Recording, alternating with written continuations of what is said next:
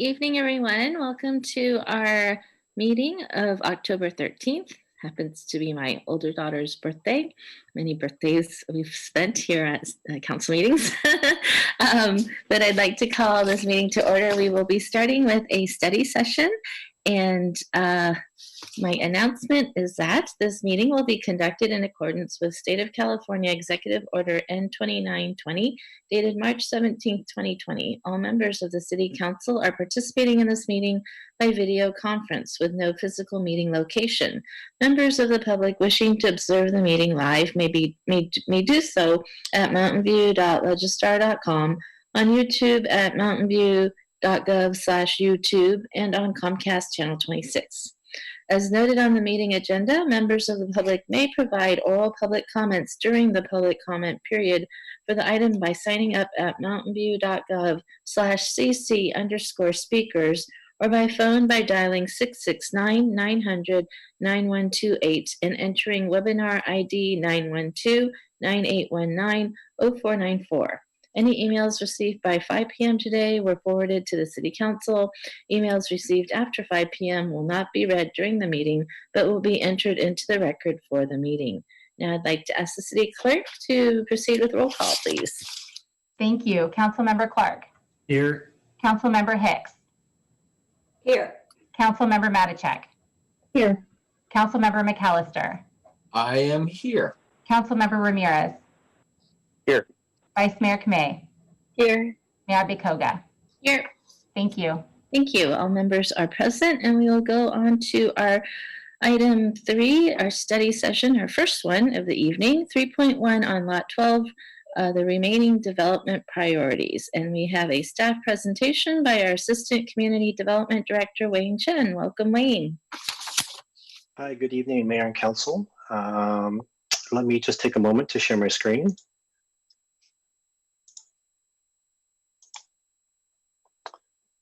Okay, can everyone see the screen here? Great. Then I'll go ahead and jump right in. Yes, as you mentioned, this item is to discuss the remaining development priorities for Lot 12. As a quick summary of the background, in May 2020, Council selected Related Alta Housing as a preferred developer for Lot 12 as part of the RFP process. And at the meeting, there were 3 remaining items that were being discussed.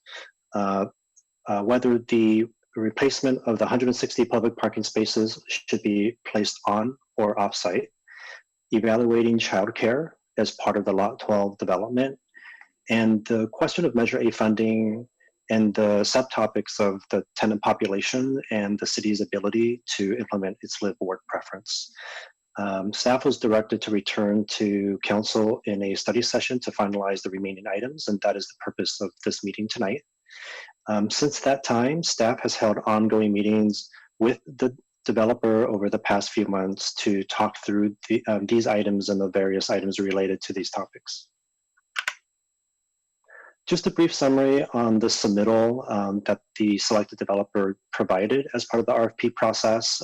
There are many aspects to the project, but these are the key items. 120 residential units, all of them affordable to households earning 80% of the area median income or less. And there would be 85 residential spaces for those residential units. It does include just over 4,000 square feet of non-residential community serving commercial uses as requested in the RFP. And the developer did provide a flexible strategy that could allow on or off-site replacement of the 160 spaces via an innovative ground lease payment to the city of $10 million. The total city subsidy requested by the developer, they had submitted 3 different financing scenarios, range from $4.25 million to up to $12 million for one of the scenarios. And this would be a combination of subsidies for affordable housing and the non-residential uses. The COVID-19 considerations as related to this project is that the pandemic has certainly impacted the economy and lower income jobs, especially service related jobs. And those are the folks who really need stable, affordable housing. So there's an increased need for such housing. The developer has been closely monitoring the impacts on funding sources during the past few months, and it is anticipated that there is an increased subsidy gap due to the decline of funding sources like the tax credit program and the amount that can be generated through that program, and then the uncertainty of funding for other sources of funding. There is uncertainty regarding downtown parking demand. There has been demand on downtown parking in terms of a decrease in the demand given shelter-in-place requirements. And it is anticipated that the decrease in parking will remain in the short and medium term, although it may flux.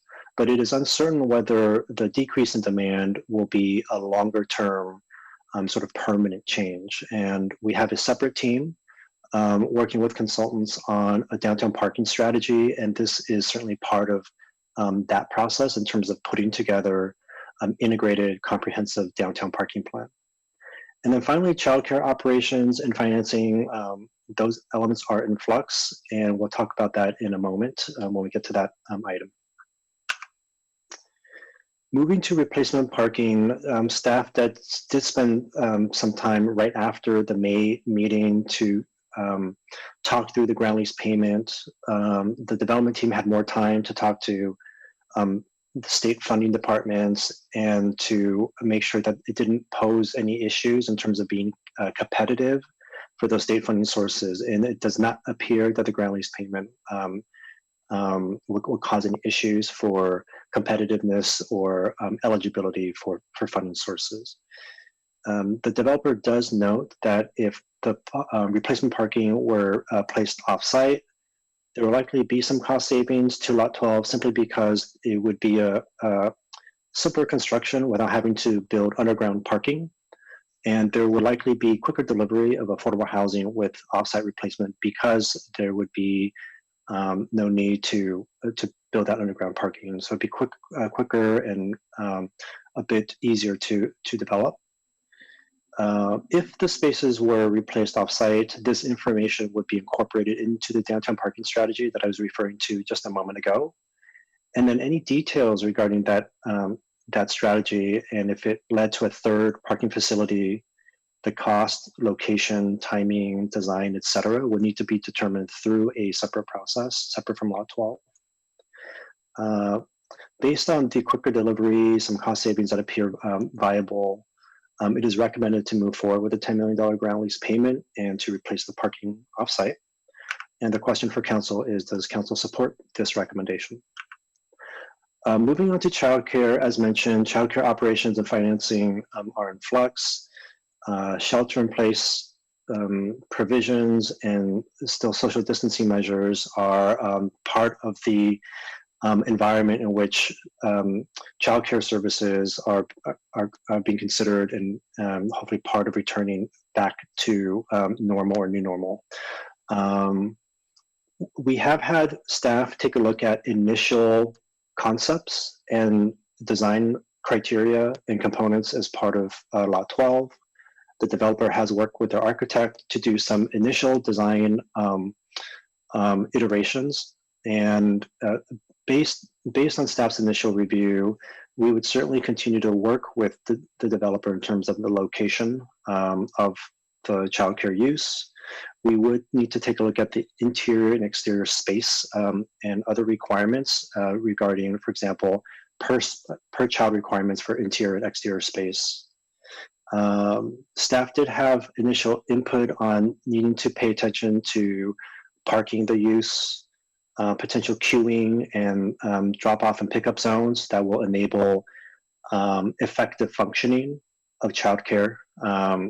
And just to note that the developer did look at the Mercy and Bryant corner for this use, and certainly factors that relate to the adjacency to the residential neighborhood. All of those elements would continue to be part of the Lot 12 process. And there is general consensus that childcare is an important need and that it would need to resume services in order for the economy to fully recover. And this could be useful for Lot 12 should residents in Lot 12 who may have occupations that require them to be on site, having this type of service may be particularly helpful for Lot 12 residents. The developer will continue to evaluate childcare as part of Lot 12, and they are very open to additional conversations with the county and YWCA, but also other service providers as well.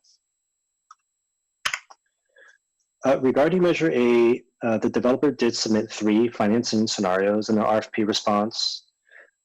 Scenarios 1 and 2 are recommended for consideration because they focus on the 80% AMI or less group, which was part of the RFP requirements. They both have a variety of different funding sources, but scenario 2 did include Measure A, whereas scenario 1 did not include Measure A. Just to note, Measure A does fund 2 different types of housing for homeless housing. One is permanent supportive housing, and the other is rapid rehousing. And there is a definition that refers to the county guideline definitions in the staff report.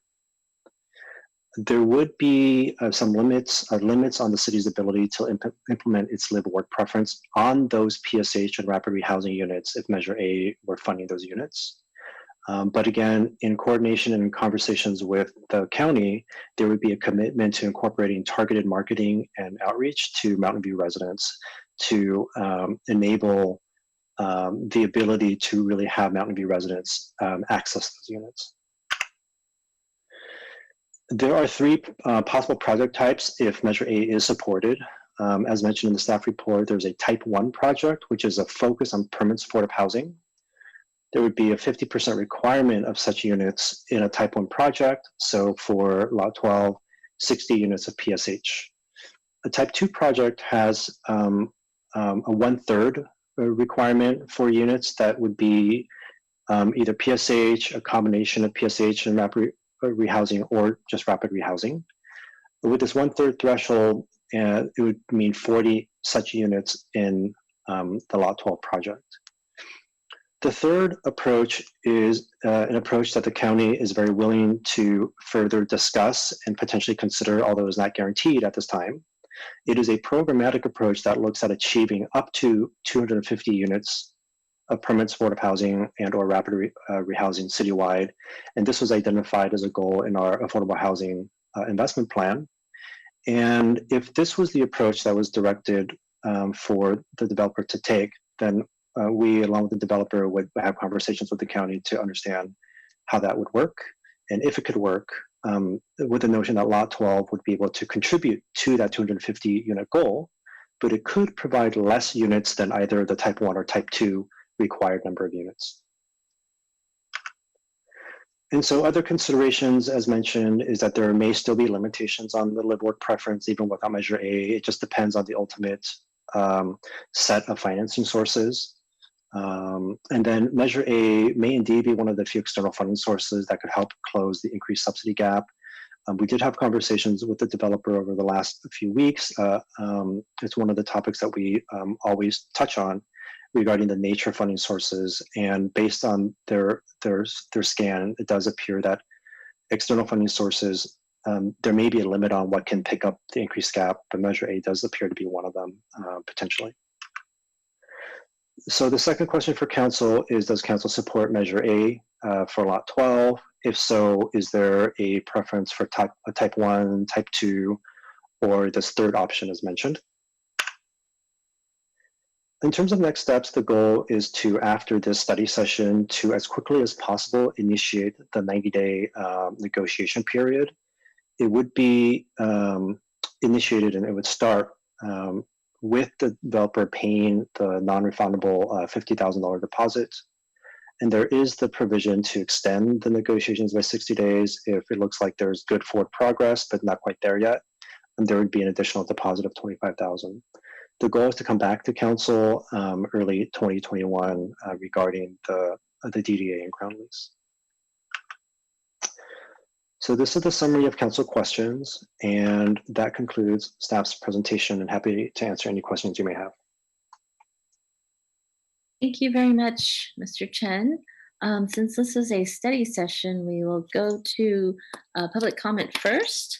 And so if you are in the attendee box and would like to comment, please raise your blue hand. And if you are on the phone, please hit *9. And we will start, let's see, if you could raise your blue hand and get a sense of how many folks are interested in speaking. I see 2 hands, so we'll go ahead with the 3 minutes, and we'll start with Ray Bramson. If you can please unmute yourself to speak, please. Good evening, Mayor, Vice Mayor, council members. I want to thank you this evening for your thoughtful consideration of Lot 12. My name is Ray Bramson. I'm the Chief Operating Officer with Destination Home, a public-private partnership that's focused on addressing deeply affordable housing and homelessness issues in Santa Clara County. I believe that the options before you with this exciting parcel represent a step forward in our community.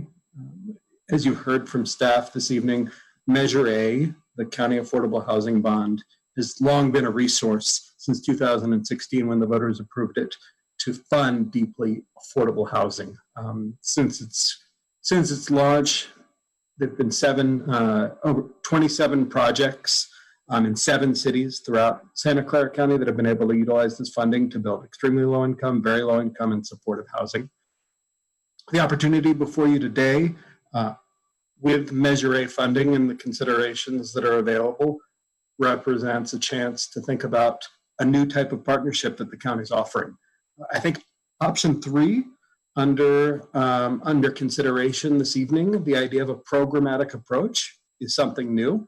It's something the County Office of Supportive Housing has been working with to see how they can more deeply partner individually with cities and provide a new type of support to use rapid rehousing and supportive housing to address, to build more options for Mountain View residents in need of support and vulnerable. Destination Home has been working closely with the county on this effort and is looking in the coming months as we hope to come back to you and talk more about the community plan to end homelessness and our overall strategies, how we could see if it would be possible to partner more deeply. And if you took on this programmatic approach to identifying housing opportunities throughout your community, if Destination Home might be able to consider the city of Mountain View for a capacity building grant.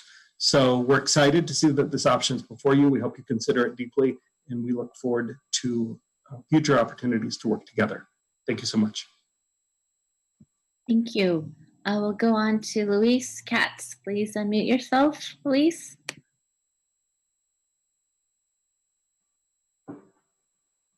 You should be on. Oh, let's see here. There we go. Yes, thank you. On behalf of Livable Mountain View, thank you very much, Mayor. We've submitted a letter with more details, but I think what the important points that we wanted to emphasize, especially after hearing the staff report and the prior speaker, is that the goal of our affordable housing effort in Mountain View has been promised over and over and over that it would be for Mountain View residents having top priority who would have the need based on the cost of living and or having been displaced because of ongoing development. And we don't see that at all in this project. What we've been told is that the county will commit, quote unquote, to marketing, that we will have the privilege of marketing this project for them. But there is not going to change anything as that exists in terms of giving priority to Mountain View residents. So no matter how many people we sign up that need these services, that live here and their kids would be in school here, we can still lose these people 100% because their numbers will be diluted by being put into a county-wide list. And again, this was the promise. This was not what we were promised over the years. We also wanted to mention that we fully support the rapid rehousing, but not to use Measure A funds for this resource if it requires us to also have the permanent supportive housing. Our housing should be dedicated first and foremost to the families who have lived in Mountain View and or live here now. We have pools, we have libraries, we have community centers, we have schools, we have all the things that families should be given first choice to be part of. We also wanted to mention that this piecemeal approach to whether we move parking or not has not worked before, and it's not going to work now. We have a problem that we've just been told we're going to have a consultant, we're going to have a strategy in place at some point in time, yet we're being asked, or the council's being asked to make a decision now as to where parking is going to go. Again, that's piecemeal and it won't work. We just keep kicking the problem down the road. Let's worry about it another time. We feel very strongly if there's going to be retail, if there's going to be commercial use of the property, we need to have parking. We're whittling away at the parking that will eventually destroy our downtown.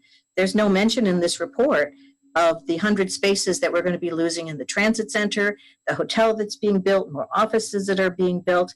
So we would like to see this matter be part of a comprehensive proposal and plan, and not any more piecemeal decisions. Everything, we have one chance and one chance only. Thank you. Thank you. We'll go on to Alex Brown. Please unmute yourself. All right. I was waiting for the clock to start. Okay. Use that county money, build that housing, help vulnerable people, and as soon as they're housed, they're Mountain View residents. Let's welcome them to the community. Don't tell people in need that they're not worthy of help just because of where they happen to be from most recently. Build more housing, public housing, affordable housing. Let's do it. Let's go. Yeah. All right, anyone else from the public wishing to comment? If you can raise your blue hand or press *9 if you're on the phone. We don't see anyone else, so I will close public comment and bring it back to the council for questions. Why don't we start with any questions first? Council members, if you have questions, if so, please raise your blue hand. I see Councilmember Hicks.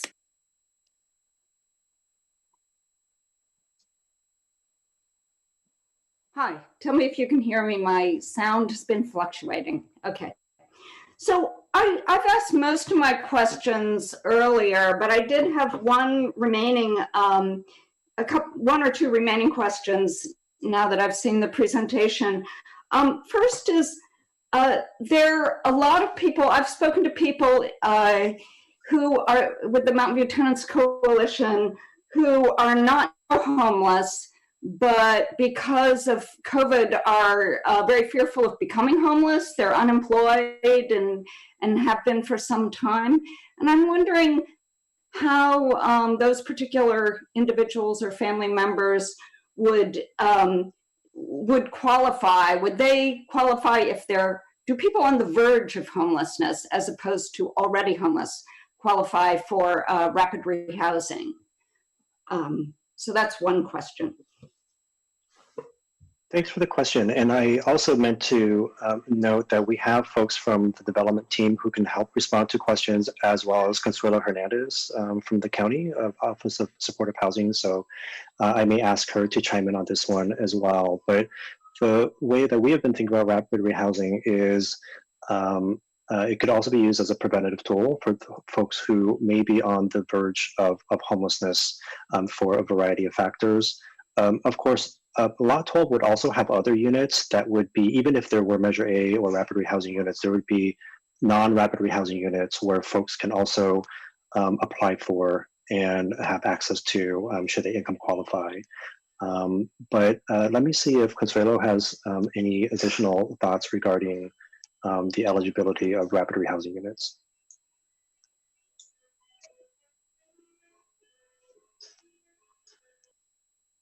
Hi, thank you. This is Consuelo Hernandez, Acting Director with the Office of Supportive Housing. Apologies, I was still on the public speaking side and had to be updated to a panelist. So to answer your question, Councilmember Hicks, it depends on the individual household's acuity. That will determine the housing intervention. So assuming that the individuals that you're referring to have a minimal intervention, meaning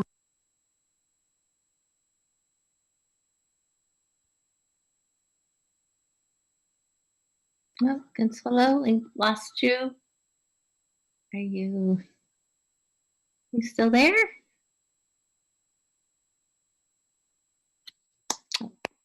Can you hear me? There we go. Oh, you're cutting in and out.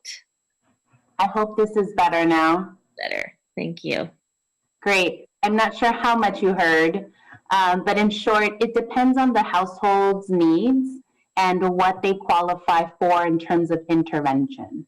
So when we think about intervention in the supportive housing system, it's based on their needs and their history of homelessness. So Councilmember Hicks, to answer your question, the households could possibly qualify for rapid rehousing or minimal intervention. Minimal intervention means, as Wayne pointed out, extremely low income households that can't afford to stay in the area but need an affordable unit. So let me see if I understand that, because I did miss a little bit of it. So if somebody had been employed before, maybe at a fairly low income, and then unemployed for some stretch of time, but we're not less yet homeless, but they see that as a possibility in their future, they may have enough acuity to qualify for rapid rehousing. Is that what you're telling me? No, they would benefit from other services. So they would benefit from homelessness prevention, and we're exploring different models to help people that are in crisis now. If they are not currently assessed, and we determine through an assessment that they qualify for rapid rehousing, that would then move them into a different type of intervention. It's kind of hard to answer the question without knowing the history of the families or the individuals, but generally speaking, we would assess them to determine their level of need or their housing intervention. And then from there, if it's minimal intervention, we have homelessness prevention programs, and we have the ability to connect them with extremely low income units. If their acuity level is higher than that, then they would qualify for rapid rehousing. So can you tell me what some of the conditions are that would make their acuity level higher than that? Can you just give me a short list of common things that would make a family or individual have a higher acuity? Typically, it's associated to a household, like if the household has a disabling condition. And a disabling condition can be anything from a physical disability to a mental disability with one member of the household. So you may have working parents with a sick child, for instance, that prohibits one of the parents from working because they have to stay at home to care for the child. So in that instance, the household can't generate enough revenue, enough income to afford a standard or market rate unit in Mountain View, for instance. And they need an extremely low income unit in order to not become homeless again. It's just one simple example.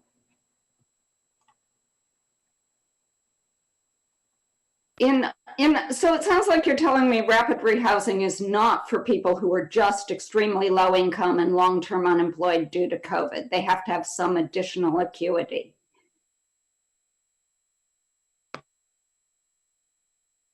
Is that true?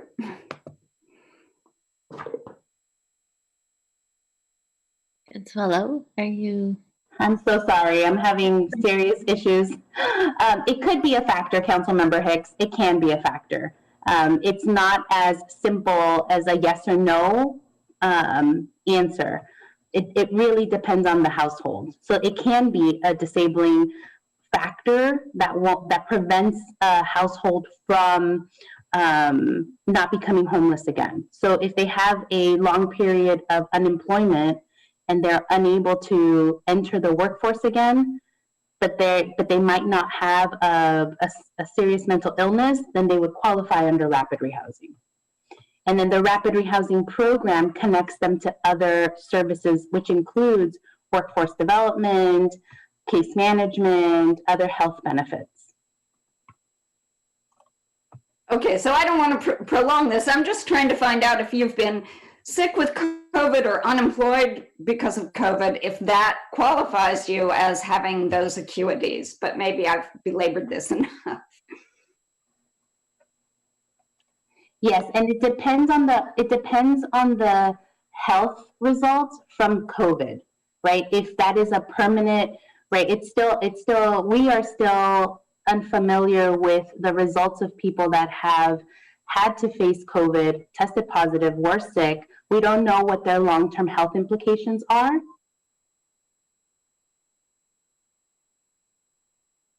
That answer your question, Councilmember Hicks?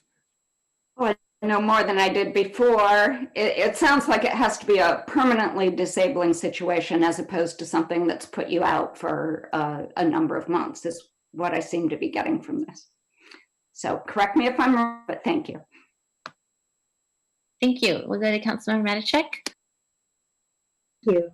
So I sent in the question about the waiting list in the council questions and answers. And the answer that came back, I was surprised, saying that a new waiting list is created. And so I'd like to understand a little bit more about how that is created, like what kind of marketing is done, and has it been done in the past, a special wait list for a given project, and how has that worked? Sure, and also sort of tap into Consuelo's thoughts as well, but the city did partner with the county, for example, on the Eagle Park apartments to do targeted marketing, and I believe in the main meeting, Consuelo mentioned something like 80 or 90% of the units were able to be occupied with Mountain View residents with that partnership. And so, yes, I believe in the response, the community queue that the county pulls from is more precisely a combination of various factors. But one of the key factors, as Consuelo was mentioning, is the acuity and level of need and the circumstances of the households. And so that list, so to speak, is a dynamic list. And so there's a possibility then to essentially through targeted marketing to get folks in Mountain View who have those acuity needs and to become priority folks for those units. Consuelo, I don't know if you're able to comment a bit on the efforts specifically, for example, with Eagle Park as an example of that process, and provide any additional color.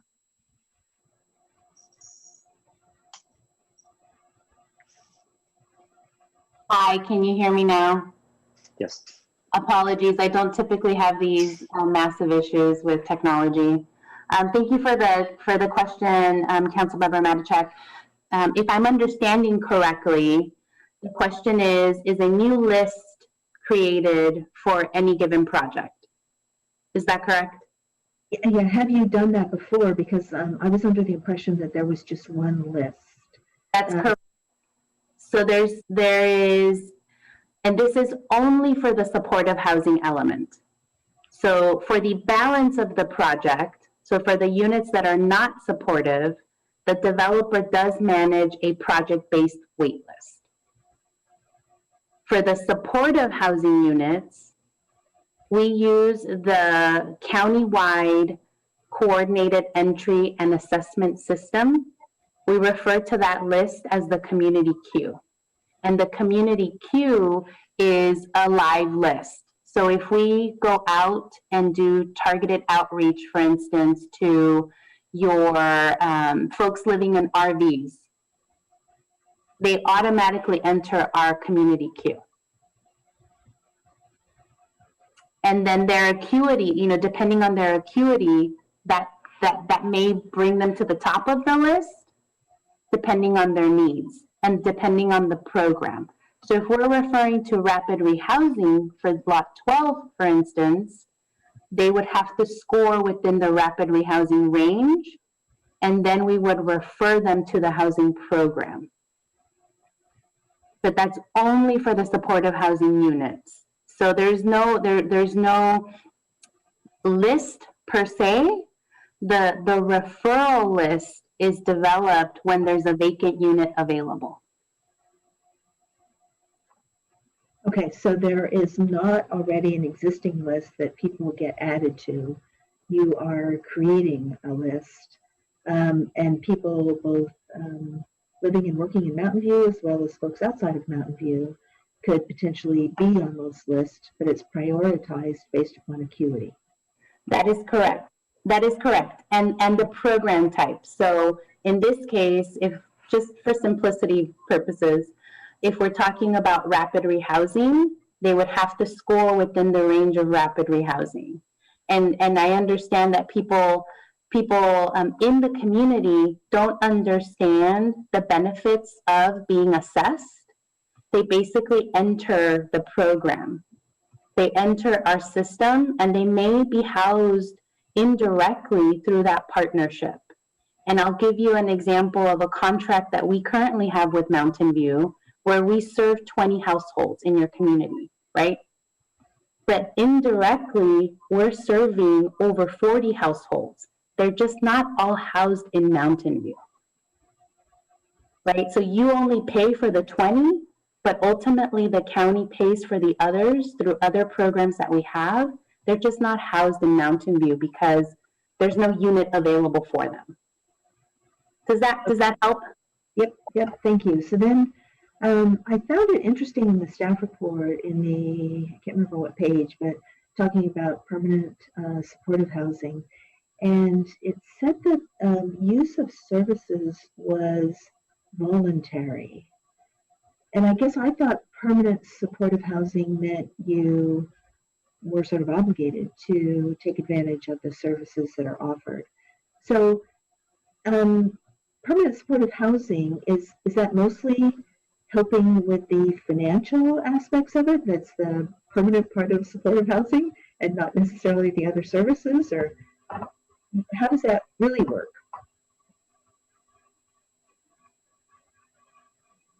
Uh-oh, I think we lost her again.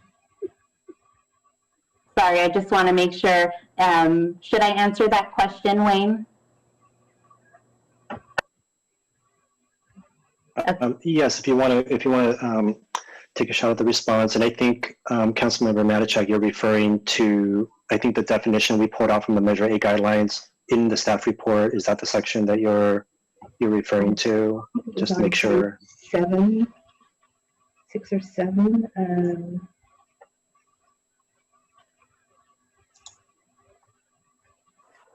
Yes, it is the first bullet point on page 7, where it talks about the access to on-site or off-site services that are flexible, voluntary, and individualized.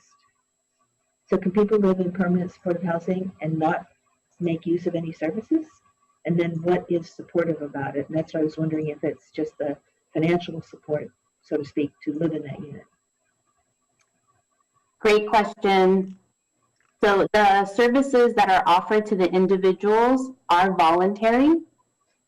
We do provide on-site services, and I guess the easiest way to think about it is service-enriched housing, where they benefit from having an extremely low-income unit that has a permanent subsidy, so they don't financially have to worry about paying for the rent. They are required to contribute something towards rent, depending on their income and what they bring in. And the services, they are not required to, but we find that over time, that's part of the case manager's job, is to build that rapport and relationship with the individuals, households, and group therapy, and however they respond, and building that trust and relationship with the unhoused population. It takes time.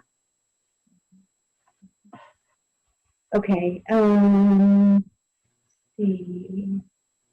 then sort of switching topics here, there was a comment about parking, and for the ground floor uses that are not housing, will on-site parking be provided for those if the replacement parking is done someplace else?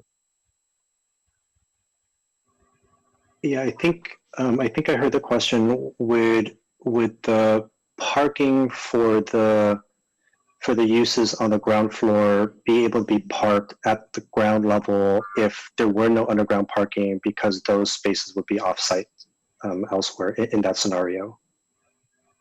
So, yes, would people who are visiting the restaurant or the cafe be able to park at that location? It could be underground, or do they have to go to someplace else, including if the replacement parking was done at a different location? Sure. I believe that based on the developer's current design and layout, that there would be some number of units that would be at grade that would not require below grade parking to park the uses for ground floor non-residential uses. I'll turn to Randy in just a moment to comment. If the replacement parking spaces were replaced on site, then certainly folks can park underground and use it as well. But if it were not replaced on site, then there would be some number of spaces, as I understand it, that would be accommodated at the ground floor. I think Randy is sort of in the other bucket of participants, so maybe I'll ask if the clerk can elevate Randy to comment on that as well.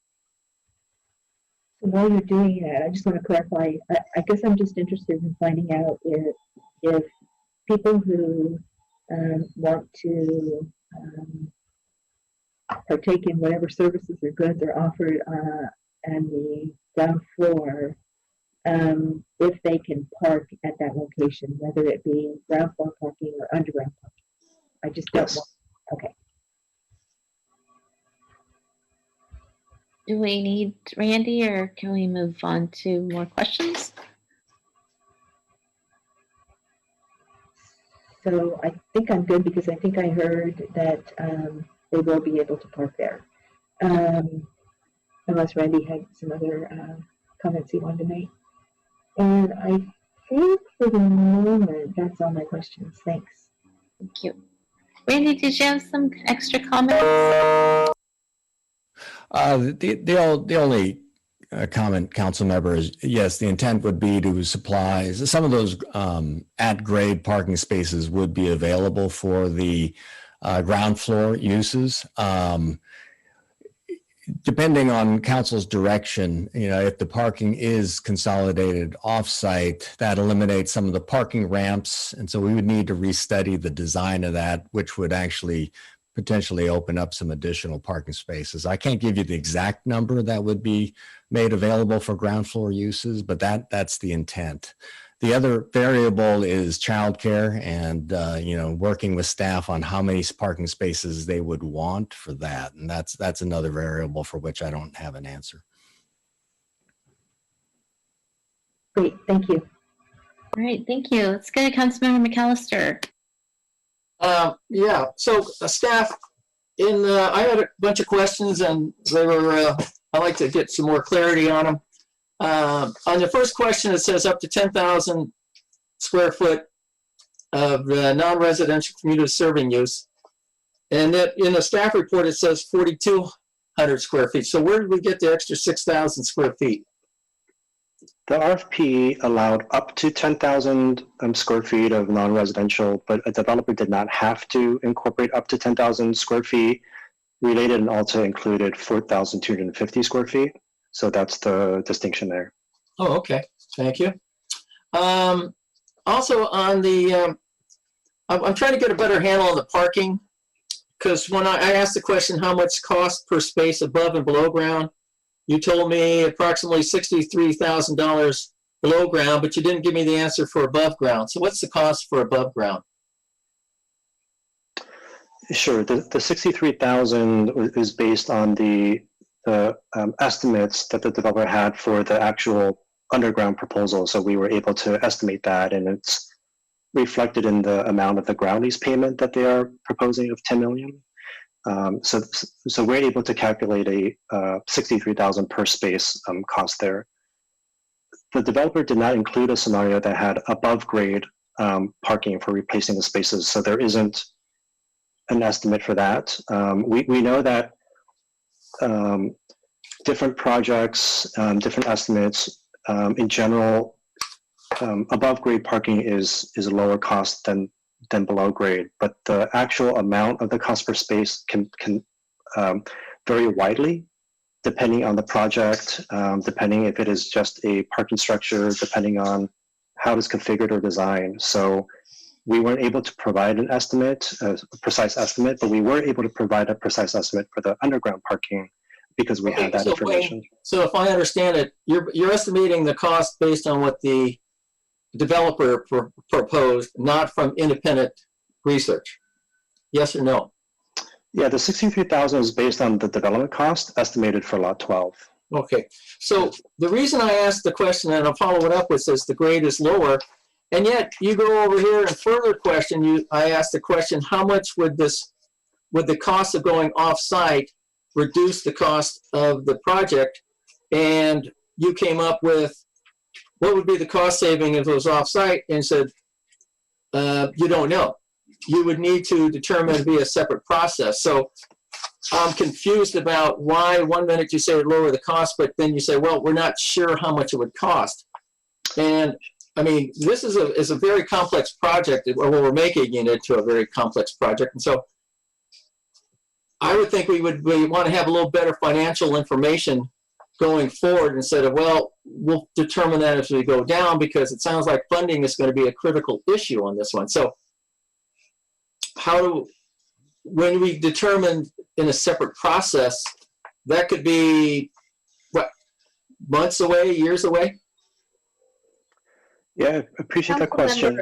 If I may sort of respond to that, we've been working on the downtown parking strategy, and we'll likely have more information about that. And then we're also working on the potential cost of a third parking structure. So when Wayne mentioned that we don't specifically have the cost of parking spaces for offsite, he was correct in that we don't have those numbers yet. As far as the on-site spaces, I think that the developer could, and Randy could respond to as to how they came up with that. So just wanted to say that while we have a general sense of how much of a subsidy could be provided for those offsite spaces, we don't yet know about how much the offsite garage would cost, because it hasn't been designed. We don't know how big it is. We don't know the structural components, and we don't have that estimate. Okay, I understand that. Also, when I ask the cost of this offsite parking, there's opportunity costs, which I say is, okay, if we don't do the underground parking and we build above ground, we are taking a potential property, but we haven't studied the full impact or the best use of that property if all we're thinking about is if we go above ground and we're going to say, oh, we're going to make it a parking structure. So is that a factor that, I mean, to me, that would be an important part to say, here's a true picture of if we don't do a below parking, we're going to be and do the above. So has that even been discussed or thought about, or is that to be determined in a separate process? Well, I think we kind of listed that a couple of times in the pros and cons. One of the pros of having the parking on site is of course the ability to get the parking online at the same time. But one of the cons is the ability to build a third parking structure, or the inability. This 10 million could be used a little bit more flexibly. As Wayne said, the cost of an above ground is less than the cost of a below ground. That we know for sure.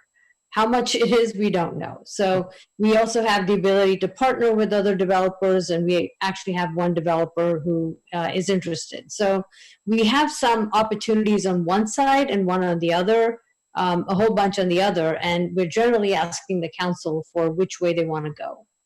Okay, so it's not a slam dunk on either. Okay.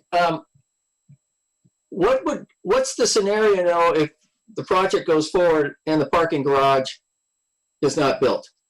I mean, it happens in Mountain View quite a bit where we okay something, but we forget the important part of parking. So how does the staff see if this goes forward with the development with no underground parking, where are these people supposed to park?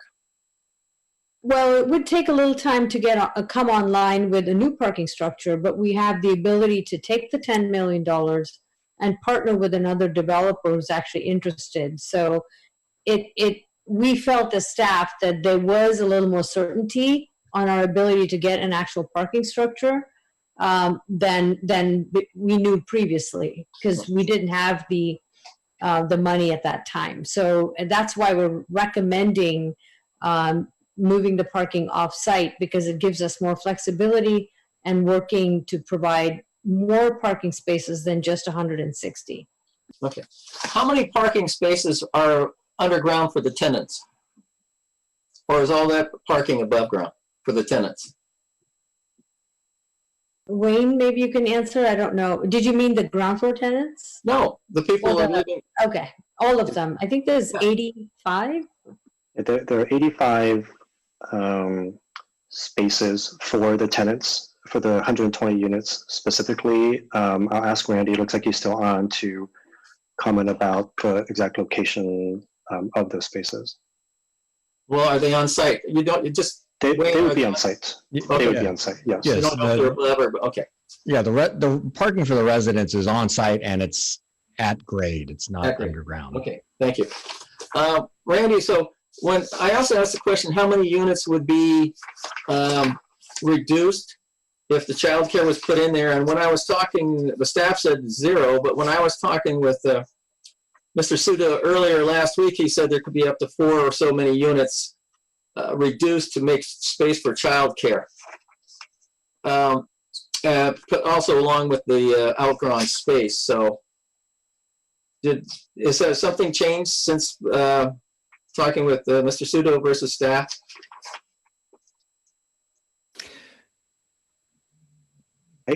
I think in terms of our ongoing meetings with the developer, we hadn't or had not yet talked about potential or actual impacts, whether there would be less units. It may be so that Randy and team, as they're iterating with their team, that they're looking at different options, and maybe that's where a difference in numbers has arisen. But I don't think there has been that conversation yet with staff that there would be a reduction in the number of 120 units. Okay, those are my questions. Thank you. Thank you. Let's go to Vice Mayor. Great, thank you so much. So I wanted to follow up with the developer about the childcare component. And so my understanding is that there may be a cost to the city should we choose to go that route. Could you share a little bit more in terms of if there's a range of, in terms of price that would be for the city? Yeah, we put together a general, or came up with a general range of the costs for the childcare. Now, just the affordable housing funding sources can't be utilized to pay for the community nonprofit space, nor for the childcare space. So the general range that we came up with was in the order of $1.8 to $2.5 million for the cost of the childcare space, and that's based on some of the costs that Related is seeing at the childcare they're incorporating in a few of their other projects. So that's the general range, and that's for a 30 child facility. Great, thank you. And was there also perhaps an estimate to share for the community serving space? So I know that if we do a community serving retail, would the city also have to subsidize those as well? Yeah, I think that was in our original proposal. I believe that was Wayne, Wayne or Andrew. I think it was in the order of $2.5 million or so. I think that was for the affordable component, and it's 1.7 for the non-residential. Mm-hmm. Okay, so should we choose the childcare of about 30 children, as well as a community serving retail space, we're looking at upwards to $3 to $4 million in that range if we choose to go down that route. I just want to give my rough estimate there. Is that correct? That's correct, and that assumes that the tax credit market returns to normal, whatever that means. Right. Okay. Thank you. And then I had a question for Ms. Hernandez, if she's still able to answer. So should the city look at Measure A funding, how much per unit are we looking at in terms of, I think you had mentioned in earlier answers, it would be 20 units. Is that right? So the cost per unit, depending on if we go, for example, rapid rehousing, is there kind of a general idea of how much that might be? Thank you, Vice Mayor. Great question. What we've signaled to the housing team is we have a per unit subsidy of roughly $200,000 per unit. Okay. It will really depend on what the ask is, and then if you are looking at rapid rehousing, depending on how we fund those services, either in conjunction with the city, with your local tenant-based rental assistance program, or whether the county provides that directly. There's also that non-Measure A subsidy. The other thing that I wanted to clarify is the extremely low-income units and very low-income units are also eligible for funding, and those units are not technically considered supportive housing. So you would be able to apply whatever local preference, if it's possible, to apply to that. So they're technically Measure A, even though they're not supportive housing units. Great. Thank you so much for adding it. That was going to be my last question, which is, one of the things mentioned in the staff presentation as well as the staff report was looking at kind of an option 3. And so I didn't know if there was anything else that you wanted to share with the council as we're going to be deliberating that tonight. Absolutely. Thank you. Thank you, Vice Mayor. The one thing I would like to share is the county is very excited about a possible partnership with the City of Mountain View. I think your staff has been really great in trying to come up with solutions and options. And it's very difficult to think about the financing in an open conversation. But we at the county are committed to finding a partnership with Mountain View for this property. Even talking through some of our housing intervention programs. I don't mean to be evasive and not answer the questions.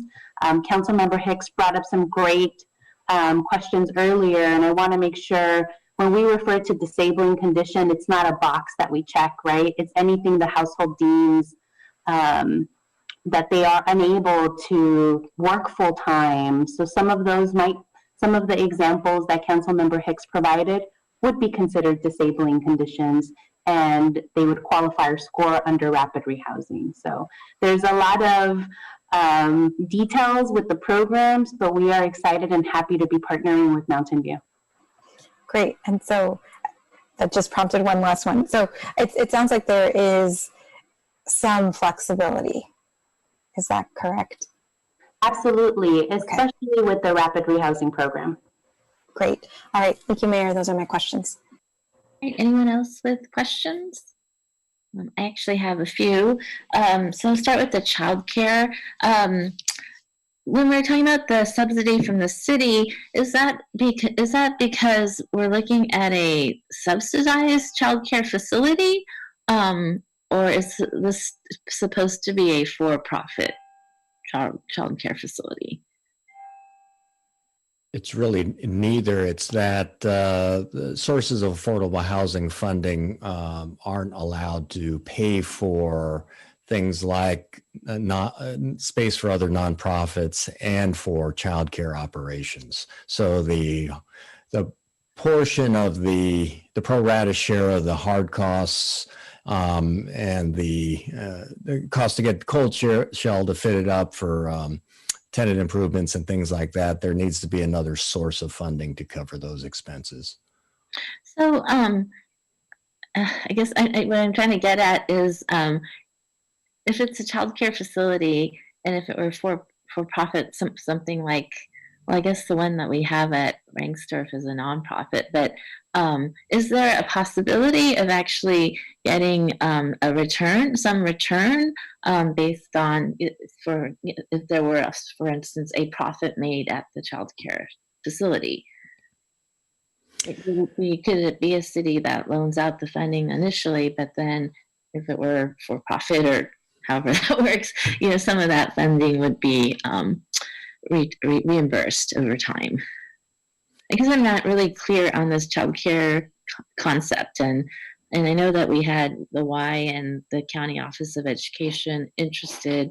Initially, it sounds like that may not be the case, and so if that's not the case, then are we still looking for a nonprofit childcare partner, or are we looking at even a for-profit childcare center? I guess is the question. Yeah, and it might be helpful to have Anne or Andrew jump in to share their experience, because they are incorporating childcare into some of their other affordable housing projects. It isn't that the county is not interested; it's that we haven't. It's a far too preliminary a stage for us to have selected an operator at this point, because we haven't received direction from council on whether that's going to be part of our project. Well, certainly. Those are still possibilities, and our intent would be to solicit input and proposals from other operators to see what works the best. In our specific conversations with the county, they clearly pointed out that they don't have the funding to pay for the costs of the shelf space. They may have some funding, partial funding available to fit up the space, but again, they made it clear that incorporating them into any of these projects does not come with construction funding, construction costs. I just thinking about our facility at Rengstorff. I think we do charge a rent, and so there is some kind of payback. I know that we put some of that back into a subsidy for low income family slots, but I guess that's what I'm asking. It's trying to get to is there a way of getting reimbursed for some of the upfront costs the city might put up initially? Yeah, at this point, if the clerk could elevate the folks from Related, they can probably share their experience of childcare in their projects. Mr. Suda, could you confirm the names of the folks that are from Related? Ann Silverberg and Andrew Scorfar. Thank you. Then while we're waiting, I wanted to ask, do you need a yes, definitive, we want childcare only, or do you need or are you okay with look at childcare, but you can look at other options too? Answer, I guess, yeah, what kind of answer do you need this evening? Yeah, what we're looking for is a kind of a path of travel. If we don't need a hard yes or no, clearly we can continue to study this. We do want to make it, we want to be transparent that childcare does come with a cost, unless we can find some other funding source. But short of that, it potentially may come with a request for additional city subsidy. And it comes to some changes to the design of the project, right? So there is dedicated and reserved space, outdoor space that needs to be incorporated into the project, things like that. So again, we've looked at the project. We know we can incorporate it if that's the direction of council. We just want to make, in spirit of full disclosure, that there's likely to be a request for additional city investment short of us finding some other funding source. So, like the council's direction could be incorporated, but you're not interested in subsidizing it more, investing more. So that if we can't find that source, then that ground floor space along Mercy and Bryant would revert to units and common space for our residents. Great. Andrew or Ann, did you have further comments about childcare? I don't see Ann. I see Andrew. Yes, I think. Am I on? Yes. Okay, just got it. No, I think just echoing Randy's comments and expanding just a little bit. Most of our childcare providers, sometimes we are able to have them come in and provide some tenant improvement costs. So they might be able to do that. A lot of our childcare providers still do pay a reduced rent, so below market rate rent. Most of those situations don't allow, debt to be supported to pay for those cold shell or warm shell costs that Randy spoke about. A lot of the facilities that we have operated and the conversations that we've had with other child care providers seems to be in line with that situation. I guess my question is even if it's a subsidized rent, where does that rent go? Does it go to the developer, or does it go to us, the city? Yeah, sometimes it depends on a little more detail on the funding, the flow of funds, but the reduced amount of rent obviously pays for operating expenses going along with the management of those commercial spaces. And then most of the time that the commercial income still flows into the project, which eventually is repaid other debt, like the city subsidy that may be supporting the affordable housing component as well. So there is repayment happening, although it's just happening through the housing component. Okay, great. Thank you. Yes.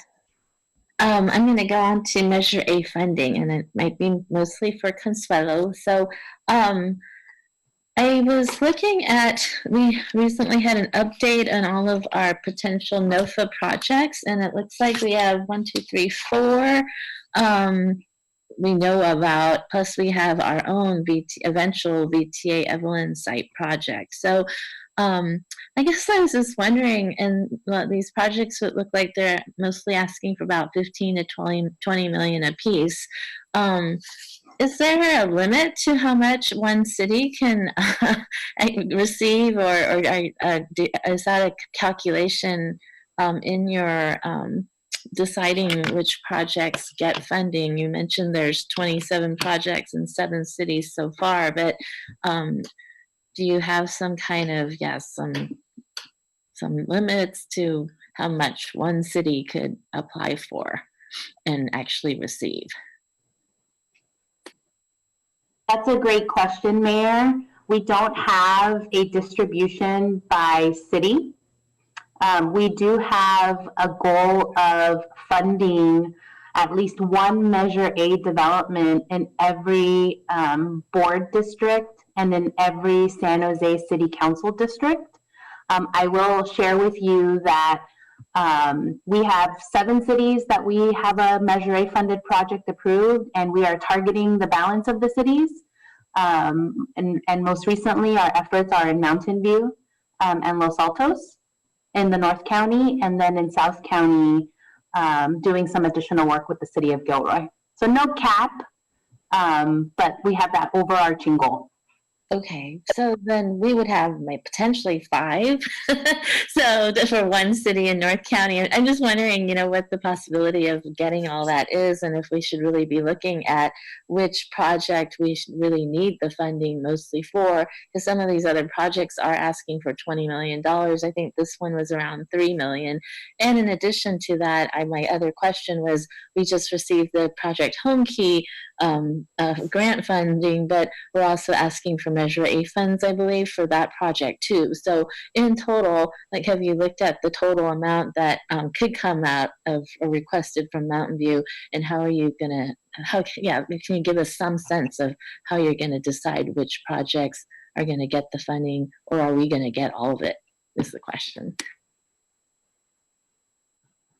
Great question, Mayor. For the Project Home Key, I just did want to clarify that the ask from the city is for service operating dollars, and Measure A cannot be used for that. So we are looking at other funding sources, other grants that the county has received.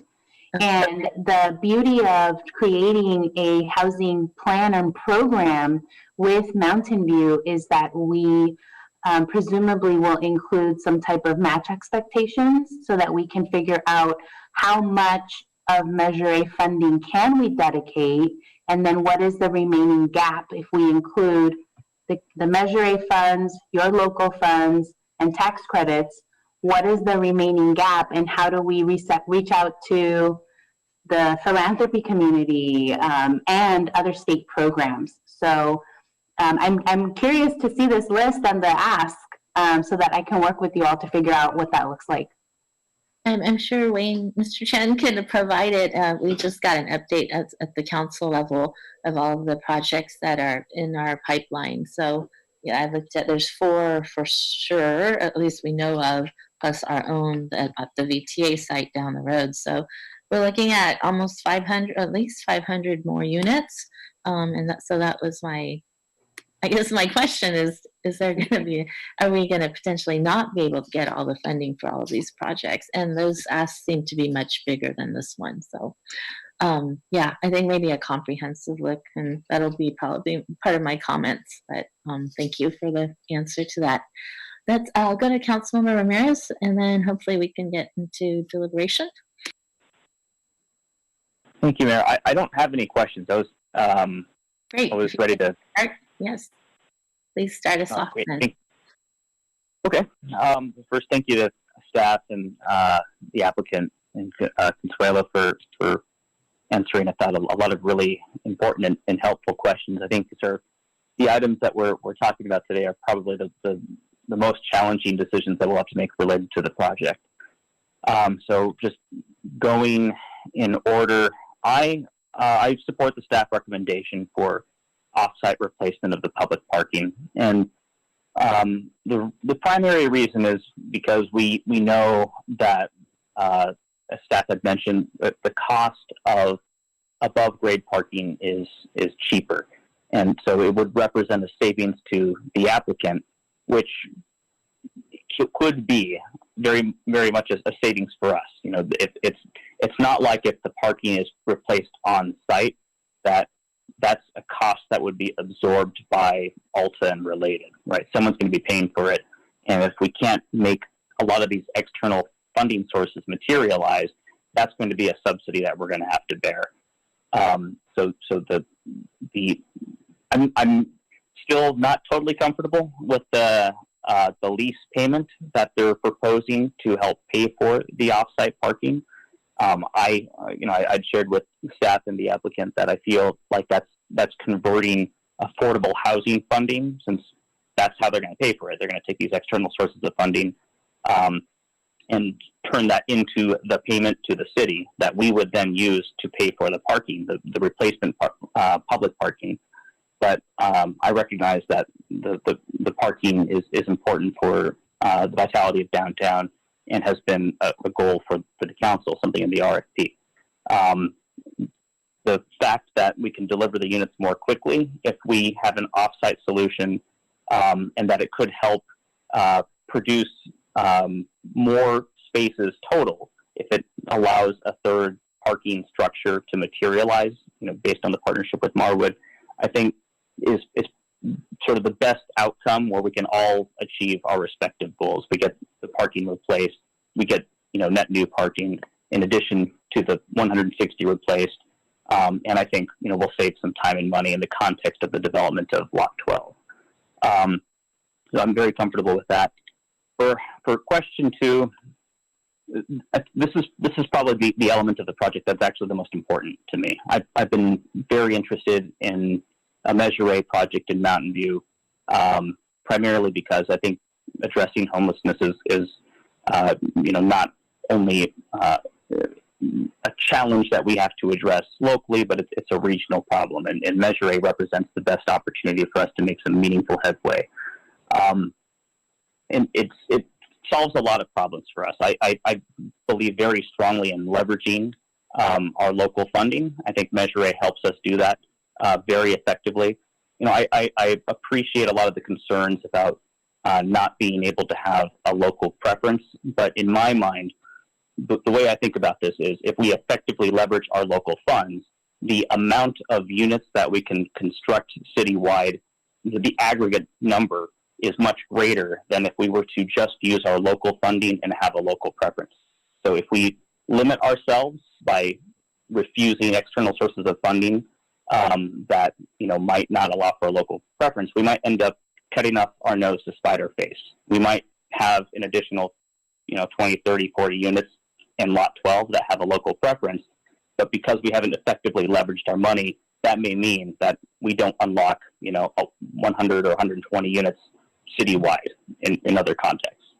So that in my mind is the most compelling reason to use Measure A. I also I really like the Eagle Park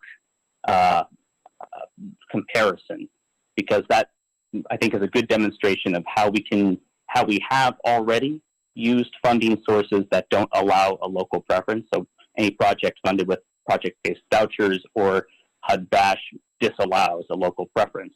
And despite that, we've still been able to occupy a significant number of those units, almost all of them, with Mountain View affiliated households. And this is something that I've seen in my day job. It's a different kind of scenario, but one of the concerns with the bridge housing community is that the interim housing for homeless folks is a lot of the people who are in the neighbors, closest to those projects have been concerned that, well, it might mean we're taking homeless folks from a different part of the city and housing them here. And so we've worked very aggressively to make sure that the homeless folks who are going to be occupying those communities are in the vicinity, right? We want to house our own, and it's the same sort of outreach model. I don't have the technical expertise that Consuelo has, but I would imagine it's something substantially similar, where we're able to conduct outreach to the communities that we want to prioritize. And even if we don't have a technical local preference allowance, we still are able to just, in the context of that process, make sure that we get a significant number of the targeted community, housed in the units that we're creating. So I think we can make it work. I think Measure A is the right way to go. Where I've been thinking a lot about the different options. I have a personal preference for Type 2. I think it strikes that reasonable balance between the set aside for Measure A, supportive units, rapid rehousing, and then 2/3 of the units would have a local preference. And we're talking about 3 different types of product, I guess. There's the supportive units or rapid rehousing, 1/3, and then extremely low income, 1/3, and then the final third would be between 30 to 80% AMI. So I really like that spread. But I know there are a lot of different perspectives on this, and I would be happy to work with, I want to work with you. I want to make this work. And so whatever option that the majority of the council is comfortable with, I'll be fine with. But I do think that leveraging the funding is extremely important. I do want to provide, if it's okay, comments on a couple of other things. Also had made a request for sort of a friendly SB 35 process, and I want to signal my support for that. The primary reason is because I think we've selected a development team that knows the city very well. Randy and Alta have done a lot of work in Mountain View, obviously. We retain a lot of leverage in the subsidy that we provide. We own the land, and the fact that they are it's not just a pure SB 35 project. It's not sort of a hostile process like we've seen in Cupertino and Los Altos, perhaps. But instead a modified version of SB 35 that allows us to deliver the project more quickly and provides opportunities for the community to weigh in. So I really like that idea. I think we can make it work, and SB 35 can be a very powerful tool to help us deliver the project more quickly.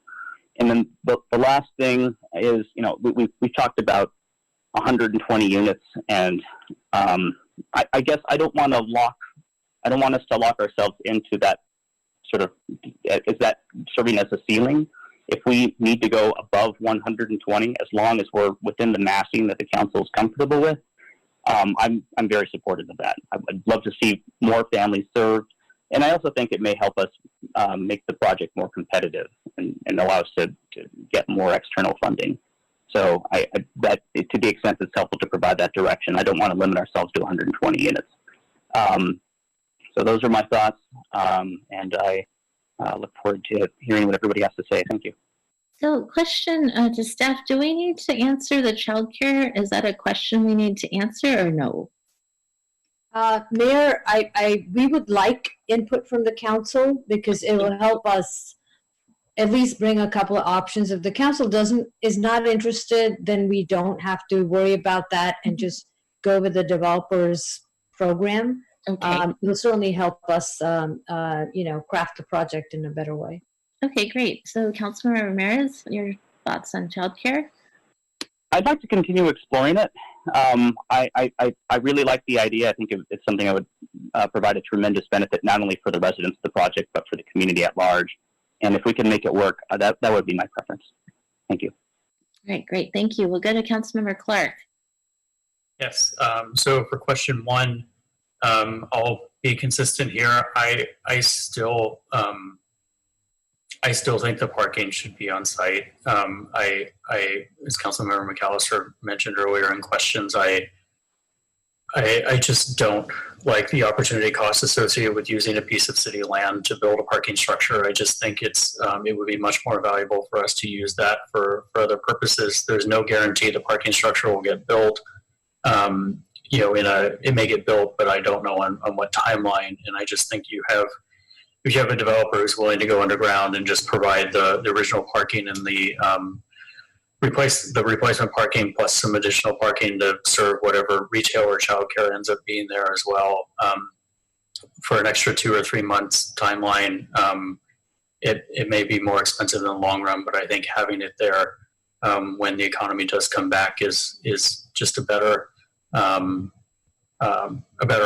And I felt the same way with the Marwood project, and I feel the same here. I just think it's better to get the parking in and done, and be able to use our lots for other purposes. It could still be used for a parking structure someday if we really need it, but I just don't feel like off-site parking is the right answer. If I'm in the minority, which I very well may be, I just hope that we add it to the parking study, so that we add that structure to the parking study, so that we are looking at our parking downtown comprehensively, and not just thinking about it on a project-by-project basis.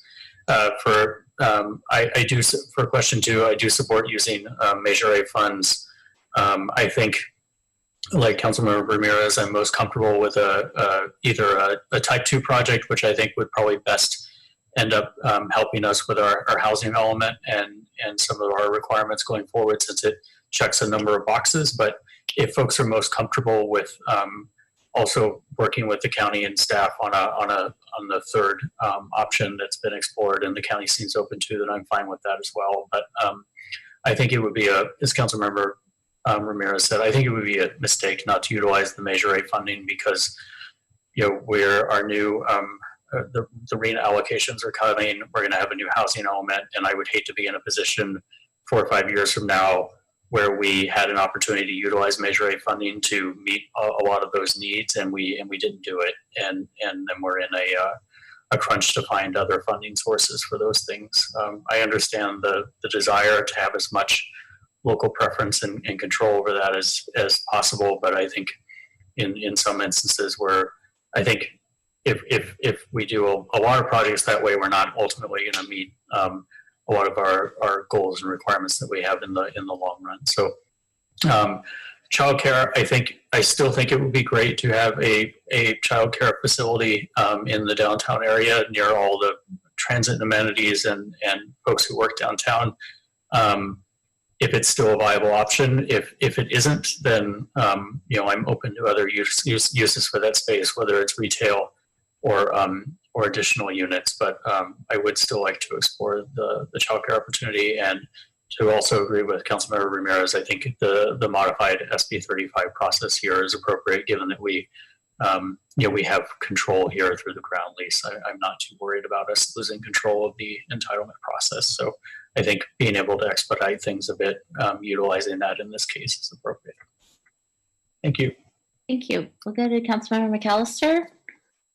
Yeah, so I got my comments. So the first question, when we put in council questions, I said, and the way I approach a lot of things, the pragmatic way, is what are we trying to solve? And so I asked staff, what do you think we're trying to solve? And their bullet points were residential units, replaced 160 parking spaces, up to 10,000 for non-resident, excellent architectural design, and minimize city subsidies. And to me, this lot 12, what are we trying to solve is put housing. And yet we're still trying to, we have a shortage of housing, and yet we're trying to make this project a answer to all the questions. It can do this, it can do that. We need housing. Let's focus on the problem and let's make it simple. We're going down rabbit holes all over the place with these questions, and we need housing. So I want to see as much housing as possible there. And that goes into what I'm talking about, childcare. I own the childcare, and here I am going to be advocating no childcare. There's too many unknowns. You've already seen all the questions about, well, can this.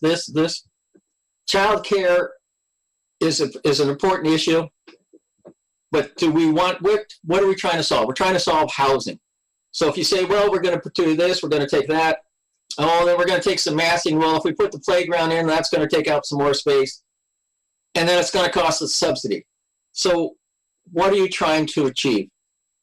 My fellow council members, we want the housing. Here's a great opportunity. Council Ramirez says, I want housing, but let's take some over here. No, you were correct the first time, Councilmember Ramirez. Housing, and we need a big. They go to 6 stories, they could be more massive, but we're there trying to solve a housing issue. Community benefits, rooms here and there.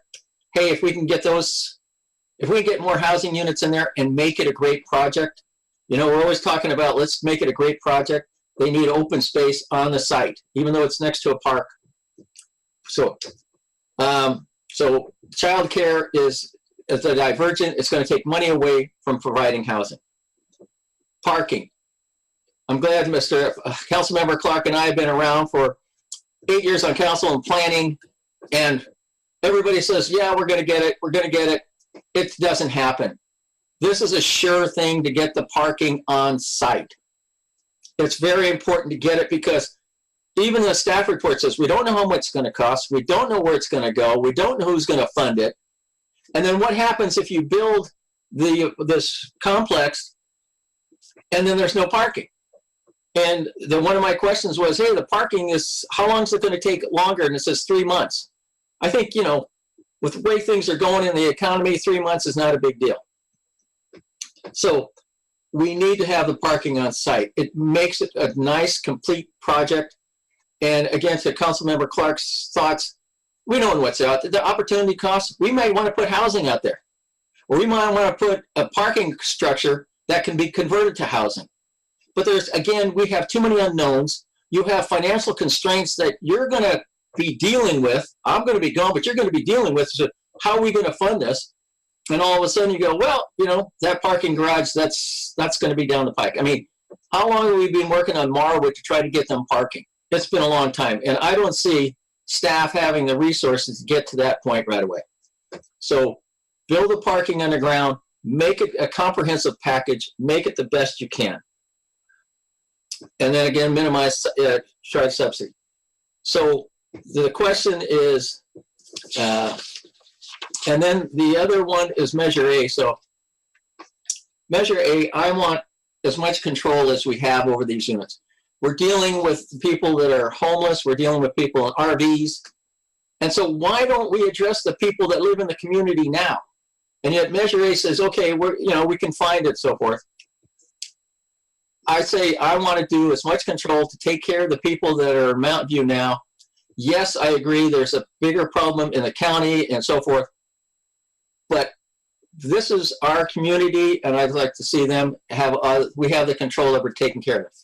I'm a big believer of rapid rehousing. When CSA asked for money, I said, let's give it to them, to what we can. Even though these can be converted into long-term housing if people stay up to the rents.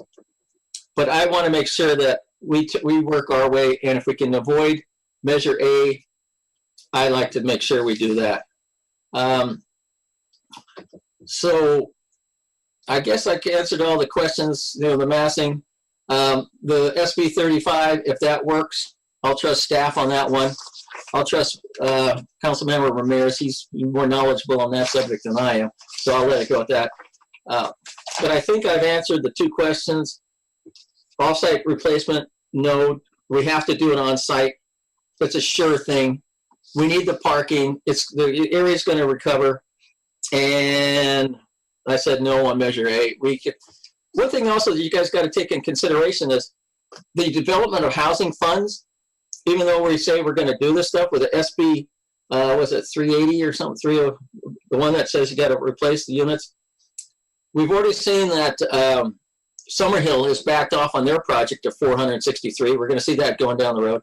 We're going to see slowdown in development of housing for the next 5 years. So you might as well, you got to be very cautious of how you're using your funding going down the road, because you're not going to get that kind of fees that you had in the past. So that's it in a nutshell. Thanks. Thank you. We'll go to Vice Mayor. Great. Thank you. I just want to thank staff and the developer as well as the county for being here to answer all of our questions tonight. It's really critical to have your point of view. And so I'll just move right into the first question. So when we were reviewing the Lot 12 RFPs, from what I can recall from that discussion, we chose Alta Housing because of the flexibility that we were searching for, as well as the replacement parking. And so again, I echo Councilmember Clark and Councilmember McAllister's comments on pursuing on-site parking. My direction to staff would be, looking with the applicant on the usage of Lot 12 currently. I know that it's used for City Hall, the Performing Arts Center, the library, and for me,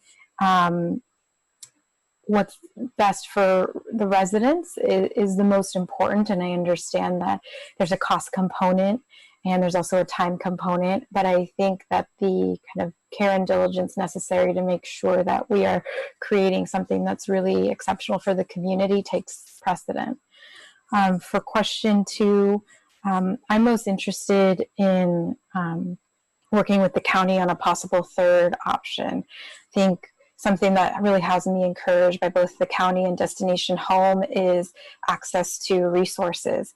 I think one of the things we've heard from the developer is how difficult it is right now to have any type of financial assurance. But with Measure A, that was $700 million. Not even half of it has been allocated yet. I think only maybe 370 million have been allocated, which means that there's a large portion that Mountain View could be able to qualify for. And I think that it's really an opportunity to begin a conversation on how we're able to bring people who are unstably housed into more stable conditions. So if option 3 doesn't garner support, I would be interested in type 2 with a focus on rapid rehousing. And then for the child care component, I am interested. I am also interested in the community serving nonprofit space. I know that didn't really come up, but I'd also be asking for the creative ways that we might be able to pay for that, given the conversation tonight, since it sounds like it'll be anywhere from 3 to 4 million. So what are the resources that the city can use to pursue that? And then in terms of the streamlining process and utilizing SB 35, my hope would be that our working relationship with the applicant would be such that we don't have to use it, but I understand why they want to. The sooner we get moving on the project, the more kind of stability there is, and I understand that point of view. So due to that, I am comfortable with the streamlining. Thank you. All right, we'll go to Councilmember Matichak.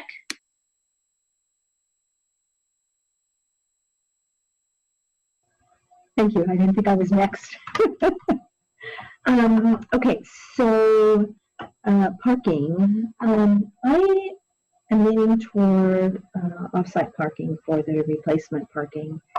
And the reason I say that is because I don't want to just replace the 160 spaces that we're losing here, but we're also, as was mentioned earlier, losing spaces with the transit center redesign, as well as a number of development projects. We're sort of chipping away at our parking downtown. And, talking with our wonderful small businesses, when this all recovers, and I'm confident it will, the biggest issue they have is people not being able to find parking space, because we are a destination area downtown. It's not just the local community. People come from all over the Bay Area to frequent our downtown. And, you know, when they can't find a parking space, they go home. And that's lost business for our businesses. And so I do want to make sure we have enough parking, especially at the peak times. I do agree with the comment about, you know, if we did do a third parking structure, that we should do so in a way that when everyone gets out of their cars, the structure can be reused for something else. You can't reuse underground parking, but you could reuse above grade parking in a structure. And so I'm interested in going down that path.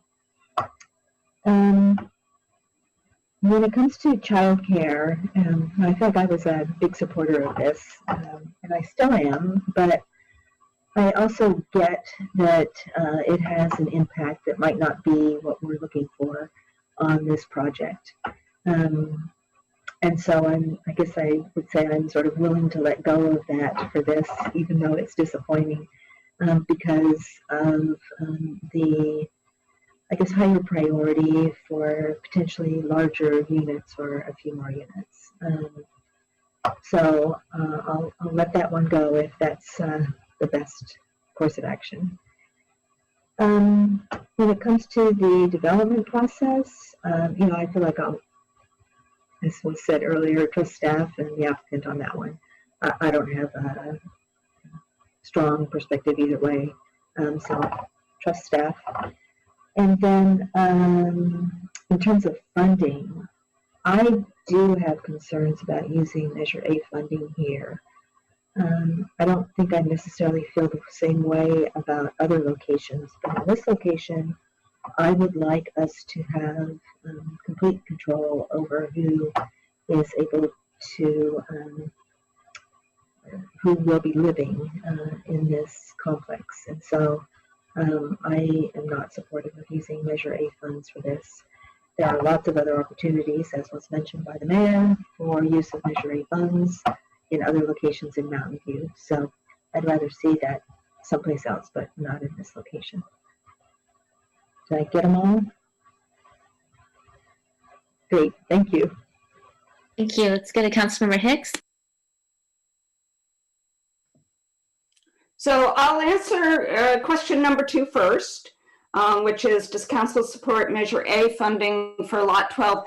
So my top priority for this project is really to serve the vulnerable families that that particularly that have been struck by COVID, and also that have been displaced, you know, over the past year or two, people who go to our schools and work in Mountain View.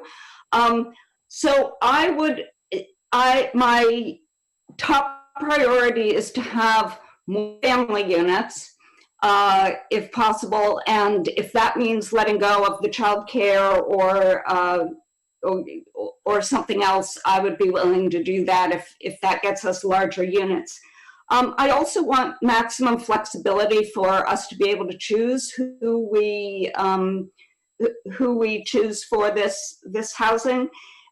If we could do that with the option 3, I think I would do that. Otherwise, I would forgo Measure A funding and use it in one of the many other projects that we have coming up. And then, and I would like, if we do have any Measure A housing, I would like it to be rapid rehousing.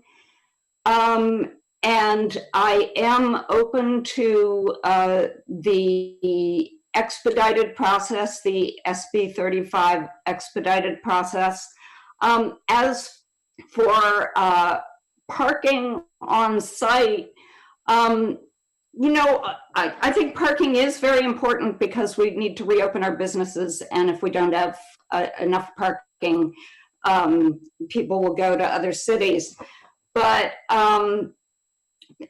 but I wonder whether parking on site would make it less possible to do the kind of family units and choose the people that, the people that are, like I said, hard hit by COVID and that have been displaced. So I'm leaning towards doing a parking off-site that we can convert to some other use at some other time. Did I cover it? Yes, thank you, Councilmember Hicks. I think I'm the last one, so I'll add for parking, I support off-site for the reasons mentioned. I think in light of technological advances, I think that the possibility of converting down the road to housing is high. We have a potential prototype of that happening with the Google project. And so someone mentioned we can't do that if it's in the basement underground, but we could do it in a structure. And frankly, for me, it's about the cost. And I've been quoted about that the cost difference between underground and a structure above ground is 30 to 50% difference, and that's a big amount of difference. And it could really reduce the amount of subsidy that would be needed to make this project happen. The other part of it too is that we do have another interested developer, and they're waiting to look at helping us build this parking structure. And I've actually just recently met with another downtown business, and I need to talk with Artie about this business, but they have a very small parcel, and recently they've been told that they have to have parking on their site, and it's a very small parcel, so I don't see how they could do an underground parking structure or parking for that site. And so there's no real option for them otherwise, unless we offer this off-site parking structure option. Otherwise, I don't really know, and I guess I need to talk with staff about what the possibilities are. But I don't want to preclude businesses from want to stay and expand because we're going to now require everyone to do underground parking. And so this structure, I think, gives that flexibility and opportunity to businesses of all sizes. And the final piece to it is, there's definite interest, I believe, in keeping Castro Street closed to through traffic, which also means the parking would be eliminated from Castro Street potentially. And so we need to look at those, replacing those spaces. So I just don't see, being able to do that in a cost-effective manner underground. And I think we need to look at a structure. And we've been talking about this for a while. I think it's, past time that we do this. We are zeroing in on lot 5, it sounds like. So it's not like this is just, loosey-goosey. There's no parameters. I think we're getting there. I think we just need to make a decision as a council that we're going to, move forward. So that's my preference. In terms of childcare, yes, I think it's a great idea, and it came about. I guess it came about for me from hearing the proposals by the applicants. But if it's not possible for the various reasons, I'm okay to have other uses for the space. If it's more units, that's fine. My original thought was if there's some kind of space that could be helpful to our downtown businesses, like a demonstration kitchen where you train folks, to work in the restaurant industry, or I know there was the Ada's Cafe model that we had talked about. So I'm actually open to any of that. I think childcare is great, but I wouldn't want to slow down the process because we can't find a childcare operator. The other part too is I really want to be mindful of the subsidies. I'm like just in my mind not calculating because I don't know all the costs, but it seems like a lot of these pieces are requiring subsidies, and I just don't know how much as a city we have in our accounts to subsidize all of this. And frankly, a long time ago, it was when I first started, we had talked about downtown, city project properties being a way of revenue generation, and we've moved away from that, which I'm okay with because housing is a need, but I don't want it to become a huge hit on the city's finances. So I want to be mindful of that and minimize, as the RFP said, minimize the subsidies as much as possible. Measure A, so I'm a little confused because I had thought the county knew about these other projects in the works, especially like Eden Housing, I think is on our agenda coming up soon. So I'm a little surprised to hear that perhaps they were not aware of that. And, I've been getting calls from like Destination Home and others at the county saying, please, take Measure A funds for this downtown project. But I guess I didn't realize maybe they're not aware of all the other projects that are in the works. And my concern is that if I totaled up, just back of the envelope, we're looking at a $75 million to $100 million request with all of the other projects in the works.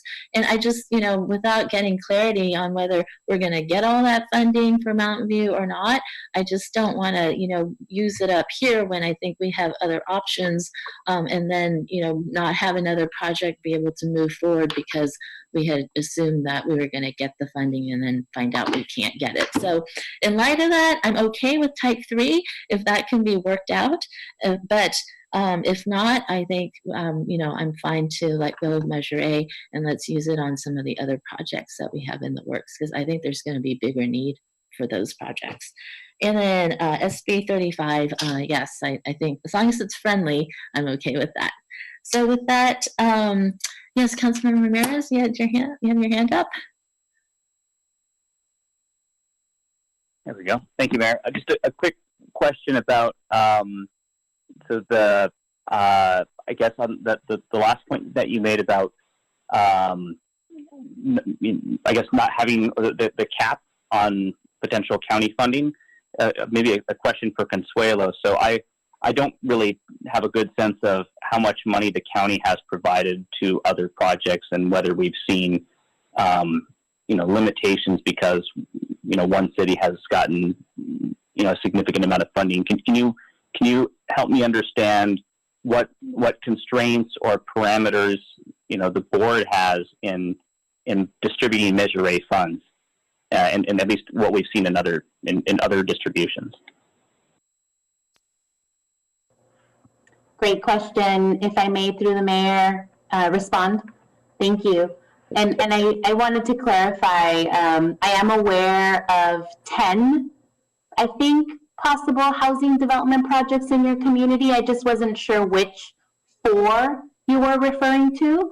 The Eden project, the board has approved a preliminary allocation for one of their developments in your city. I just didn't want to speak out of term and talk about the 4 without making sure that we were talking about the same 4 properties.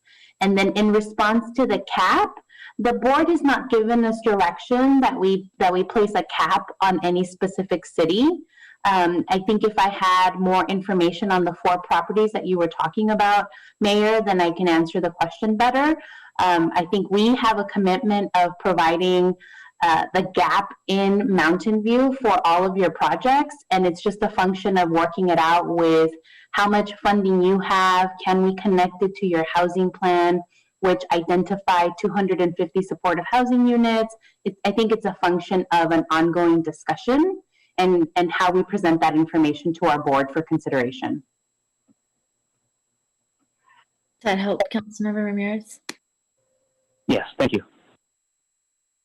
Okay, so would you like me to summarize what I took notes? Yes, City Manager. Thank you, Mayor. Yes, it would be helpful to summarize. I have that summary as well. And I also wanted to just touch base about the development process. So, and I also want to turn it over to our Community Development Director to touch base a little bit about process and timing, because this is quite a faster timing process that we would normally have. So I think it would be helpful for council to also provide direction to staff to work with the applicant on what the time frame and process would look like. So I would like to have our community development director to speak on that a little bit. Thank you, City Manager. I did want to let the council know that I talked to the developer, I talked to Randy this afternoon, and committed to sitting down to look at a timeline to make sure that we have an expedited process. We talked about SB 35, and I've talked to our planning manager, and we have other options as well. Just to let you know, I think we have two phases. The council as wearing the landowner hat might want to look at the design of the project before it is submitted, because once it is submitted, we only have 90 days to bring it to council, which means month 2 is the ZA hearing and month 3 is a council hearing. There is no time to talk about design or any other item. So I want to make sure that the council is interested in seeing this project and the design. And I've talked to Randy about building that in prior to the submittal. We would like a study session because the council has expressed interest in this project. I've also mentioned to Randy that we do need some studies done before, because we have a very expedited timeline for completeness. So we have a number of items. I think Randy's preference is to see if you can get this done by June in order to be in line for the funding, and we'll do our best. But it will be up to the council to see if they like what they, when the council sees this in a study session, probably late Jan, early Feb is the earliest we can bring it. And also the latest that we can bring it if we want this in line for a June approval. And so before we commit at this meeting, I'd like to work with Randy and his group on something. We need to see how complete their application is, to see if we can bring it to council. Once council sees it, if the council's okay, he can submit. If the council wants a revision, then we're going to have to come back at a second study session. So we can't commit tonight to a process. And I did want to say, it's not whether the SB 35 is friendly or unfriendly. It is just short and leaves no time for any information or exchange of information. We put our conditions and requirements together and we're off and running.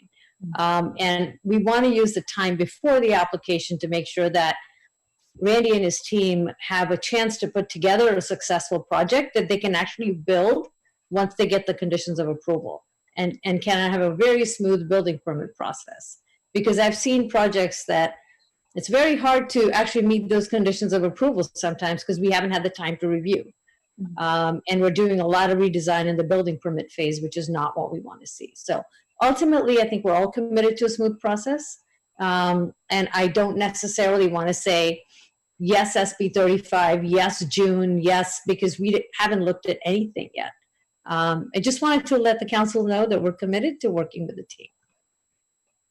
So does the developer have the ability to just not demand, but make it an SB 35 project, or can we say that no, we're not going to do it that way? Well, the council has the ability to direct the pre-application pieces because you're wearing your landowner hat. Wearing the landowner hat allows us to bring it to you in a study session. We can't bring it to you in a study session or talk design and then go back and make changes in the actual formal stage if it's an SB 35 project. And that's why I talked to Randy about literally, I think Donna and I talked about putting somebody on this project tomorrow. That's what we need to do. I have to find staff to be reviewing this project in order to get this to an early date. And so I still need a little time, and where I think Randy and I talked about day one, sitting down and talking about a timeline. But I hope I've explained the process a little bit better, Mayor. So in terms of the SB 35 process, then do we just want to not comment, or just remove that item? I would say that we hear you and we hear that you're committed to a streamlined process. If we can work out something with Randy and his group, we've done DDAs in the past that look at timelines. I think really the key is getting this to a study session and having a relatively complete application so that the process, SB 35 or otherwise, we could always commit to a 90-day timeline if everything's in place. So I would recommend that we not decide right now, but allow staff and the developer to work together. I'm comfortable with that. Does council, if you can just give me a thumbs up if you're comfortable with staff's recommendation. 1, 2, 3, 4. Let's see, everybody except Councilmember McAllister. So I'm going to take that as a yes. All right.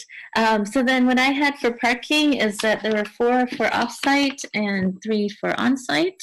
Childcare, we had 1 who said no, 6 who had said yes if possible, and 3 who said they would let it go for other reasons. 1 was for more units, 1 was for just feasibility. I can't remember what the other one was, but I hope that's clarity enough. And then measure A, I had 2 for type 2, 4 for type 3, and 4 for no. So I think the type 3 was a preference, but if not possible, then we go to no. There are 2 definite no's, I believe, and then the 2 who are open to either type 3 or no. And then we talked about SB 35. So does that sound right? Anyone have any? Yes, City Manager. Thank you, Mayor. Sorry, I don't have I can't raise my hand in that function. I did also just want to note just a little word of caution just about workload. So this process on a very sped up time frame is like home heat on a sped up time frame with a lot of the same staff that are working on this. So I just want to note that we will do our very best, as the Community Development Director noted, to bring this, but we may have to assess other current projects that are underway and what the staff workload is if some things have to be pushed back further. So I did want to make sure that council is aware of that we do have these 2 very quick projects moving through that we wouldn't normally be moving this fast. So it may cause other projects to be a little delayed, but we can bring an update to council about that once we know more information. Hey, yes, we understand the staff workload challenges. So yes, that would be helpful if you could bring it back to us with the choices we may have to make. All right, is there anything else? Did that answer all of your questions, staff? Yes, all right. Anything else from council members? If not, I'm going to conclude the study session. Why don't we take a 10-minute break, or let's come back at 7:10 into our regular session. And thank you very much, everyone. Thank you, staff, and thank you, Ms. Hernandez and Randy and your team.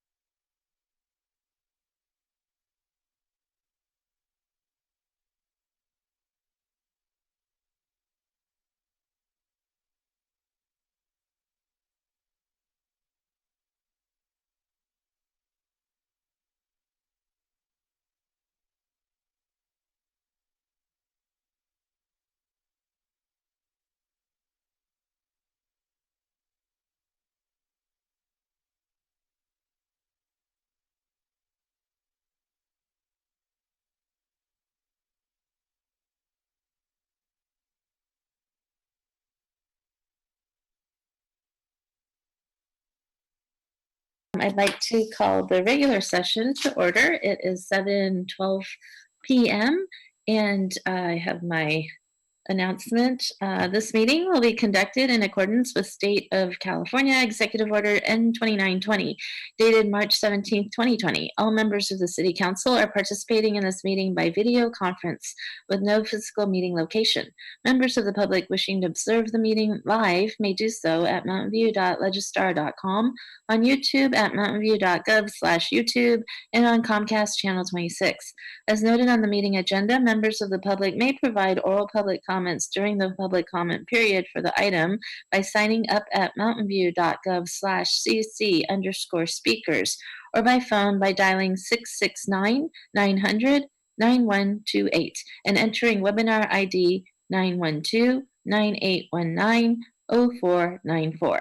Any emails received by 5 p.m. today were forwarded to the City Council. Emails received after 5 p.m. will not be read during the meeting, but will be entered into the record for the meeting.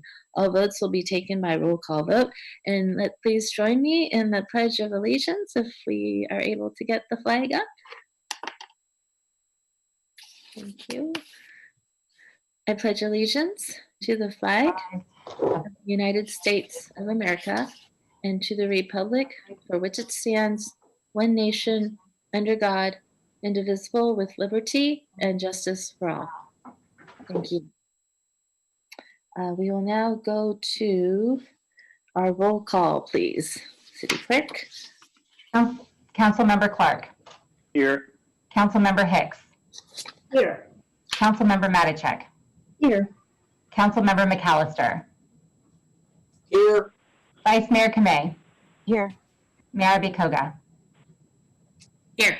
Thank you. Thank you. All members are present. We will go on to item 3.1. We have a proclamation in recognition of October as Breast Cancer Awareness Month. And during the month of October, Mountain View firefighters and police officers participate in National Breast Cancer Awareness Month by wearing pink on their t-shirts and uniforms.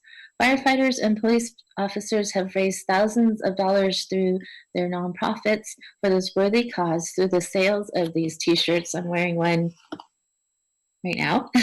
Normally we all wear one when we're in person at the meeting, and then the patches, the pink patch here. Breast cancer is the second most commonly occurring cancer in women. About 1 in 8 women in the United States will develop breast cancer over the course of their lifetime.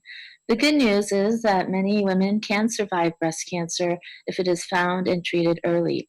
National Breast Cancer Awareness Month is a chance to raise awareness about the importance, thank you, of early detection of breast cancer. Thank you, John McAllister, for your costume change.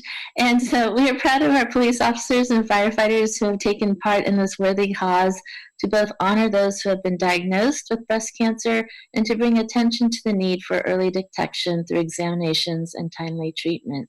And I'm not sure if we are, I saw our fire chief this evening, but oh, there he is. Yes, thank you, Chief, for joining us.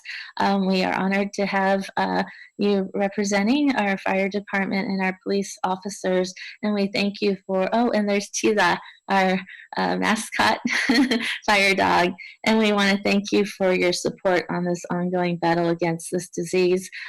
This is a personal for me, as many of you know. I am a 4-year survivor of breast cancer, and thanks to fairly early detection, I was able to get treatment and hopefully will be cured for a long time. And so I hope that we can continue to raise awareness and for women to please be sure to get your exams regularly, as early detection is the best way to combat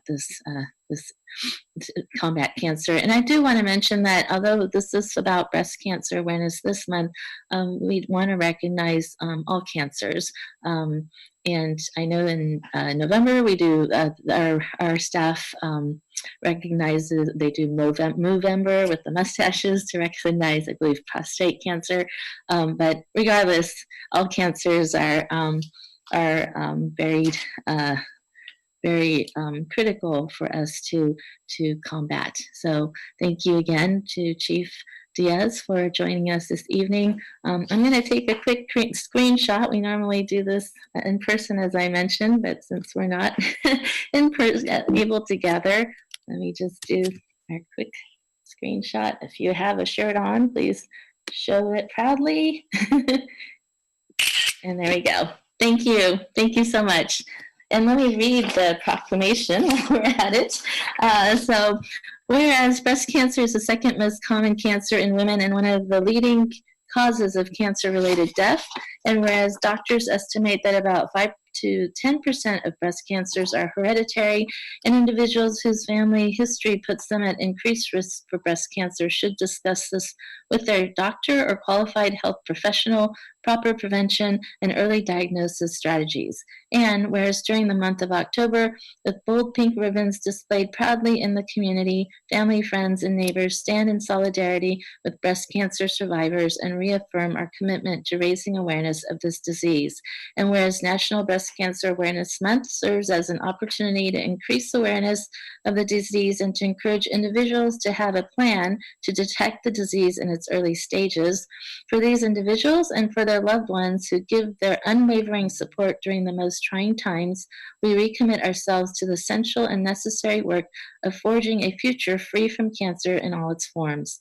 Now, therefore, I, Margaret Abe-Koga, Mayor of the City of Mountain View, along with my colleagues on the City Council, do hereby proclaim the month of October as National Breast Cancer Awareness Month in the City of Mountain View, and ask the community to join in activities that will increase awareness of breast cancer prevention. Signed and sealed this 13th day of October 2020. Thank you very much. Thank you, Chief. All right, we will move on now to item 3.2, and we have an update by our city manager, Kimbra McCarthy, on COVID-19. We got some good news earlier today. We're in the orange tier now, and Ms. McCarthy, if you can, fill us in on more. Thank you. Yes, thank you, Mayor. So I am here to present the latest COVID-19 update. And yes, we have had quite a few developments since our last council meeting, and I will talk about that in further detail as we move forward. The first thing that I wanted to do is to recognize staff that really have been working so hard over these last several months, and through all of the challenges that we've experienced these last several months and this year, I want to start highlighting the work of staff that a lot of people don't know about. They might not necessarily be front and center with what's happening in the city, but our water distribution staff in particular continues to provide a very high level of service to the community. And as you can see from these pictures, with masks on and social distancing in place, these dedicated crews really continue to make sure that our water system components, like our valves and hydrants, and repairing water main leaks, making sure that they are working in the city. So in the picture on the left, you can see that actually it's in the middle. Nick Caruso, Gary Wheaton, Fabian Rios, Carlos Bajaras, Eddie Lopez are repairing a leaking water service on Ramos Court. And you'll also see in the left picture, Sam Canales wrapping up a water main repair on Spring Street. And in the picture on the right, that is James Austin working on a water service line which provides water to the safe parking area off Crittenden. So these are staff that are working hard every day, serving the community and making sure that everything is safe for our community. And I did want to highlight their work. So moving towards what you mentioned, Mayor, the latest development in the county, it is very big news, actually, in that our revised risk reduction order goes into effect tomorrow, and that is because the county has now moved into the orange tier, the moderate tier.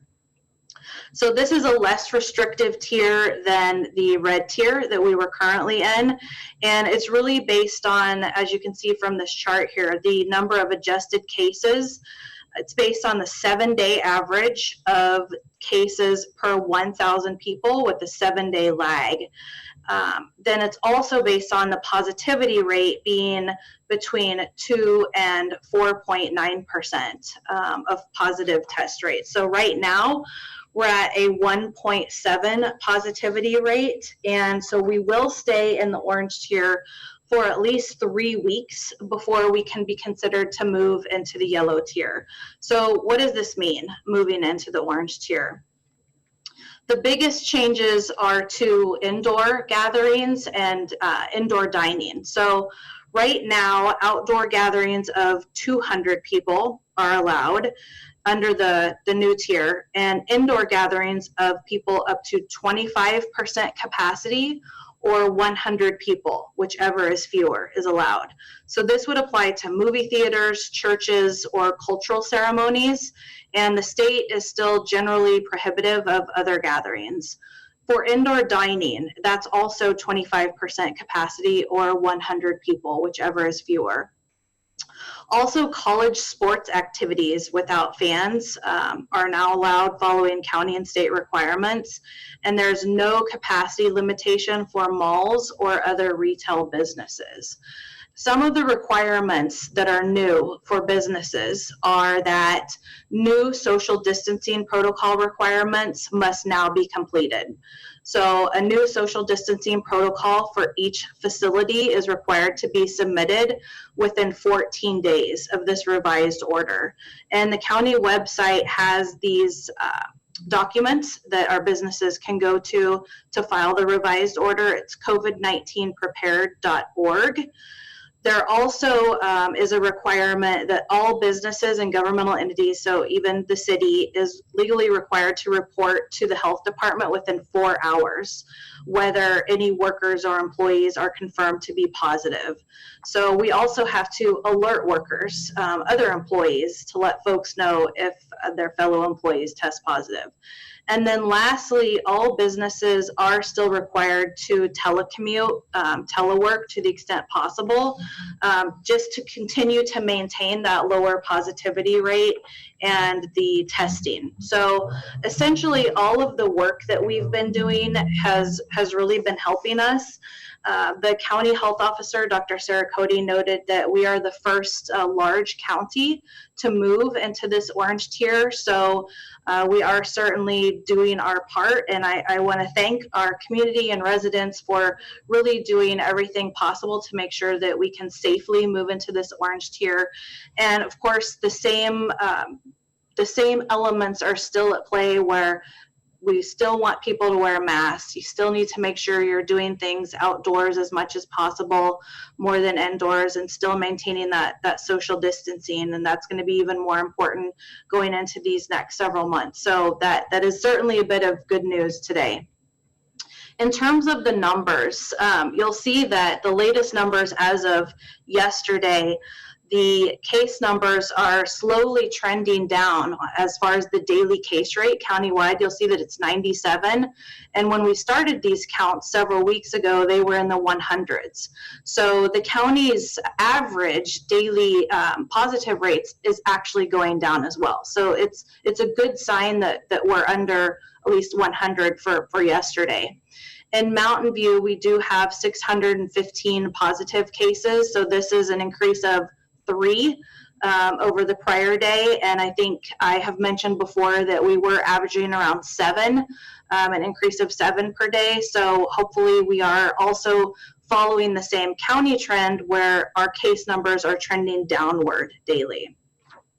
As far as the state goes, we're at around 850,000 cases. And as I've mentioned previously, you'll see that the age of confirmed cases, over 500,000 people, still continue to be in that younger 18 to 49 age range. So still continue to really focus on the messaging and the targeted outreach to people in that age group to make sure that they're doing the proper things they need to do to be safe and healthy. For a testing update, I'm really happy to report that we have tested or provided almost 7,900 tests since July 20th. And this is an increase of a little over 900 tests since our last report out. And our most recent testing that we provided at the Center for the Performing Arts had over 600 tests in that one day. So I'm really happy that we have still seen a really great number of our residents or members of the community going and getting tested. And just a really quick reminder, we do continue to have the testing Tuesday through Thursday at our Shoreline Athletic Fields, the drive-up testing from 8 until 12:30. El Camino Hospital still has their ongoing appointments Monday through Friday from 7:30 to 7.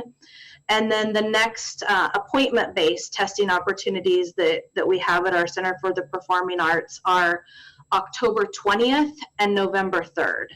And both of those are from 9:30 to 4 p.m. And these are the testing opportunities where we've had over 600 people the last time. So hopefully we still continue to have that many people tested as the weeks go on. Also a reminder that the county is offering free flu shots at the fairgrounds every Saturday, drive-up flu shots from 9 a.m. to 4 p.m.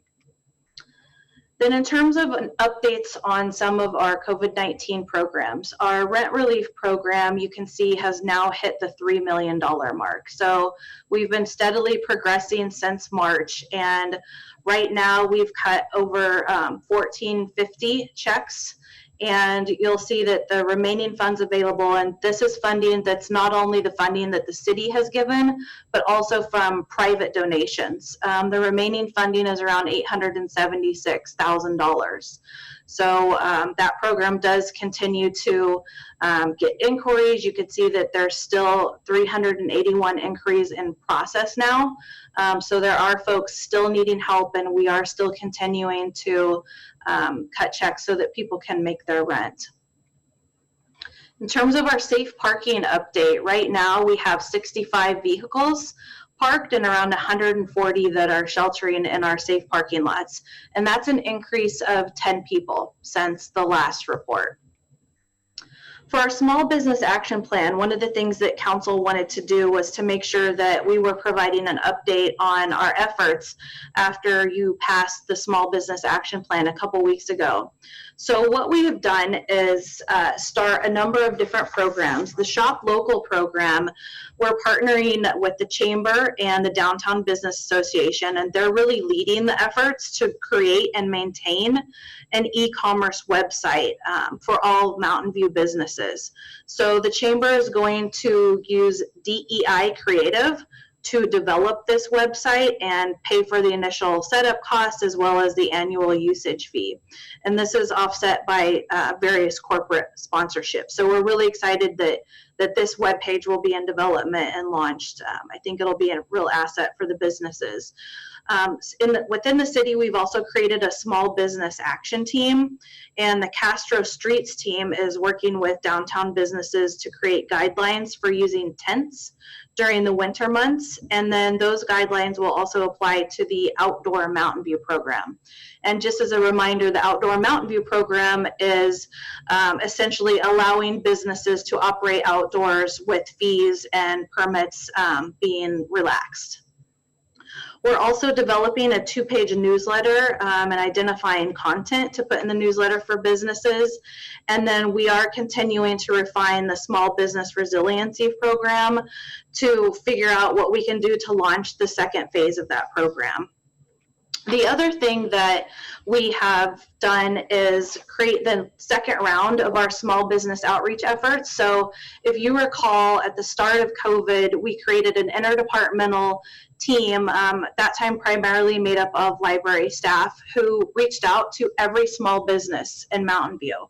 So we launched another round of calls to make sure that businesses knew about the resources that were available to them, talk to them about some of the small business action plan items, and really just doing a touch base with them. So those last round of calls just happened as of last week, and staff have called 629 businesses, and they reached almost 400 businesses. So there are still about 349 folks that still remain to be contacted, or excuse me, that are open. The businesses that are open, 27 businesses have temporarily closed, and out of those folks that we talked to, 11 have permanently closed. And we are receiving some feedback from the businesses.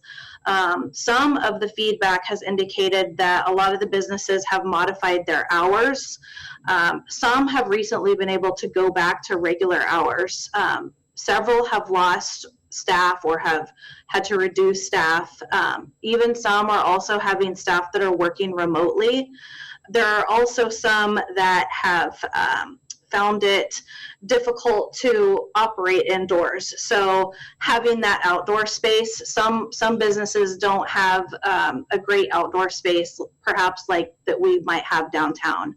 So we are trying to work to identify what other options businesses have in areas that might not necessarily have the most ideal outdoor settings.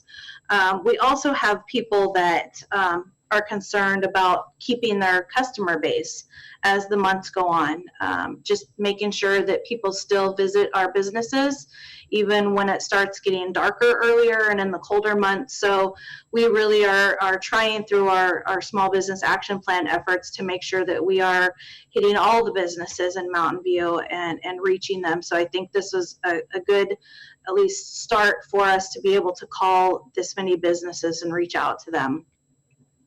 I also wanted to make sure that the community knows that we have a couple of our council neighborhood committee meetings. These rotate every other year depending on the neighborhood.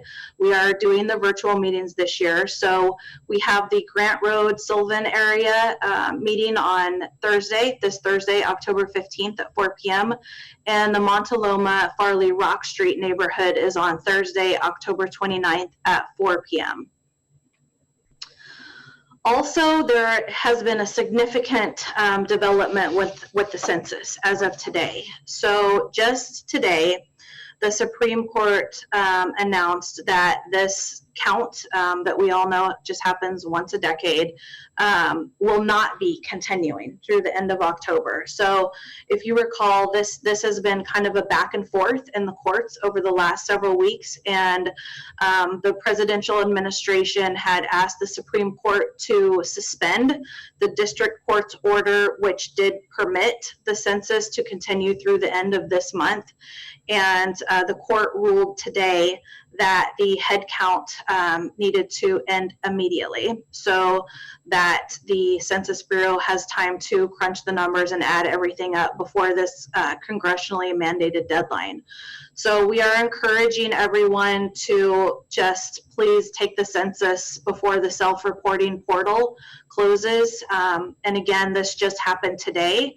So staff is still awaiting word on the actual date that this is closing. Is it tomorrow? Was it today?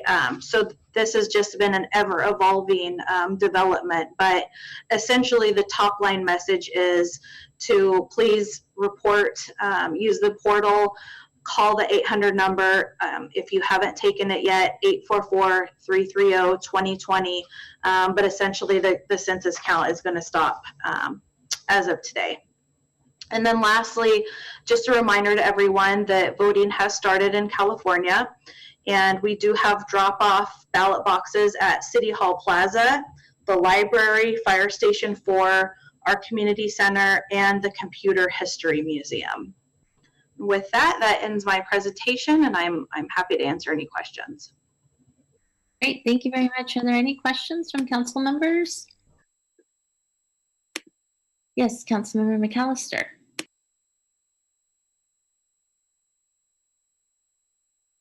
Can you unmute yourself, please?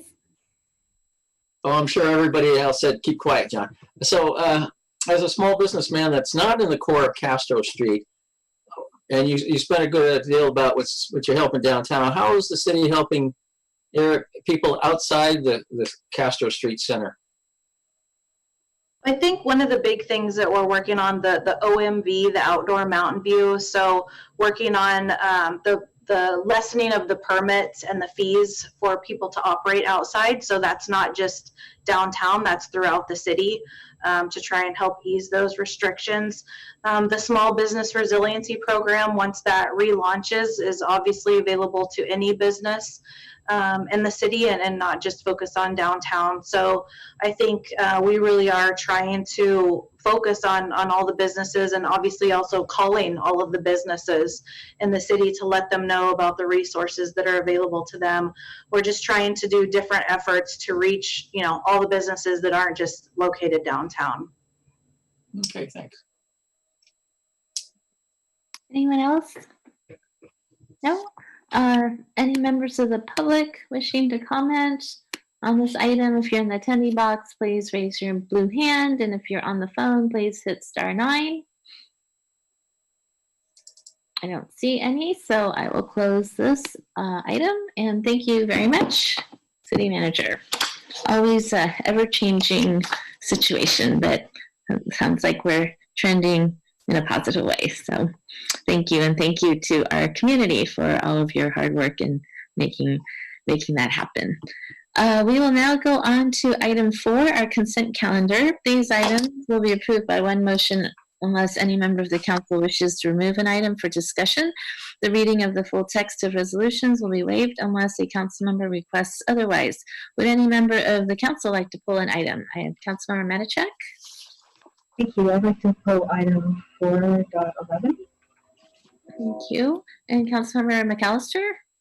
4.3 and 4.8. 4.3, 4.8, 4.11. Are there any members of the public? I'll open this up for public comment. If there are any members of the public wishing to speak on any item on the consent calendar, please raise your blue hand. And I have Albert Jeans. Let's see if you could unmute yourself, please. And okay, can you hear me? Yes, hello, how are Great. You? How much time do I have, by the way? So far, let's go 3 minutes. Okay, thanks.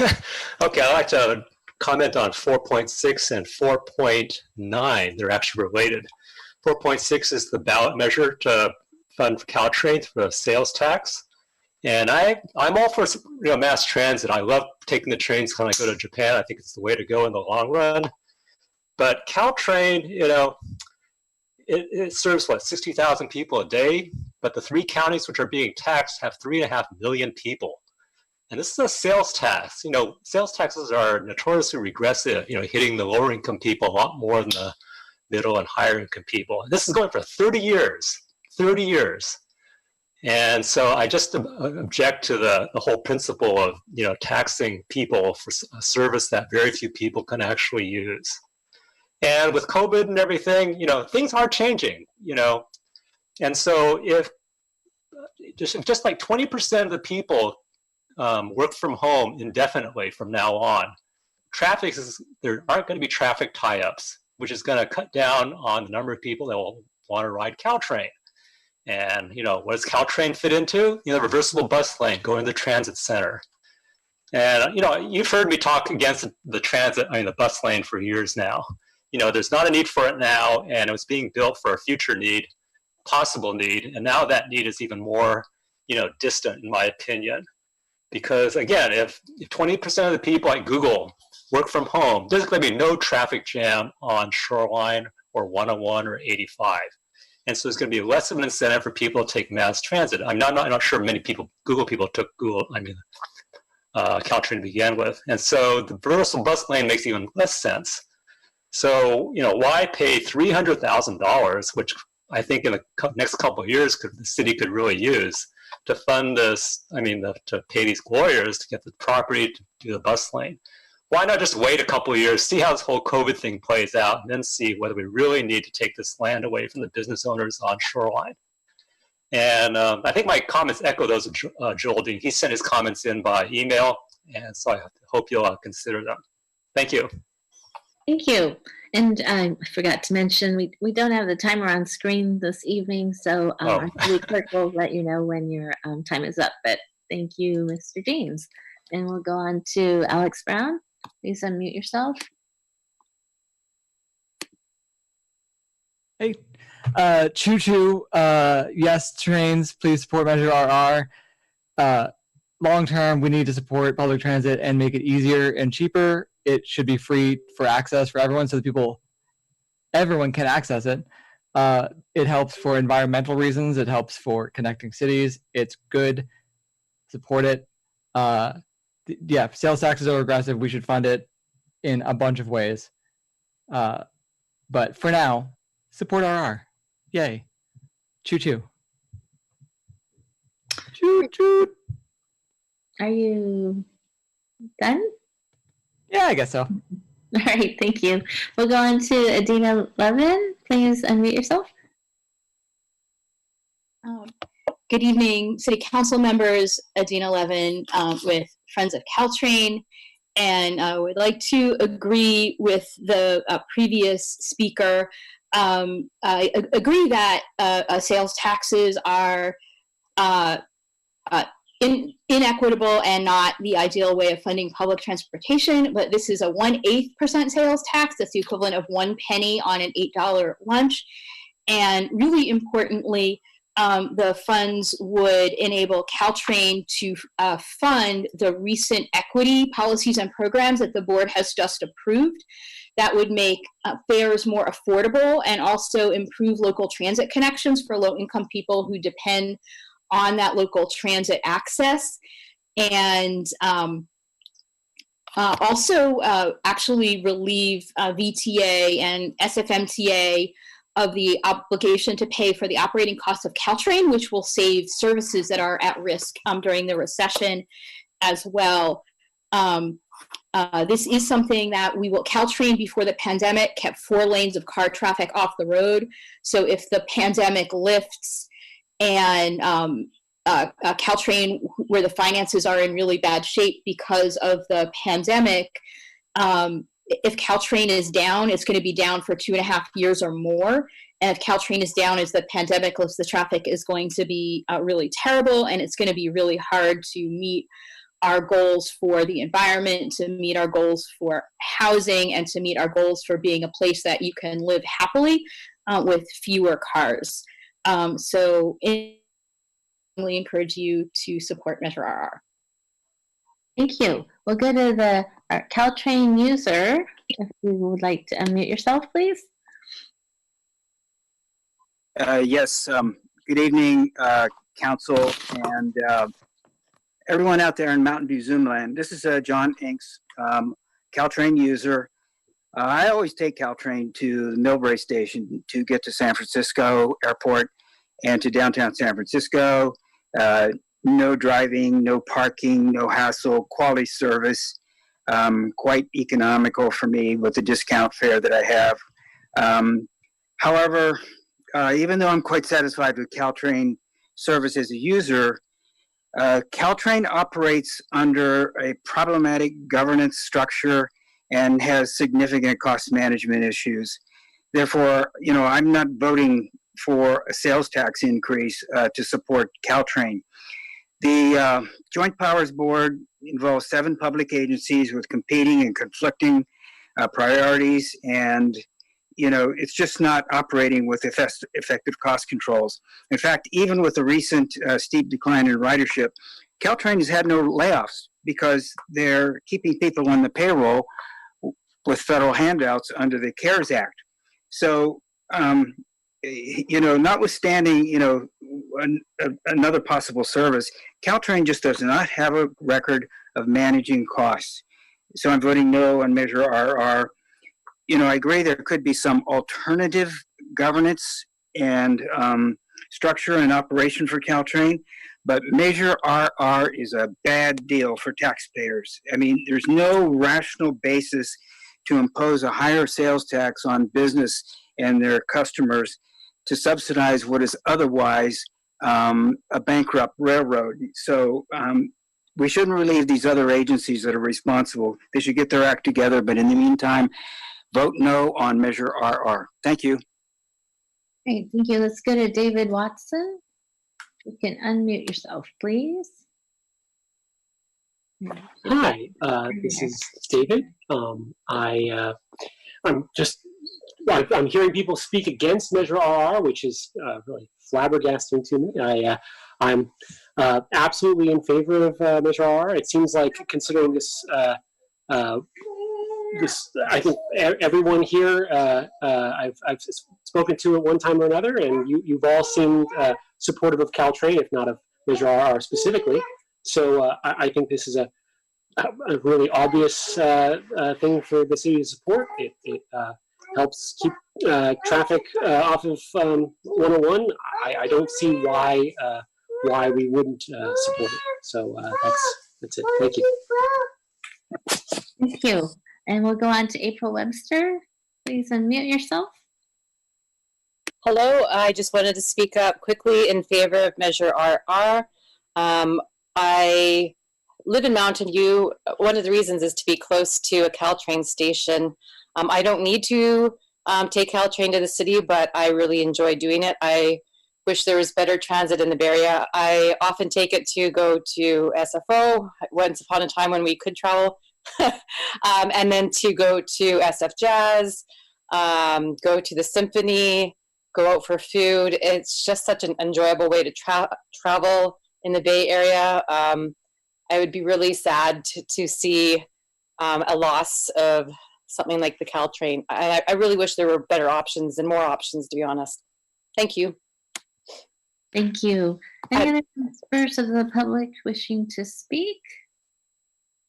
If not, I don't see anyone on the phone. So if not, I will bring it back to council. And let's see, I can entertain a motion for the balance of the consent calendar other than item 4.3, 4.8, and 4.11. Yes, Councilmember Ramirez. Thank you. I'll go ahead and move the balance of the consent calendar. And let's see if I can do this right. That would include 4.2, adopt a resolution approving salary plan documents from fiscal year 2016-17 through fiscal year 2020 to 21 to comply with the Public Employees Retirement Law, to be read in title only, further reading waived. And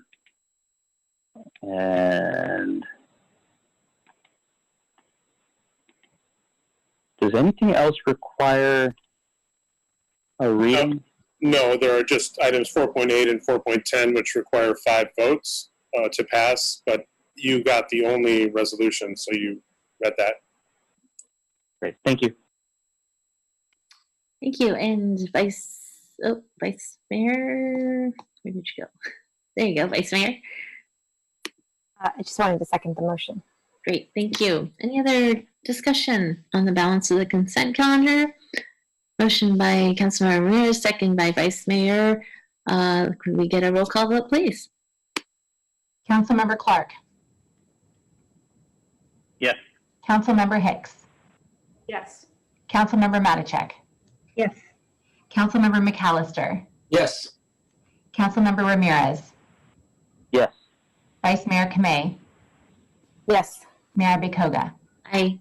Thank you. Thank you. Motion carries 7-0 with no abstentions. We'll go on to item 4.3. I believe it was Councilmember Matichak. You pulled this? No. Oh, okay. Was it Councilmember McAllister? Good guess, Mayor. Good guess. So I had, I was going to give some comments and shorten my discussion, but I just had a question on 4.3, and it also related to 4.6. And basically, I'll just make comments. I won't put, comments on this one. So in 4.3, it's the improvements at Shoreline Amphitheater, and I put in there, they had made a financial decision based on a concept. They based the cost on a concept.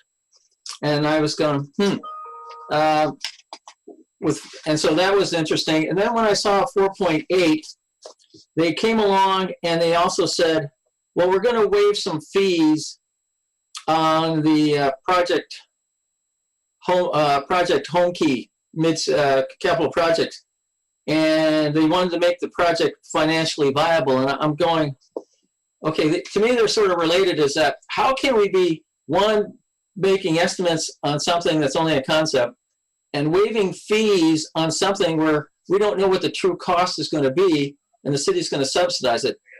And with financial constraints that are going to be coming down hard, I think the council needs to make sure that as the process goes through and they evaluate projects, that they get the answers in front of them to know what the dollars are, because, you know, a couple of $100,000 here or there is going to make a difference on funding that affordable housing unit or building parks or maintaining certain services. And this, what I saw was somewhat of I hope it's not a pattern going forward where they're talking about, well, you know, we're going to estimate this or we're going to do that. It's not the city's job to make a project financially viable. That's not our job. Our job is to provide essential services to the citizens of Mountain View.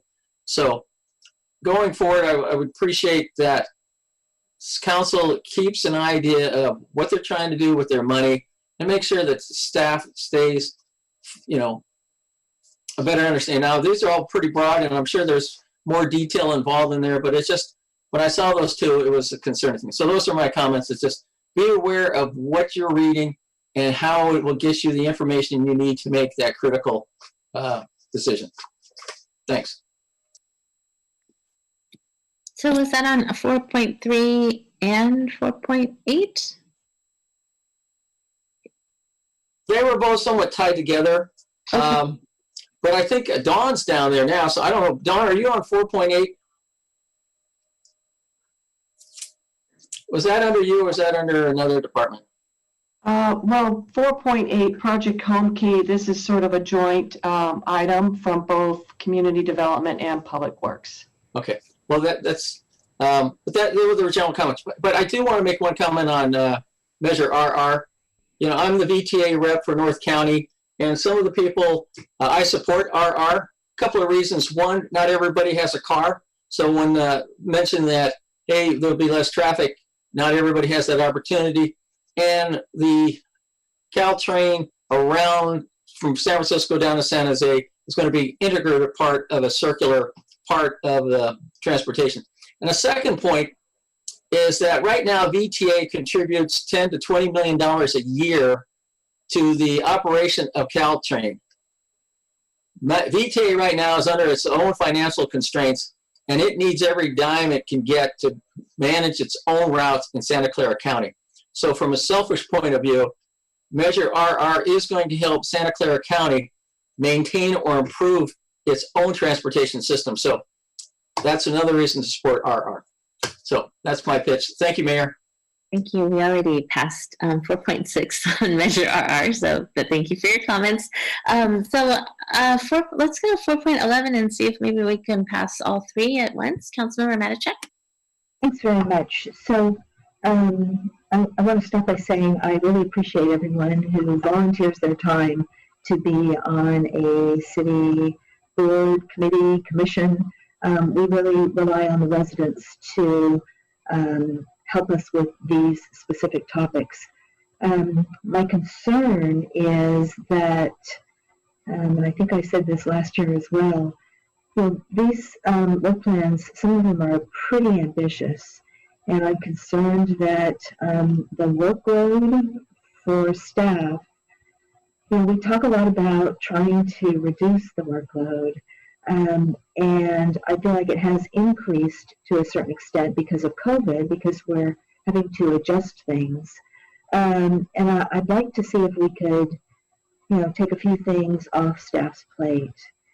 And the group that I was most concerned about was the HRC, and that is because, and I don't really know if this was meant this way, but there are a lot of events that are planned, and I'm thinking we might want to cut back on those a little bit, although I'll quickly add, I'm not sure they would even happen given COVID, but I don't want to set the expectation that, we would do them if things change and we could do them.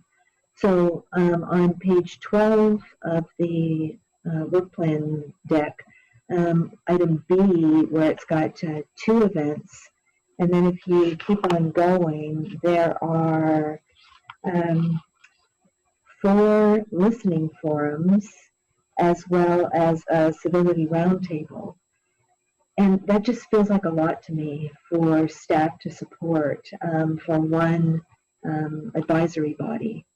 So I feel like I'm very comfortable with the listening forums and the civility roundtable, but I kind of feel like that could be it for this year. And not have other events as well. Those are ones that are, I think, very important right now, very timely, and we should go forward with them. But beyond that, I would remove item B, that's the ongoing events. I don't know how others feel about that. Thank you. Councilmember Ramirez, comment? So I think the first thing that, so I hope I'm looking at the right location. So the listening forums have already been complete. I think Audrey's the staff liaison. Is that right? I don't know if she's available to answer, but so, I am here. Oh, okay, great, thank you.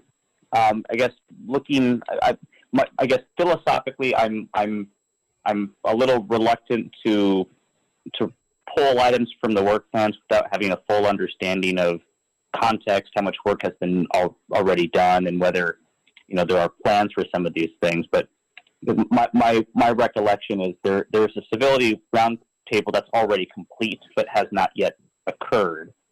And so I guess the question for you, Audrey, would be, thinking about Councilmember Matichek's concerns, do you feel that staff has the capacity to do the work that's proposed in the work plan? And to what extent have some of these items, already been? Thank you for the questions, Councilmember Matichek and Councilmember Ramirez. The ongoing item that's typically in the work plan is to do up to 2 either civility roundtables or other types of community convening events. And as Councilmember Matichek notes, in addition to that, there was an item that was planned for last fiscal year that did not take place due to COVID, and that's the one that's carried forward, which would be potentially in addition to 2 other civility roundtables. The one that is carried forward is specifically on the topic of implicit bias, and that is mostly planned and a date is set. You were going to hear about that very soon with a hold the date announcement for December 2nd. And we are fortunate to be able to utilize Peninsula Conflict Resolution Center, which is the agency that we've also been working with on the listening forums. And so that plus the fact that there was a lot of upfront planning already done in the last fiscal year has not made that item a significant workload impact. That's that civility roundtable. Councilmember Ramirez, you're correct that the 4 HRC listening forums have been completed, and there is one more event, which will be the reporting out on the themes of the stories that we heard through the listening forums and the online platform. That is scheduled for November 9th. And so what remains is whether or not there would be additional civility roundtables or other community convenings to take place throughout the balance of the fiscal year after December. I know that the HRC has an interest in seeing implicit bias kind of as a series of things, and that it's a very broad topic. And so that was their intent to be able to do follow-on events in that series without the and we don't have budget or an intention to use the Peninsula Conflict Resolution on those future events. And so those will take staff time. And if we were to hold to our typical process of having 2 such convenings, we wouldn't do an additional 2, we would just do an additional 1. So that's a potential compromise position. Another position is to say, well, with all of the listening forums. We have above and beyond had those kinds of convenings. But at the point of having those completed, we will still have the whole second half of the fiscal year where it would be possible to support likely one additional event.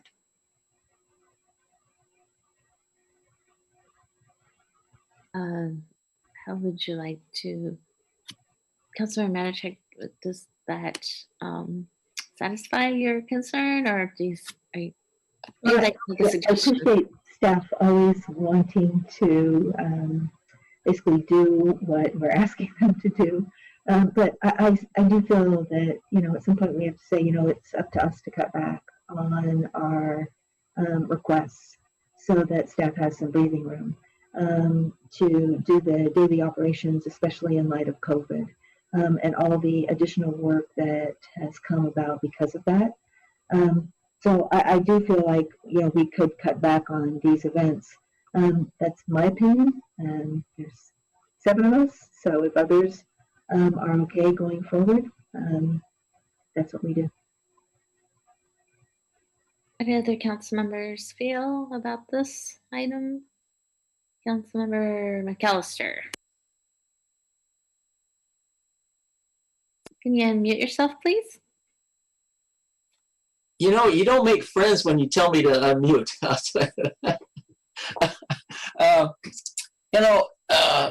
To Councilmember Manichek's point about,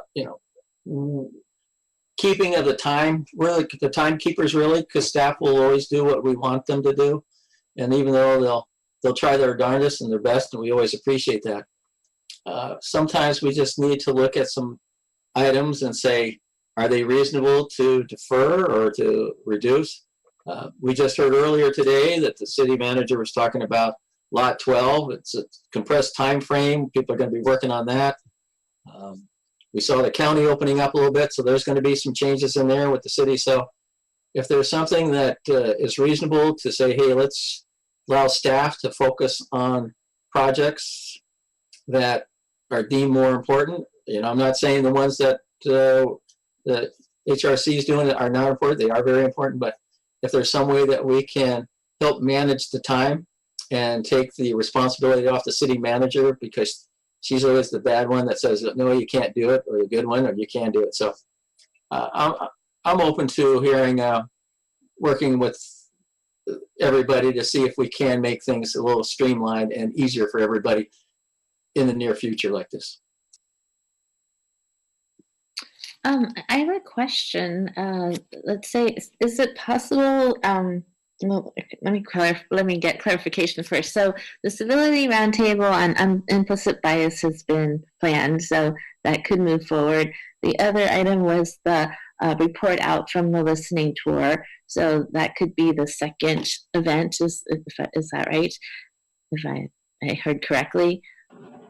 Well, that's not how it's presented in the work plan, but there's options to look at those series of events as fulfilling the responsibility but the ongoing typical item to have 2 civility roundtables in a year.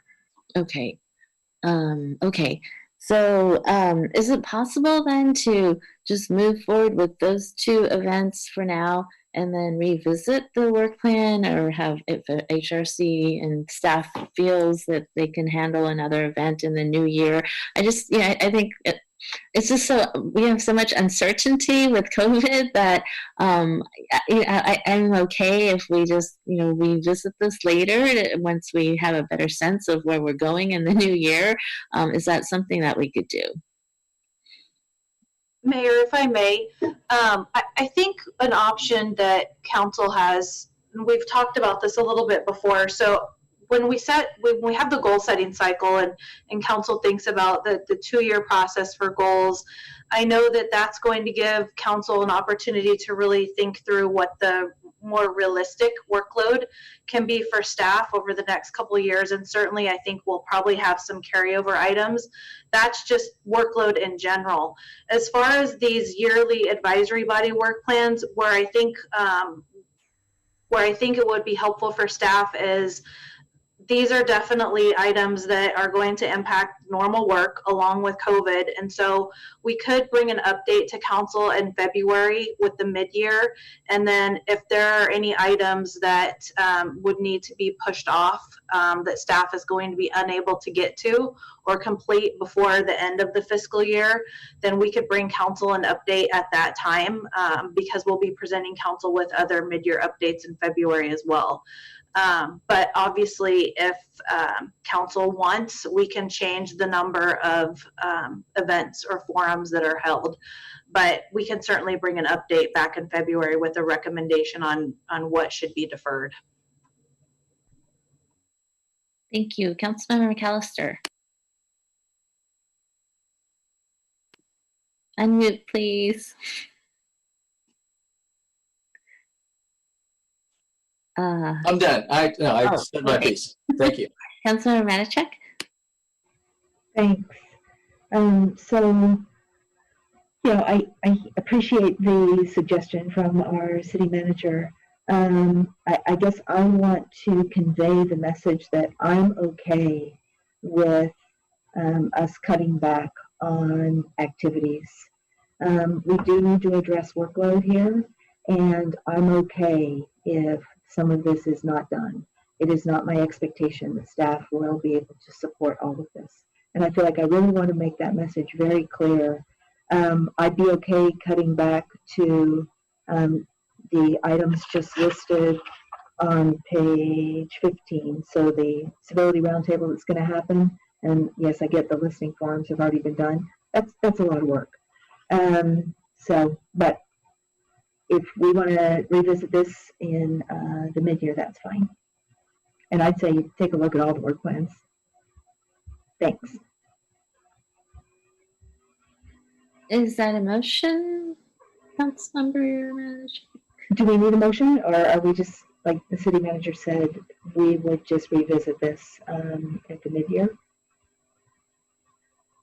That's what I thought I heard. Do we need a motion to revisit this, or no? I think you could make a motion for the 3 remaining consent items with additional component to 4.11 to revisit the work plans for all of the advisory bodies in the February timeframe. Does that sound? That motion. You'll make that motion. Sure. Thank you. Councilmember Clark. I'll second it.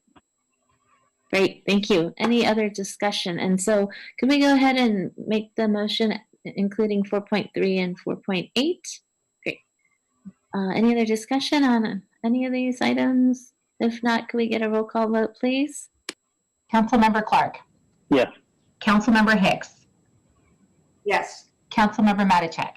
Yes. Councilmember McAllister. Yes. Councilmember Ramirez. Yes. Vice Mayor Kamei. Yes.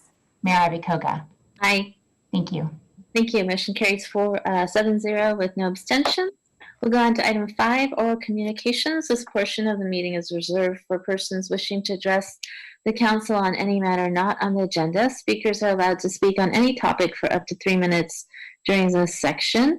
State law prohibits the council from acting on non-agenda items. If there are any members of the public in the attendee box that would like to speak, please raise your blue hand. And if you are on the phone, please press *9. And let's see here. Let's see how many we have. So let's go with, I'm going to go with two minutes this time. We'll start with Eugene Bradley. Please unmute yourself to speak. Good evening, council members and Madam Mayor. Can everybody hear me? Yes, please go ahead. Yes, I'm Eugene Bradley. I'm the founder and CEO of the Silicon Valley Transit Users. I want to thank Councilman McAllister for serving not just Mountain View, also serving North County on the VTA's board of directors. It is our hope and desire that Mr. McAllister support whatever measures he can to help prevent even further service cuts that VTA is proposing. In case, for those of you that don't know, VTA is proposing service cuts of up to 30% throughout the county. That includes ending the 52 bus line that connects downtown Mountain View with Foothill College. That will be a very good thing, especially post-COVID, when and if classes at that college do return for full time.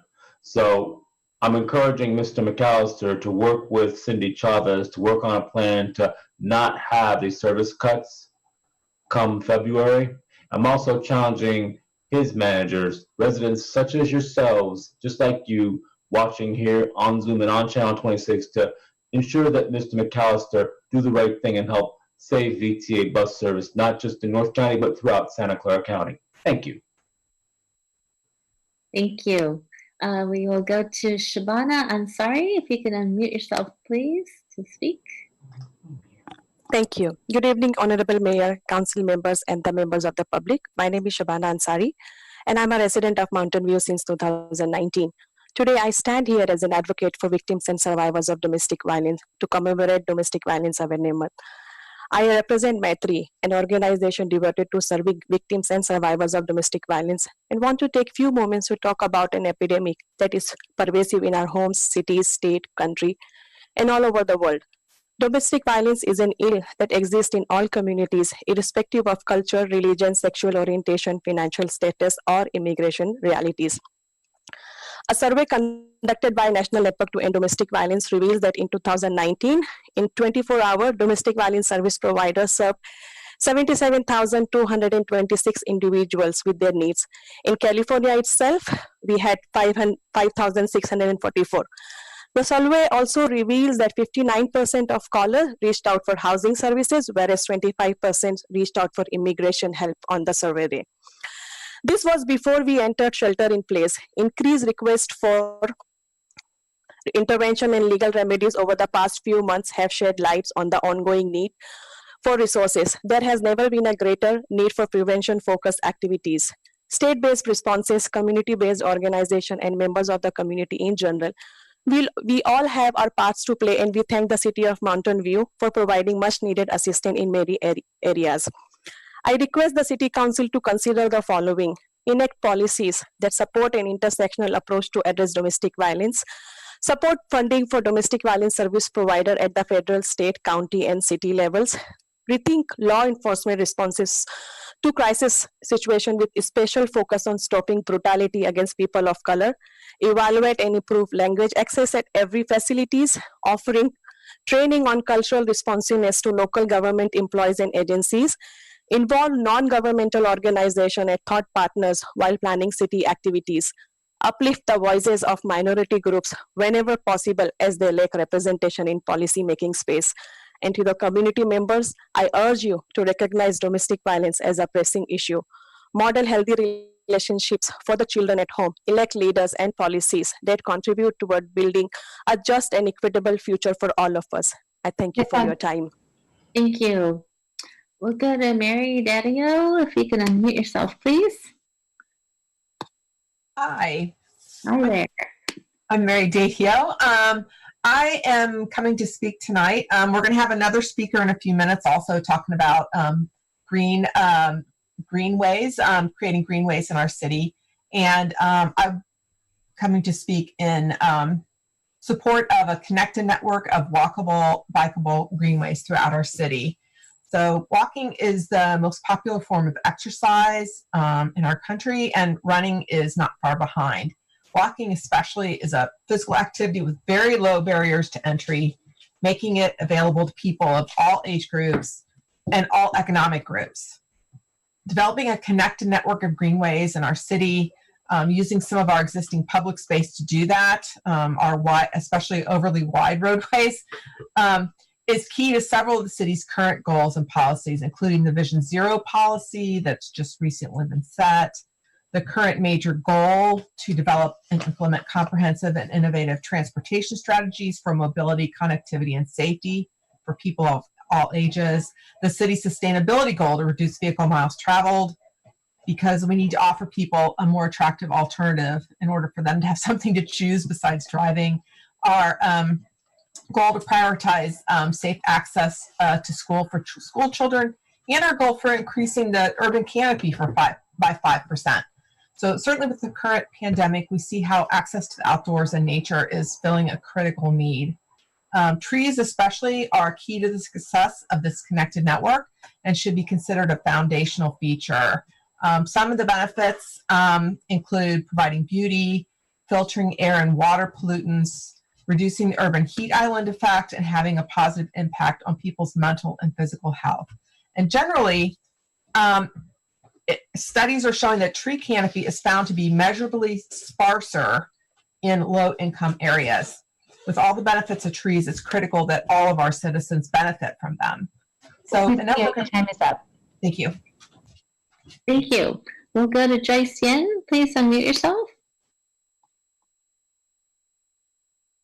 Oh, thank you very much. Lisa, I think you wanted me to remind you that there's a little slideshow that's just going to run. It doesn't relate to talking points, but if that can be done, great. I know you were having issues earlier. I am. I think I'm having issues with sharing my just a small portion of my screen, but not with my full screen. So I think I can make this happen really quick, and then I'll set the timer for 2 minutes. Oh, great. Just a moment here. Before I start, I just wanted to be transparent, and some of you may know that I'm on the EPC, but I'm here as a resident. Okay. Good evening, council members. I just wanted to talk about an idea that could help lower greenhouse gas emissions, aid in stormwater management, increase health and safety, and increase equity among residents, which are all major goals of our city. Just envision a network of greenways threading through the city, linking all our parks and green spaces. And I propose we utilize one of our greatest public land assets, our existing public streets, to act as those threads. It was really great when Councilmember Matichak, as mayor, signed the 10-minute walk campaign, which challenged our city to provide everyone access to a quality park within a 10-minute walk of home.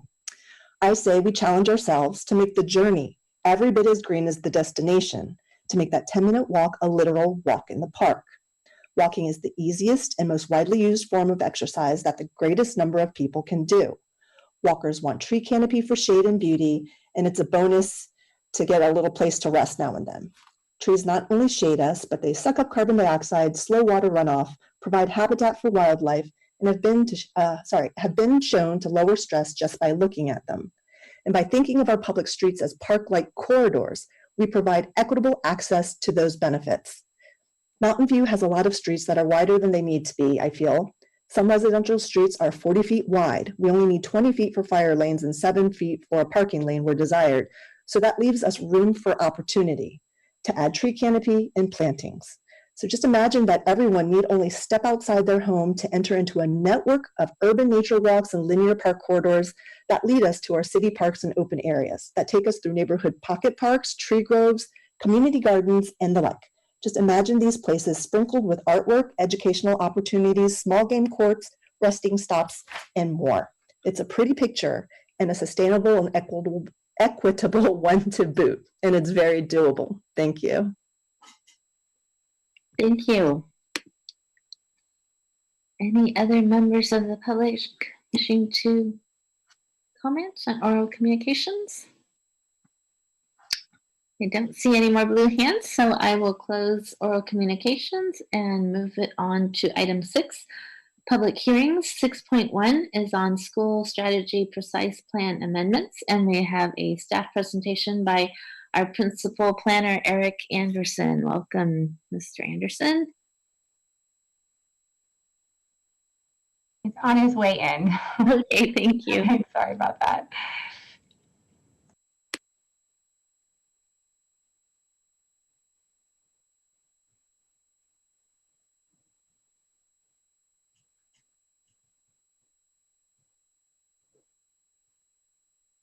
Not sure if we may have lost him momentarily here. Let me take another look. Councilmember Matichak, do you have a comment while we're waiting? I do. So I just want to point out all the wonderful public art in the slides we just saw. from Joyce Yen. Did you see the benches? They were artsy. I thought, boy, that was fabulous. So thank you, Joyce, for sharing those. And send them to me if you can. Thank you. Great, thank you. Mr. Anderson, welcome. Thanks very much, Mayor Abikoga. Thank you, City Council. Let me get my slide deck shared. Just a moment.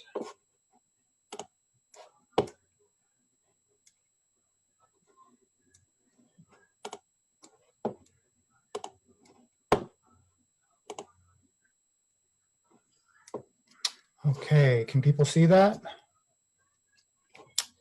Great, so thanks again, Mayor Abikoga. Thank you, City Council. This is for the citywide school strategy precise plan amendments. My name is Eric Anderson, and I'm joined by Community Development Director, Assistant City Manager, Artis Srivastava. As a reminder of the city's legal constraints, state law states that the city can't deny or condition developments based on school capacity. In effect, school size cannot be part of the city's land use deliberation. The power to mitigate impacts to schools lies with the state.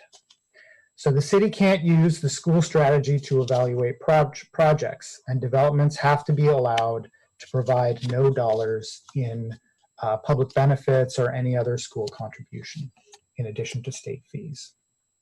Back in June, the City Council adopted a council policy for a citywide school strategy that included policies around shared open space with the schools, transfers of development rights to support school site acquisition, and incentives for development dedication.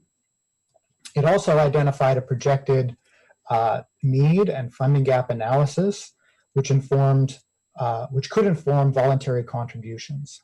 It also identified sources of ongoing city support.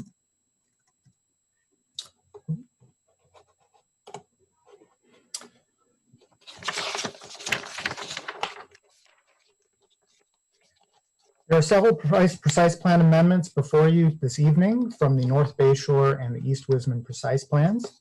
In general, the precise plan amendments remove school strategy development requirements and remove direct community benefits language.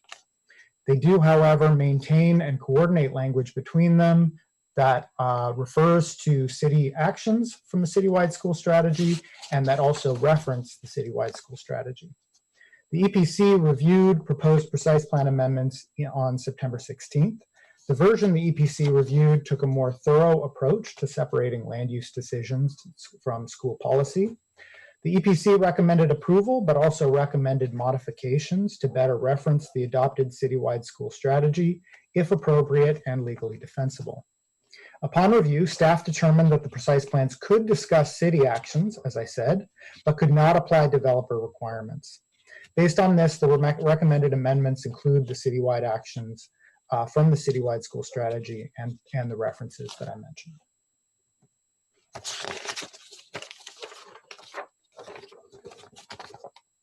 To comply with the California Environmental Quality Act, we reviewed the EIRs for both of these precise plans. They did not include specific new school facilities, and they could not have under state law. So therefore, removing any school strategy language from the precise plans would not identify in any new, would not create any new unidentified impacts. In closing, here's staff's recommendations to adopt the proposed resolutions to the North Bay Shore and East Wisman precise plans. This concludes staff's presentation, and we're happy to answer any questions you might have. Great, thank you very much. Are there any questions from council members?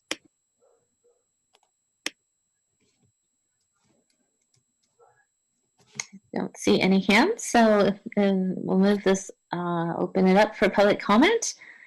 And if you are in the attendee box and would like to comment, please raise your blue hand. And if you're on the phone, please press *9. And we'll start with, let's see, let's go 2.5 minutes, and we'll start with Nellie Meyer. Please unmute yourself, please, and welcome. Good evening.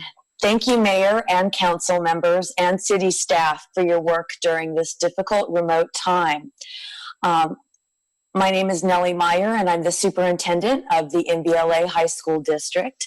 And tonight I would like to address 6.1 in order to thank the Environmental Planning Commission for their considerations and the revisions.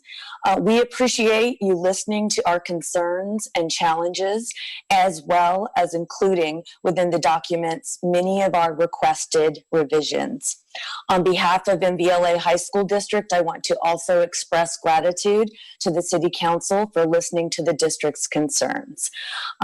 In conclusion, the partnership between our schools, the City Council, and the city staff has been invaluable and appreciated. Thank you. Thank you. And we'll go next to Laura Blakely. Please unmute yourself. Good evening, City Council.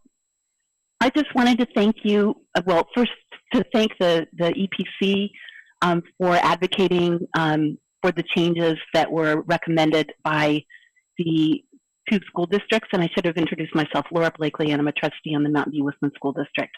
So I wanted to thank the EPC for advocating for those changes, and thank staff also for incorporating most of them in this the revised plans that you now have before you.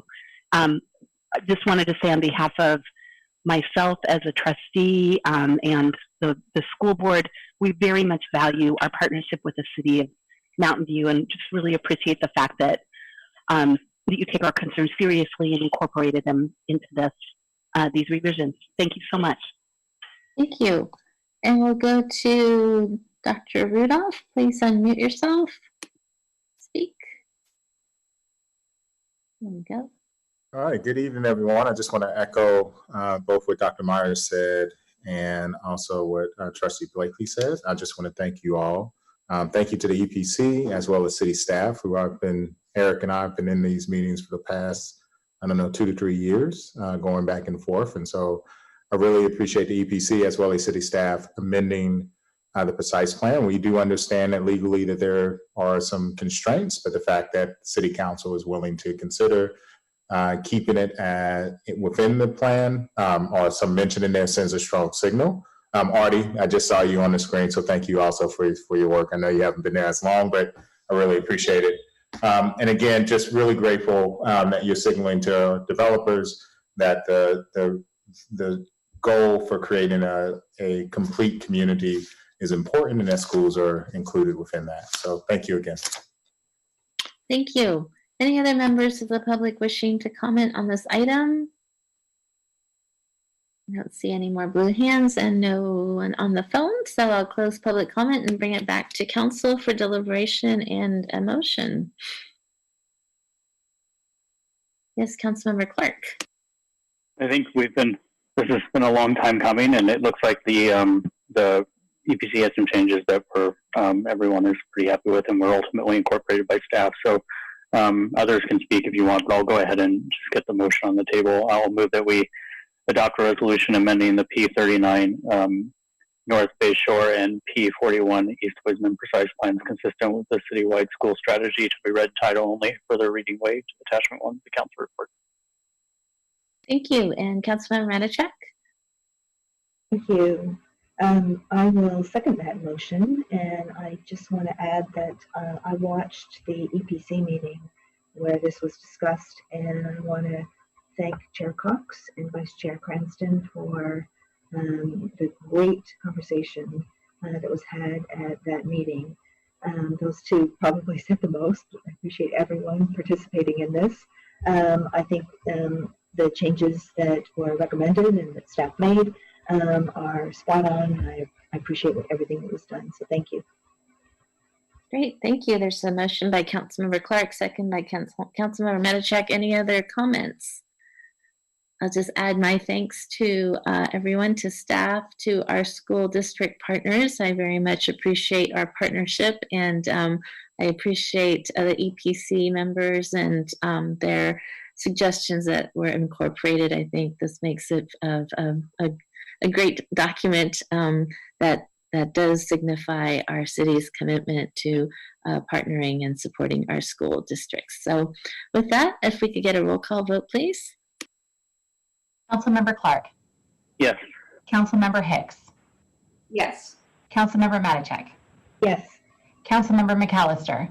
Yes. Councilmember Ramirez. Yes. Vice Mayor Kamei.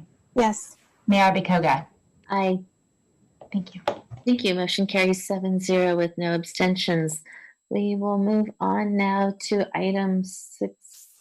I'm sorry, we'll go to item 7, new business 7.1. The school allocation of 355 and 415 East Middlefield Road project community benefits. And we have a staff presentation again by Mr. Anderson.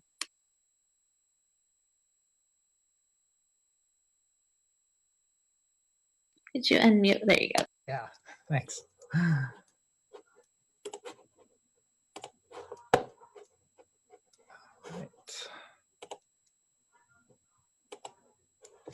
All right, thanks again. Still me, Eric Anderson, still joined by Artish Shrivastava, the Assistant City Manager, Community Development Director. This item is the school allocation of the 355 to 415 East Middlefield Road project community benefits.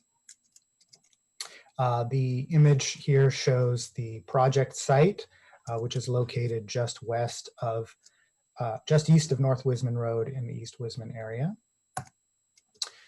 The project was approved back in May. It includes 463 units. It also includes a requirement that they provide $2.5 million in community benefits. The developer also voluntarily offered an additional $1.5 million that they offered would be shared between the city and the school district, and the city deferred that money to the school districts. They also offered if they could resell their transfers of development rights to provide any proceeds from those transfers of development rights back to the school districts, Mountain View Wisman and Mountain View Los Altos High School District. They estimated at the time that the value would be between $400,000 and $700,000. And again, as a reminder, in June 23rd, the City Council met and discussed, along with the citywide school strategy, a projected need and funding gap analysis.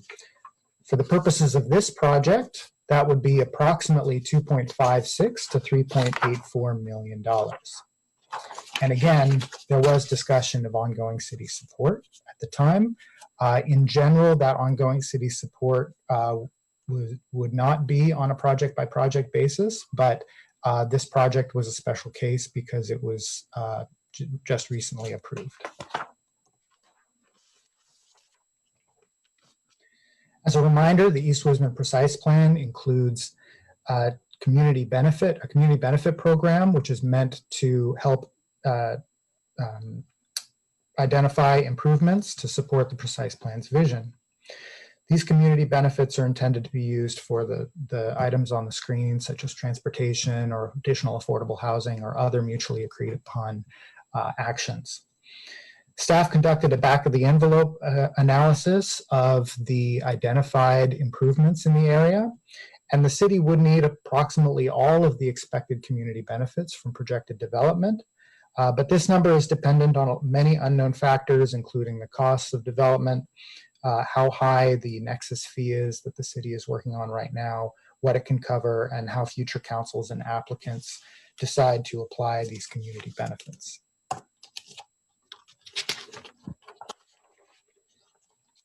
To support council's discussion this evening, staff prepared 2 options for how to consider Summer Hills or the project's community benefit contribution to the schools, considering the Summer Hills previous contribution offers.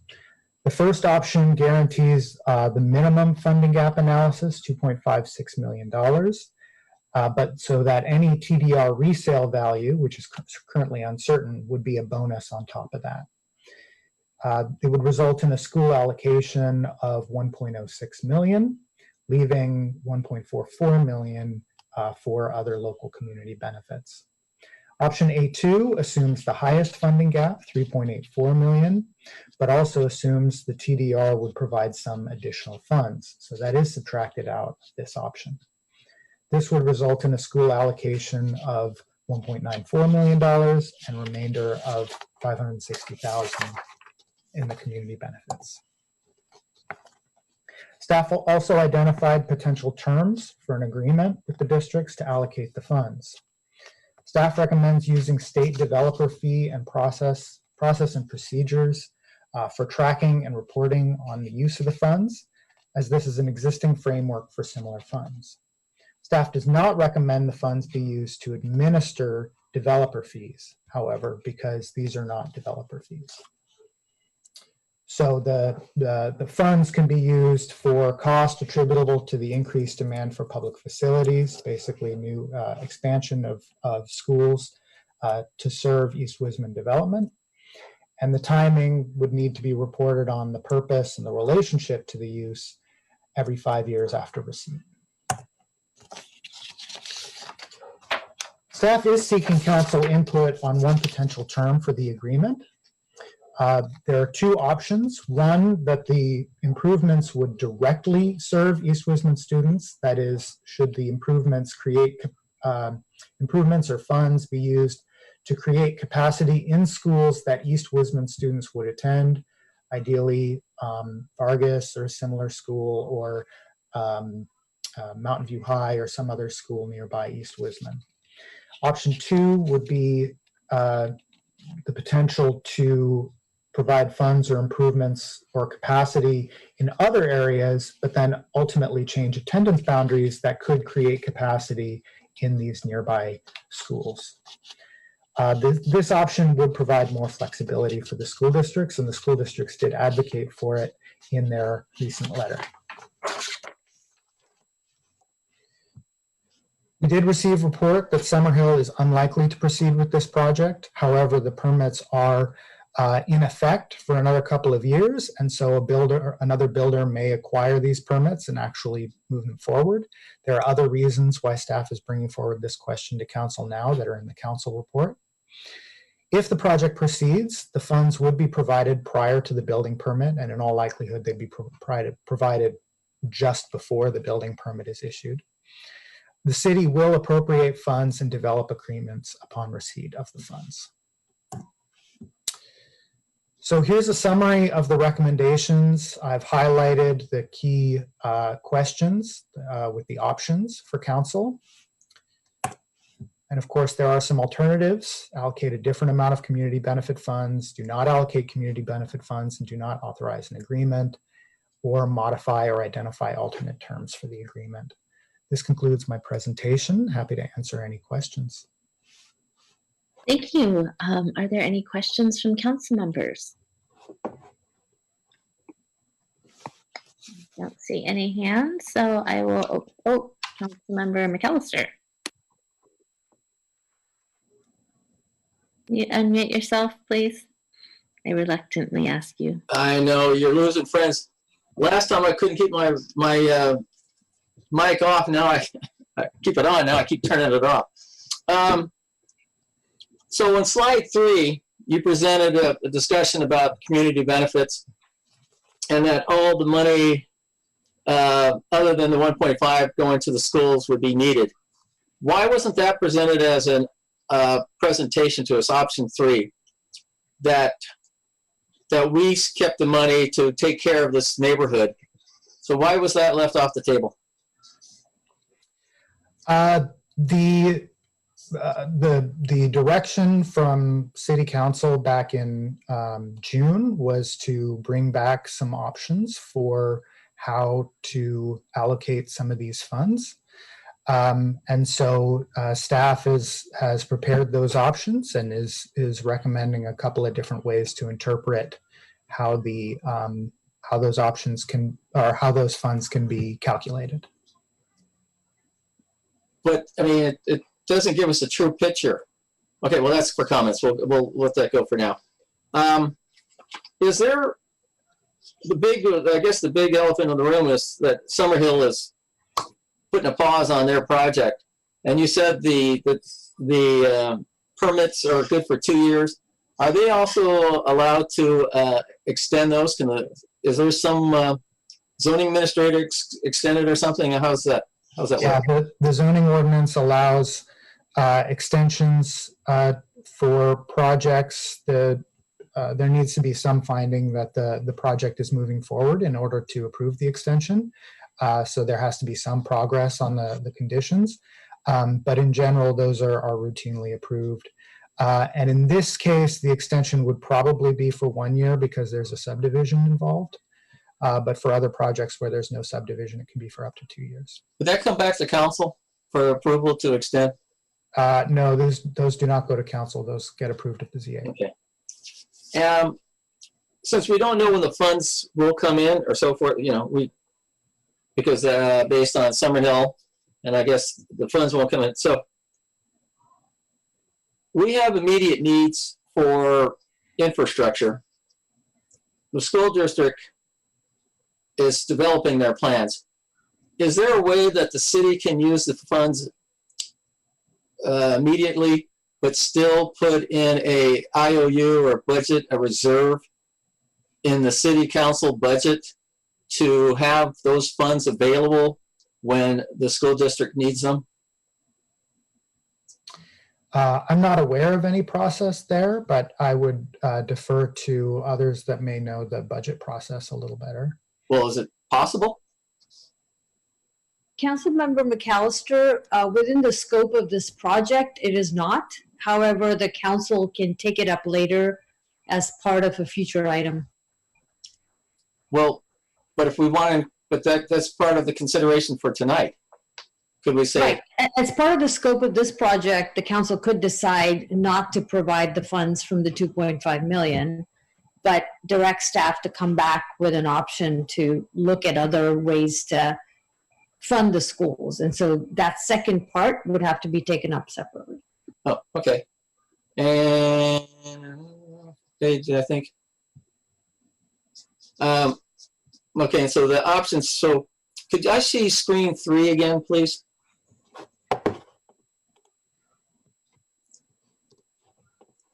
I think it was East Westmont Community Benefits.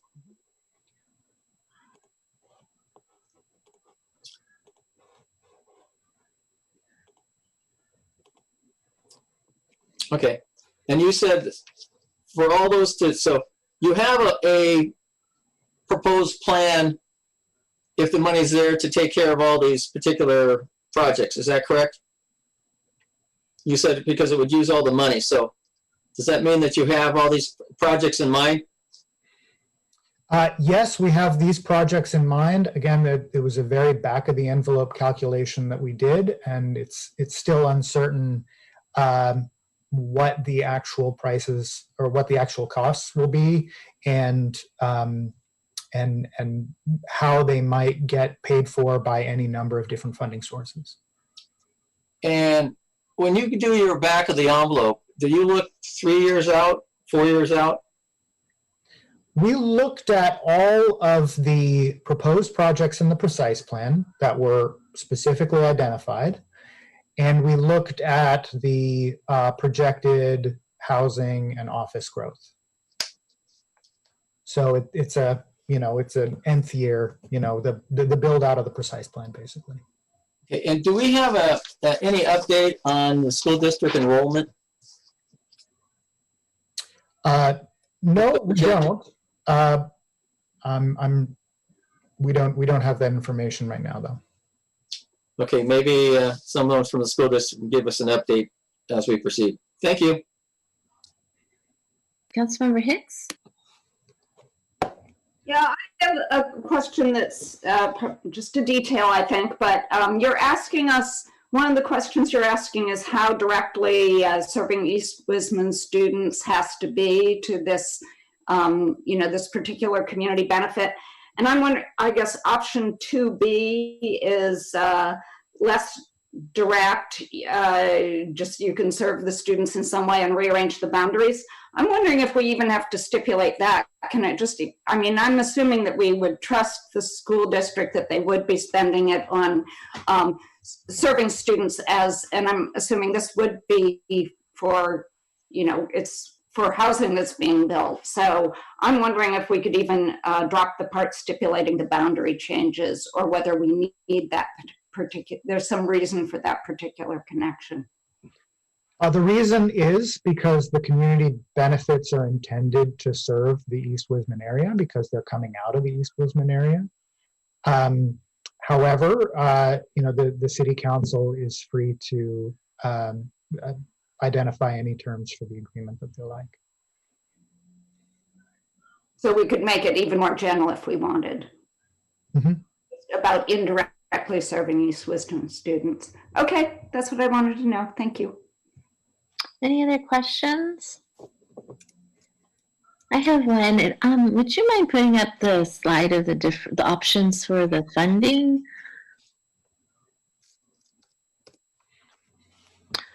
So I guess my specific question had to do with the TDRs. So in light of the notice that we received about Summerhill not continuing with the project, are they still trying to sell the TDRs? What is the status of the TDRs? So whoever acquires the permit also acquires any conditions of approval related to the permit. And so those conditions of approval include stipulations that you buy the TDRs from the Los Altos School District, that you then have the right to sell them, and that if you do sell them, you would donate those funds to the school districts. So all of that is baked into the conditions of approval, and so whoever took the project would take all of that over. And then for option A1, why isn't the TDR resale value included? So because the minimum school strategy is applied in A1, we kind of took the minimum and the maximum school strategy amounts, the 2.56 to 3.84, as bookends, because those were the amounts that were from the funding gap analysis.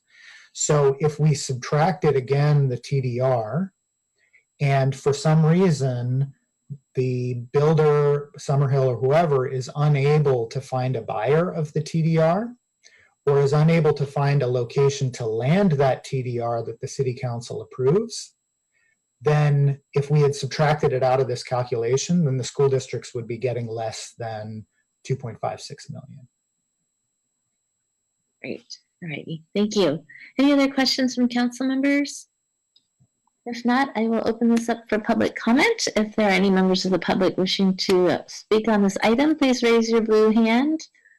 I know there was a question. I don't know if we still have school district representatives. Yes, we do. And there was a question by Councilmember McAllister. If one of you would be able to answer that, that would be great. And let's go with 3 minutes. And we'll start with Laura Blakely. Please unmute yourself. Thank you, Council. I don't have the answer to the question about the enrollment, but my understanding is that those projections still are valid. But I would have to defer to Dr. Rudolph and his staff and have somebody get back to you about that. I did want to say that the district's need for, well, the full 2.3 million is as essential as it always has been. So we would respectfully ask that you allocate the larger option A2 amount. But if you only authorize the lower $1.94 million amount in the hope that the TDR, the $400,000 TDR will come through, I'm confident that our staff can work that out. Regarding option B2 or B1, I'd respectfully ask that B2 be authorized, because that is how the district must use its statutory fees. So basically, if we had to, just using Vargas as an example, if we had to redraw our boundaries and allocate kids that are currently attending one school that's closer to the East Wisman area to a different school, that's the indirect allocation. but we would still need to accommodate those East Westman kids. And so it seems fair and appropriate to allocate it that way, the way that we would use a school developer fees. So I would ask you to approve options A2 and B2. And again, as mentioned earlier, we very much appreciate our partnership with the city. Thank you. Thank you. We'll go to Nellie Meyer, please. Unmute yourself. There we go.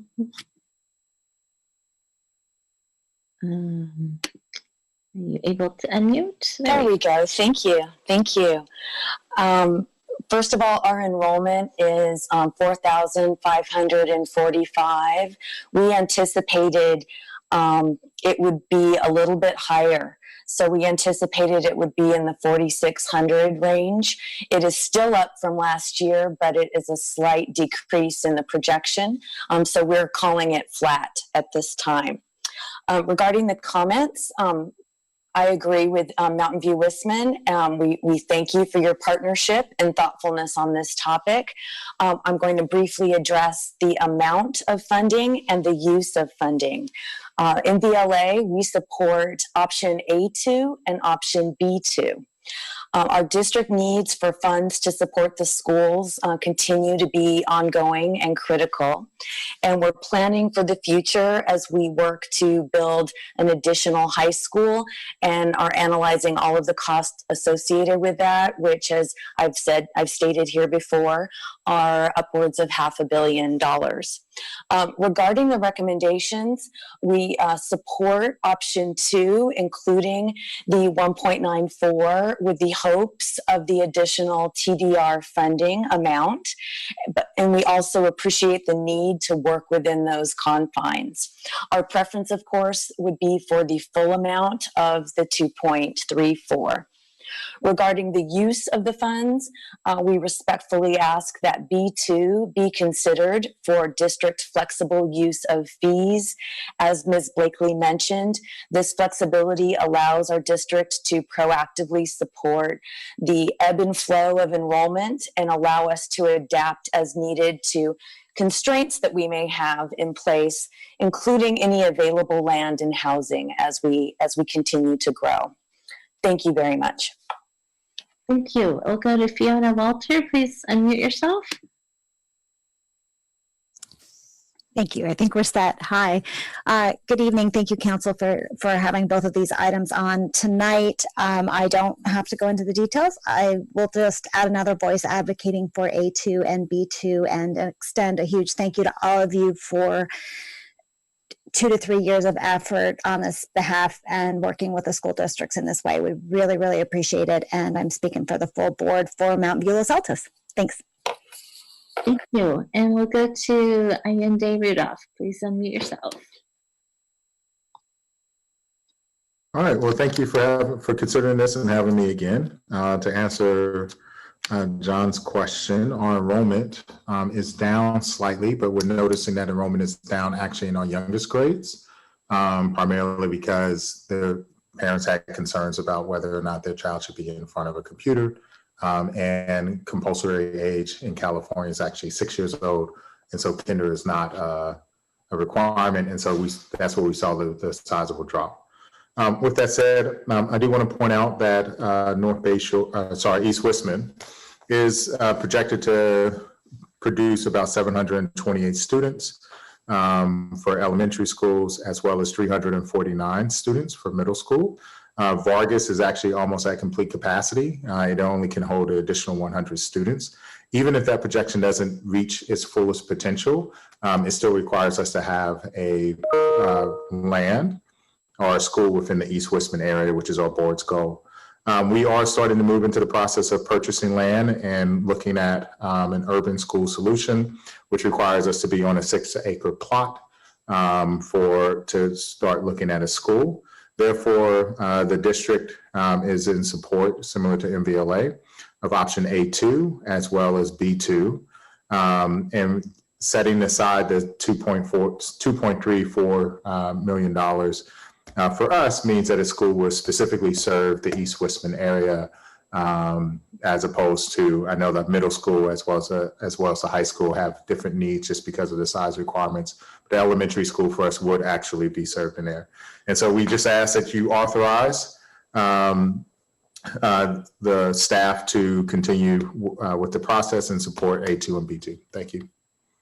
Thank you. Any other members of the public wishing to speak? I don't see any more blue hands and no one on the phone, so I'll close public comment and bring it back to council for deliberation and a motion. Who would like to start? Councilmember Hicks. Okay, I'll start with something short and see what other people think. I am starting with B2. I would be in favor of that to create maximum flexibility for serving East Wisman and other students. And I do have some concerns about the amount in terms of option A1 or A2. I have concerns about funding other amenities in the East Wisman area, the transportation, the small business, the parks, and affordable housing. I'm very committed to funding the schools, but I think that there are other places we can draw some of those funds from. I'm particularly interested in share shoreline funds.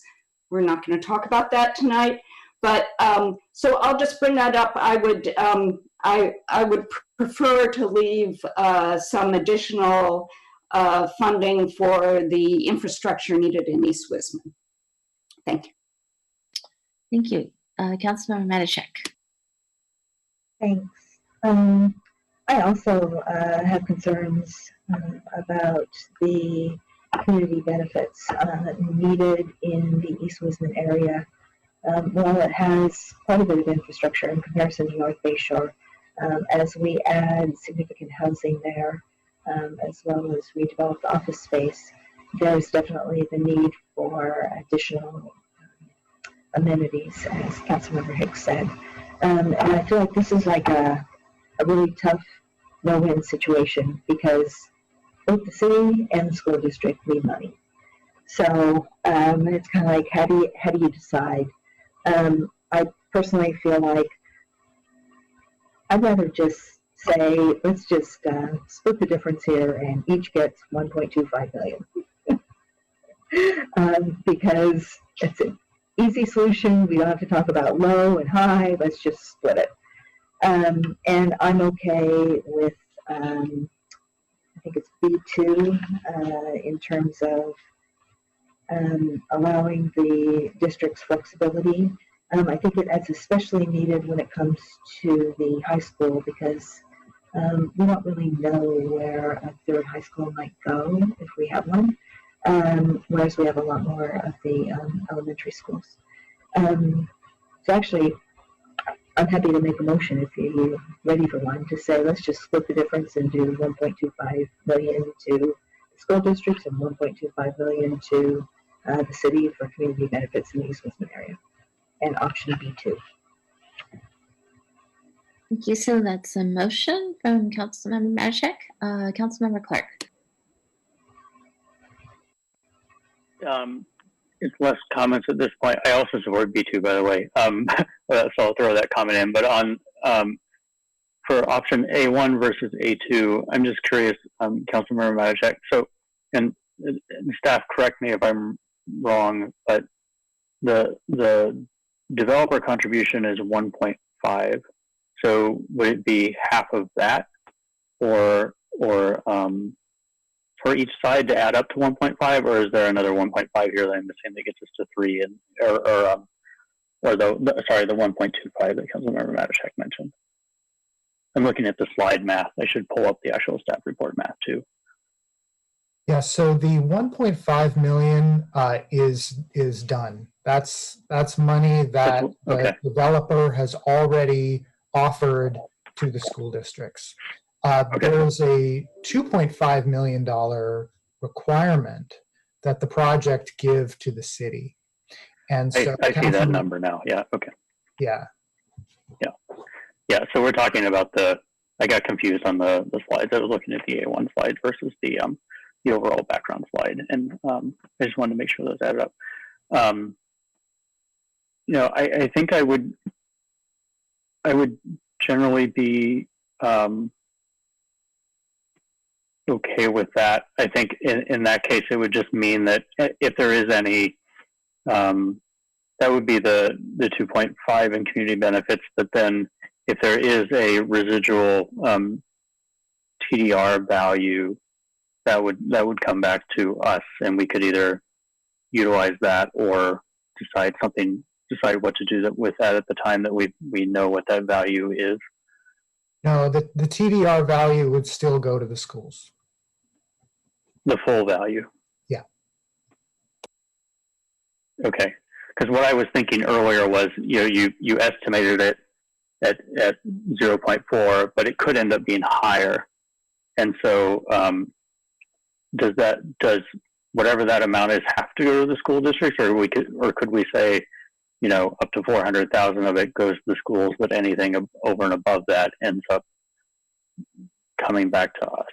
If you wanted to, well, in order to do that, we would need to hold on to the community benefit funds a little bit longer to determine if and when the TDR ever gets sold, right? So if the TDR, if Summerhill's holding on to whoever's building the project is holding on to these TDRs, looking out for a buyer for 3, 4, 5 years, then we wouldn't be able to transact the community benefit funds because we can't go back and change that condition of approval that says they would give the TDR funds. So if you wanted to make the community benefit funds dependent on the TDR value, that could potentially hold up those funds. Creates a big issue. Yeah, I guess what I was getting at the concept of the additional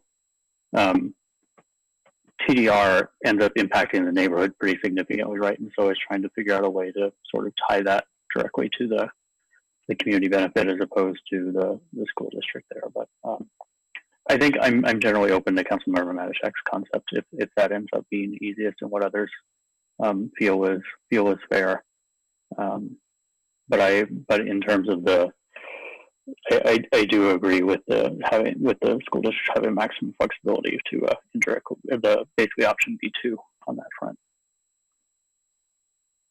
So Councilmember Matichak made a motion. I have not heard a second yet. Is there a second on that? All right, Councilmember McAllister. So let's continue with discussion. Vice Mayor, you're next.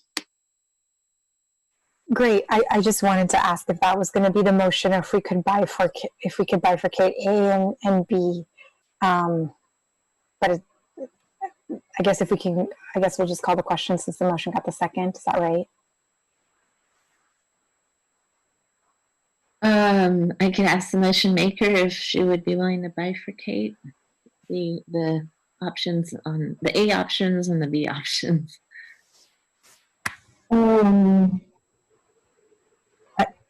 I guess I think it's okay to leave them together. Okay. Okay. So I'll just make my comments then now before we take the vote. So I won't be supporting the motion. I support option A2 and option B2. So since it's a motion as a whole, I just wanted to clarify that I'll be voting no on the entire motion, even though I support B2 since it's tied with option A1. Thank you. Councilmember Ramirez. Thank you, Mayor. I'm really struggling with this. And the primary reason is when I was thinking about this during the staff briefing we were provided, it feels like there's a risk of the East Wisdom community being impacted twice by this. First, through accepting sort of the lion's share of the transfer of development rights from the San Antonio area, where there is no community benefit requirement. The community benefit of those development rights is the creation of a school in the San Antonio area, which has no value to East Wisman. So there's the taking in of all of that development. And then on top of that, a portion of the community benefits from the portion of the development that is subject to it being invested in another neighborhood that gets a new school, where the benefit to East Wisman may be increased capacity. So some additional students could be, accommodated in a school, but East Wisman wouldn't derive the benefit of the, facilities from that new school if it's not within the area. And correspondingly, because as I think has been pointed out, that it's a zero-sum game, we'd have less revenue to invest in a lot of the infrastructure that was mentioned earlier. So I feel very concerned about making what I feel is like a commitment to East Wisman, and that if you're going to take in all of this development, that you have at least the reinvestment of the community benefit funding, right, for the purpose of creating new infrastructure and additional open space, affordable housing, the things that we were hoping to invest. If we reduce that, if we reduce the community benefit obligation that's invested there, then it feels like we're not really fulfilling the bargain that we've made. So what I was hoping could come out of this is it sounds like the council generally is comfortable with B2, and I understand why. I don't have a problem with sharing more of the money as long as there's the assurance that that money is going to directly benefit East Wisman. Right? I would rather have the geographic constraints and give the districts more money, knowing that a new school will be built there, and you could have the shared facilities, open space, and that kind of thing, or maybe the creation of a school could also include some of the other infrastructure that we were hoping to provide. If it could be reinvested in transportation safety to help get kids to that school, that strikes me as sort of the win-win, where at the very least, the school district gets a new school, the neighborhood gets the additional infrastructure and new public amenities and facilities, and we could sort of make everybody as whole as possible. So I want to hear what everybody has to say. I don't know how to vote on this motion. I think the funding. I think splitting the difference I can understand, because the desire is to balance the needs of the school district with the needs of the East Wisman area. But I feel more set on the geographic restriction, or at least we're guaranteeing the investment in the East Wisman area. I don't know how I'm going to vote yet, but I hope there could be some additional discussion on this. Thank you. Thank you. Councilmember McAllister? Hey, I turned my mute off this time. Hey, a question for Councilmember Ramirez. When you said geographic distribution, are you talking about the neighborhood? I mean, when you said the geographic distribution of the money, so could you explain that a little bit for me? Sure. No, I have greater comfort with, I think it's option B1, where we say that the money has to be invested within a boundary that has a clear nexus to East Wisman. So you couldn't, for instance, build a new school in Mauna Loma, which would have the impact of, depending on how you draw the boundaries, it may create capacity that would help accommodate the new students that we'll see in East Wisman, but the school will be located very far away from East Wisman. So the residents that will be, in the new housing will have no access or will have no benefit from the new facility that we're creating. I would rather see new facilities that have a direct benefit to East Wisman residents. Okay, so does that help? Yeah. Okay, so you were just referencing the money for the school districts, not the other community benefits for the East Wisman neighborhood. I think it becomes less of a zero-sum game if the money is invested in East Wisman. So even if you give 100% of the money to the school districts, if the facilities that we're creating are close to the neighborhood where the residents there can access the open space, or if we can also use that money, for instance, to help improve the transportation infrastructure to get the kids to the schools. I feel like that's the win-win. It may be very challenging logistically, so I would defer to staff on whether that's even feasible. But I like that as a solution where everybody can get something that, you know, the community benefits achieves the intent, you know, when we approve the precise plan. Okay. Well, okay, thank you. That was helpful. My comments are, East Wisman neighborhood has been clamoring, begging, requesting that the city spend money in their neighborhood to make it more viable, more financially desirable, and bring that neighborhood into part of the city. So they're sort of a little bit isolated. I went to dinner over at a restaurant over next to Carl's, and it was a restaurant that had been there for 24 years. It was a Asian spicy chicken sort of place. And we showed up and says, well, what's on the menu? So, well, this is our very limited items. Chris, you might know about the place. They said, no, this is our limit. We are closing tonight. After 24 years, we can no longer stay in business. And I'm going, whoa. And here is an area, East Wisman, that's struggling. And yet this business, their rent went from $2,000 to $8,000, all kinds of things. So there's another blow to this particular neighborhood. And I like Councilmember Matichak Solomon approach. It's better that everybody gets something. Everybody gets more than what they expected.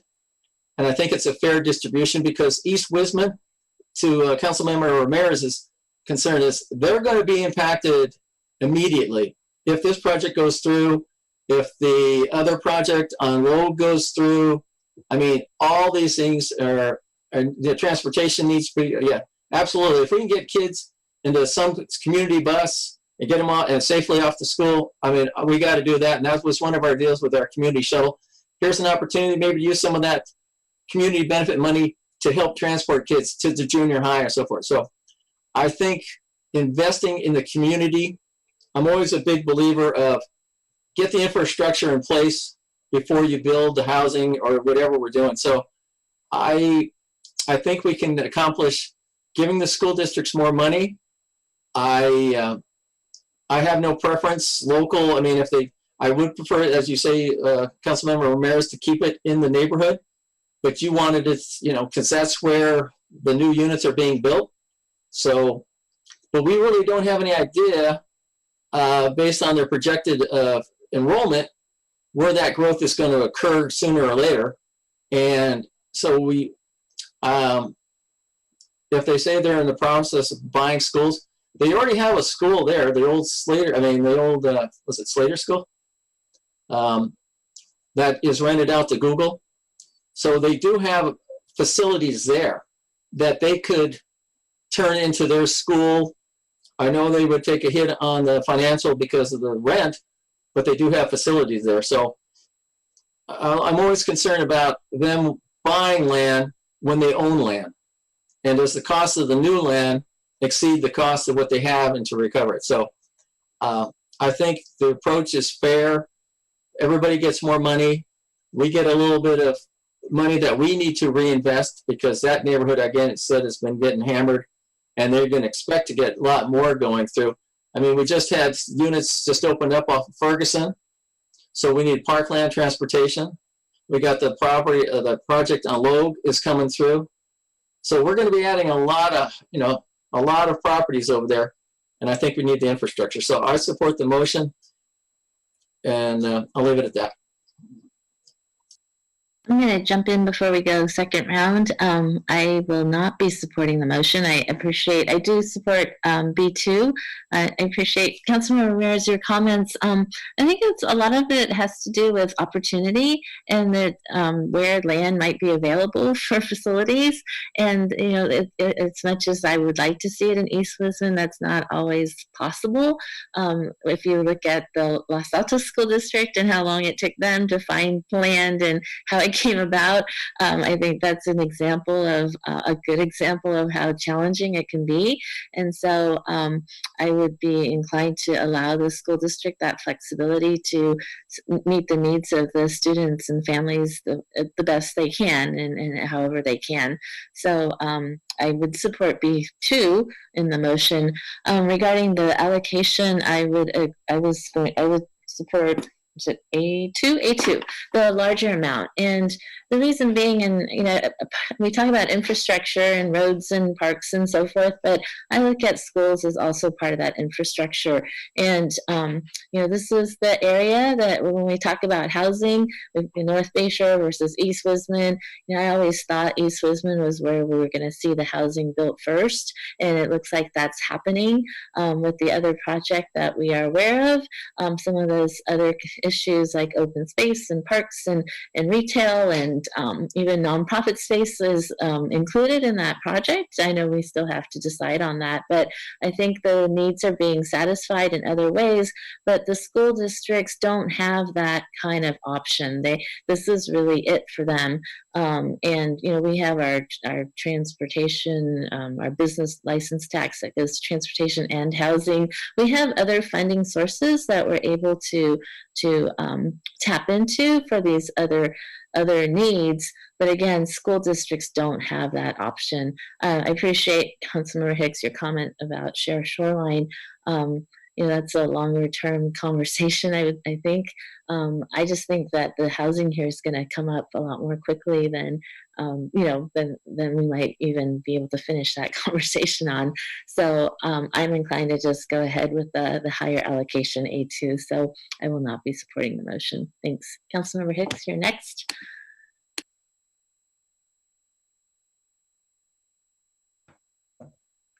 There, got the button.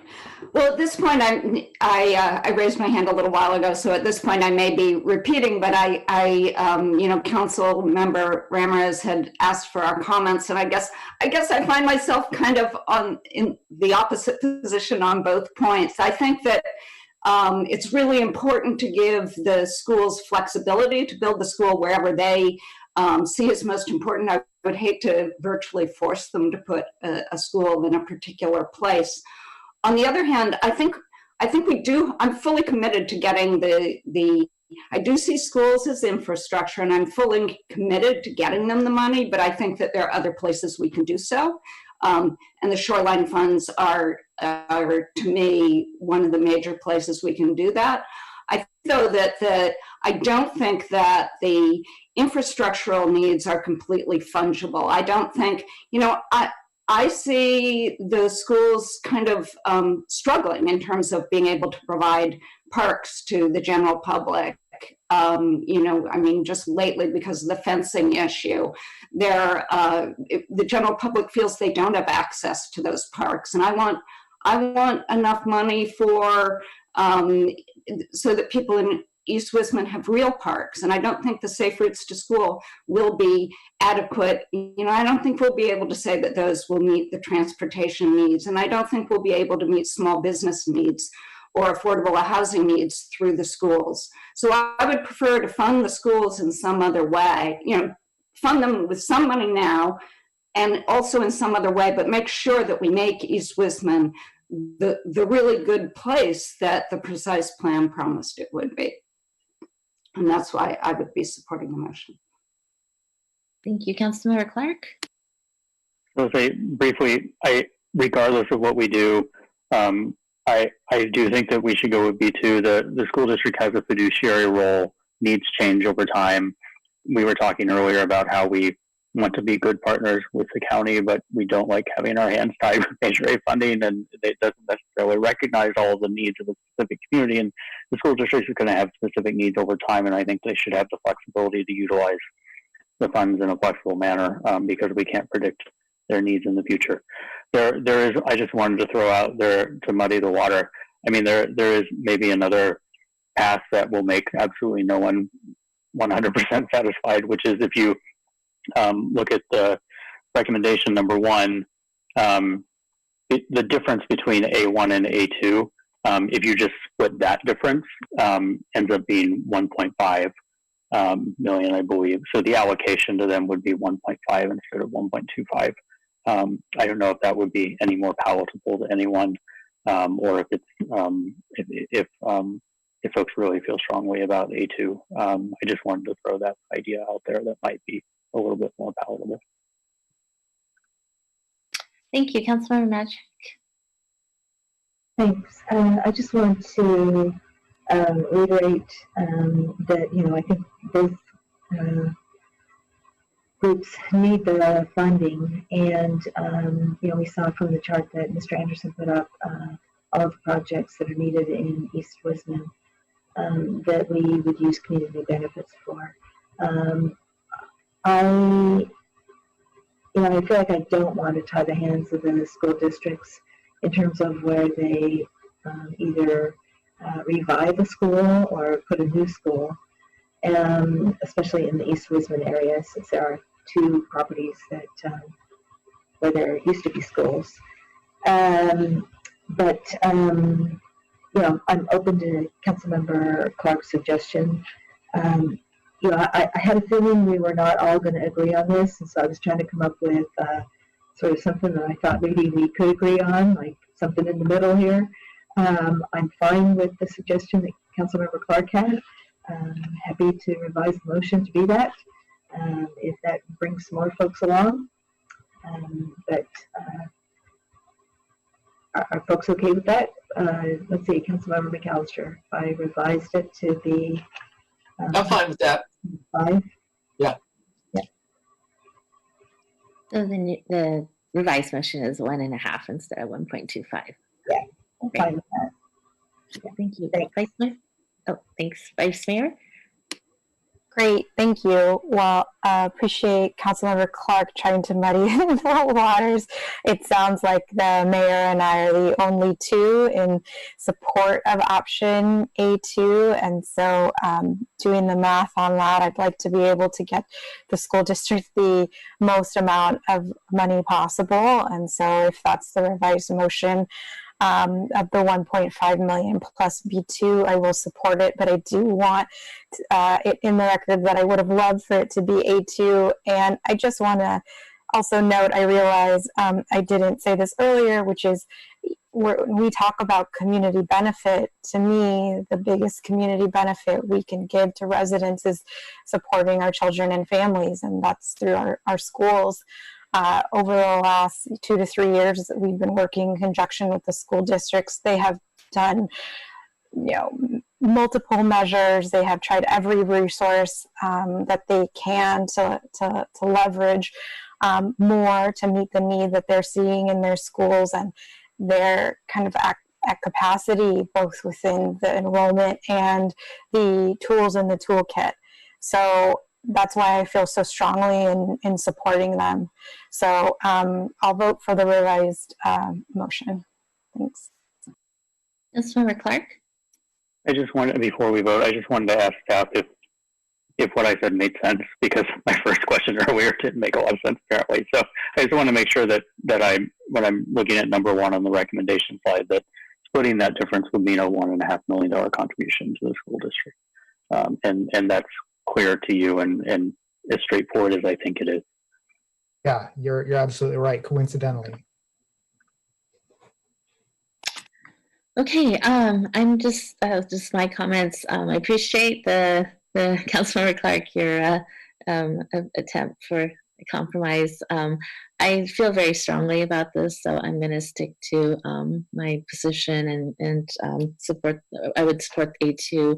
I think Councilor Ramirez reminded me about how this came about, and I feel that we've bent over backwards for Los Altos School District to help them build a school, and there was if you want to call it a burden, has landed on this part of town, and our Mountain View Wisman School District now has to carry the load.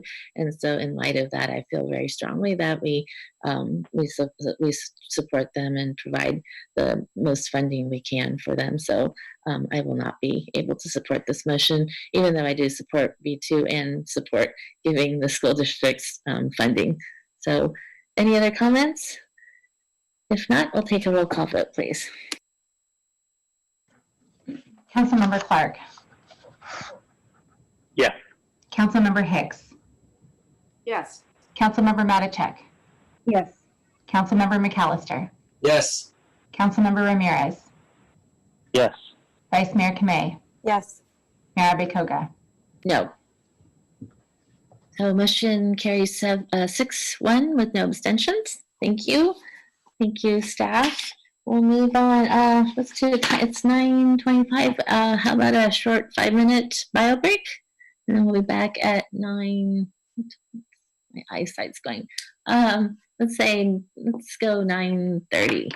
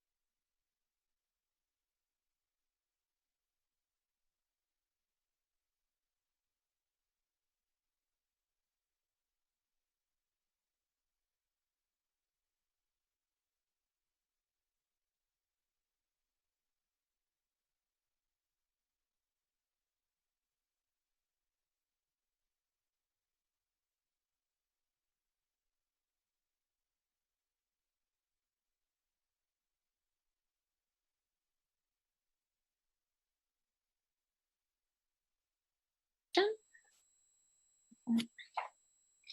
Yes. All right. 8.1 is the R3 zoning district update, and we have a staff presentation by our advanced planning manager, Martin Alkire. Welcome, Martin. Good evening, Mayor and Council. Again, Martin Alkire, Community Development. I'll be presenting tonight's item along with Arti Srivastava. And also with us tonight are Stefan Pellegrini and Tony Perez from Opticos, who are our main consultants on this project. I'll be presenting on the first two bullet points there, just very high level, and then we'll follow up with a presentation from our consultant team on form-based codes. Just as a reminder, on the screen is the City Council's goal for this project. Again, we are reviewing and proposing revisions to the R3 zone standards that consider form-based zoning with the purpose of incentivizing stacked flats and updating our row house guidelines. As a brief overview of the R3, on the screen is a map of the R3 zones shown in orange, again scattered throughout the center of the city. And in these zones, there is quite a lot of residential variety, as Council is aware, spanning from single-family homes, duplexes, and both small and larger apartment complexes. You see the number of parcels and units in the zone on the screen there. And note that these do not include condo projects, since they would be much more difficult to redevelop due to the ownership patterns there. Just want to touch on, at a high level, some of the key findings the team has come up with to date. The first point is the R3 zone regulates diverse developments in many contexts.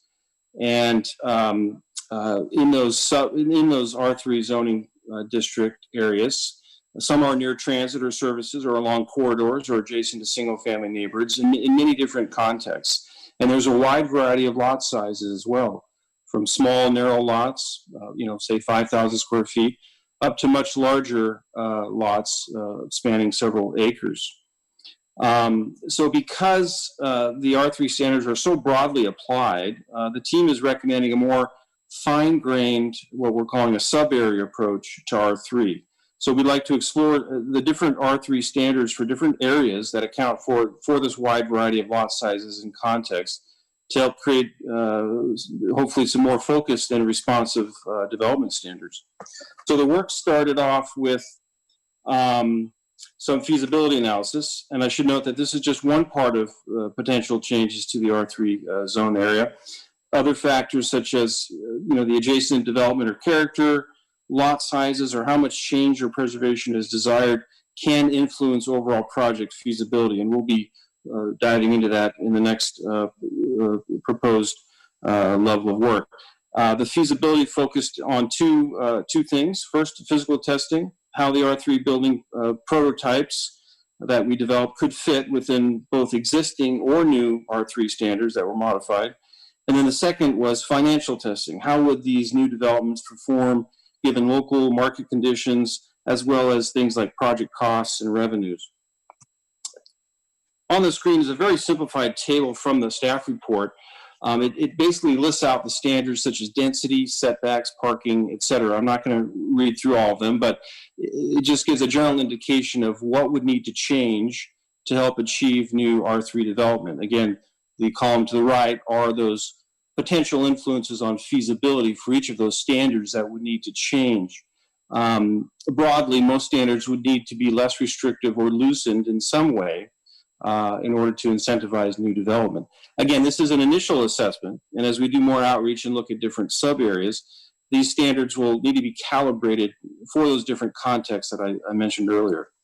So the R3 team wanted to update Council on the project status before moving ahead with public outreach. Details of the outreach are listed in the staff report, but basically we are proposing to include information on form-based codes, which is why we also will be hearing a brief presentation from Opticos tonight. And on the screen lists those upcoming Zoom meeting dates and high-level topics we'll be discussing with the community. Community meeting number 1, October 26th, and meeting number 2 on November 16th. The slide here just lists out those key next steps in the process. Again, following the community outreach, we'll be working with the team to refine the draft R3 standards, and then we'll be bringing that information forward to EPC and City Council in winter 2021, where we will also be starting the CEQA work, and then hope to wrap up the adoption hearings for the project in late 2021. So again, here's just the broad question from the staff report that we have tonight. Just any council comments on the initial findings or the proposed outreach strategy. And at this point, that concludes my presentation. And perhaps Mayor or RT, if at this point we'd like to pause and perhaps turn it over to Stefan Pellegrini of Opticos, who will provide an overview of form-based codes. And Lisa, I'm not sure if you can switch him on at this point. Yes, they're both on the panel. Thank you.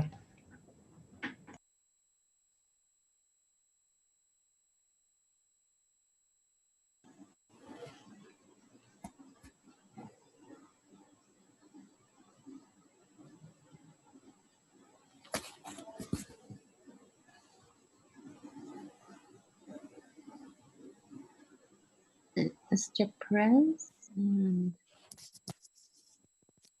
Mr. Pellegrini. You are both co-hosts, so please, hopefully you can share your screen if you need. There we go. Great. Thank you very much, Mayor Abikoga, and thank you to Martin. I have a very brief presentation on form-based codes, which I'll share. It will take about 5 minutes, and then I'd be happy to support Martin and RT in answering any questions that you might have on the project to date.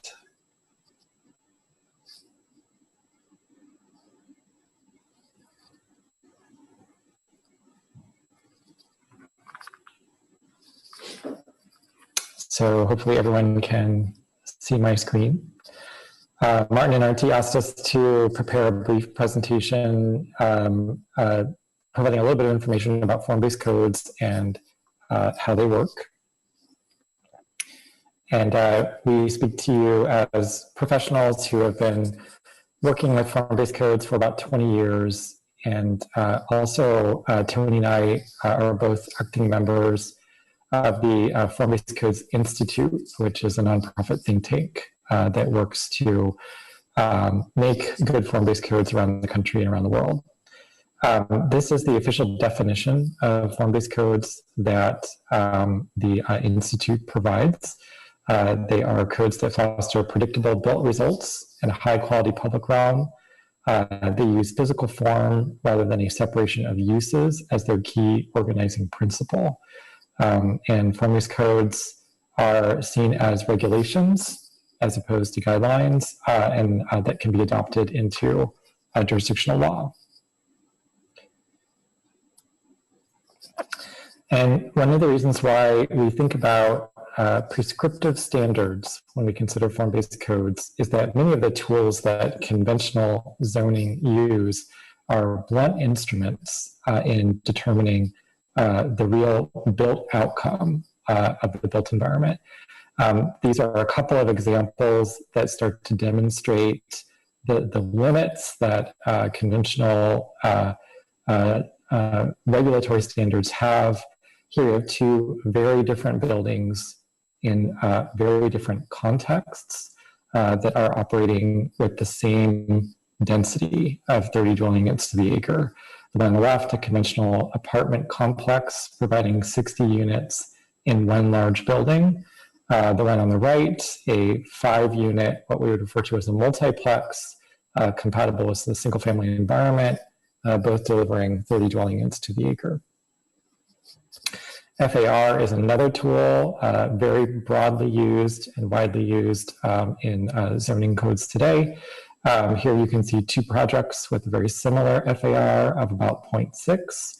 The project on the left has 2 units within a 2-story building. The project on the right is a 24-unit apartment building with 3 stories, both of the same FAR. So when we think about form-based codes, the work that we'll be doing in Mountain View will try to emphasize the following principles. Martin spoke a lot about the context that R3 is operating in a lot of different environments in the city, and it's being asked to do a lot of different things. So it'll be important to consider rules that understand that building form can be important in sort of providing an acceptable and a reasonable context. We also have an opportunity to emphasize a mix of housing types. We know that there's opportunities to promote the construction of new units that are in various stacked flat configurations, and we'll be looking at opportunities to do that. We also have an opportunity for design standards to pay attention to streetscape, design, the role of both private frontage, how buildings orient to the street, and public frontage, how they actually might help to improve the sidewalk and pedestrian environments within neighborhoods. We'll be looking at standards that will work to provide acceptable context, as I mentioned. And we hope that this work can be sort of informed and vetted by input and conversations that we have with the community and with stakeholders.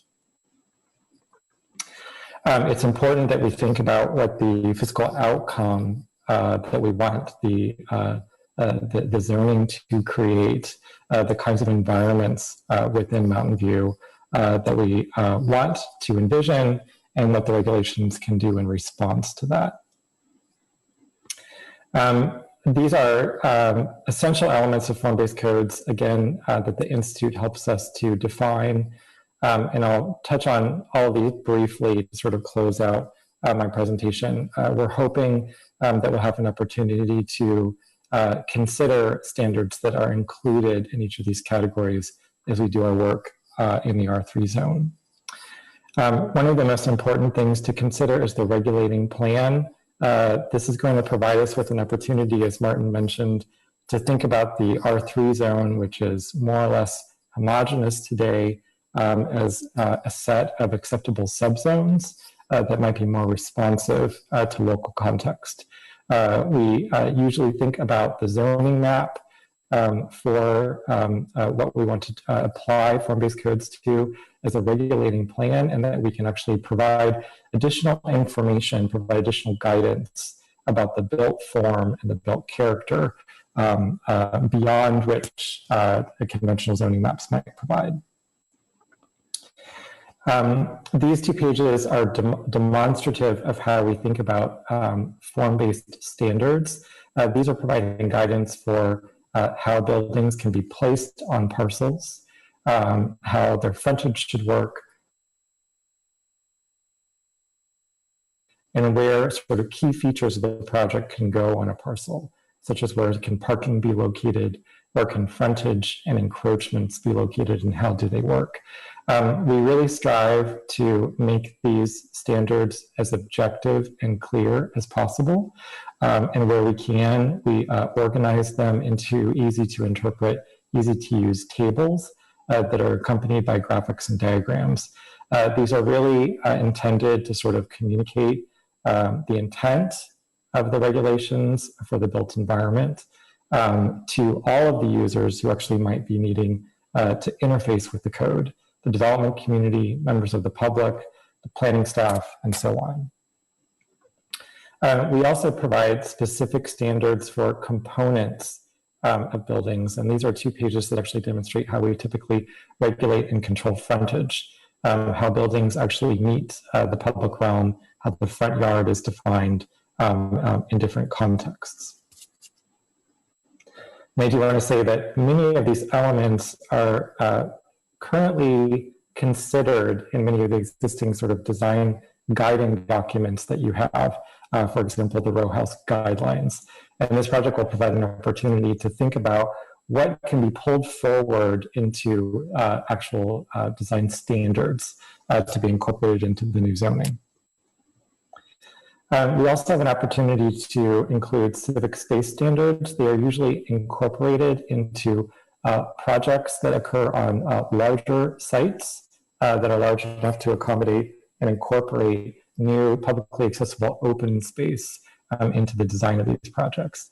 We can provide specific standards for these spaces and how they actually might be organized and included in larger projects.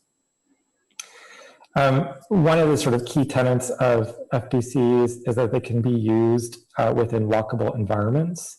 This means that they can actually be applied to existing walkable neighborhoods. We use the term neighborhoods that have good bones, that are already within an area of high connectivity with a connected network of streets and blocks and a pedestrian orientation to development.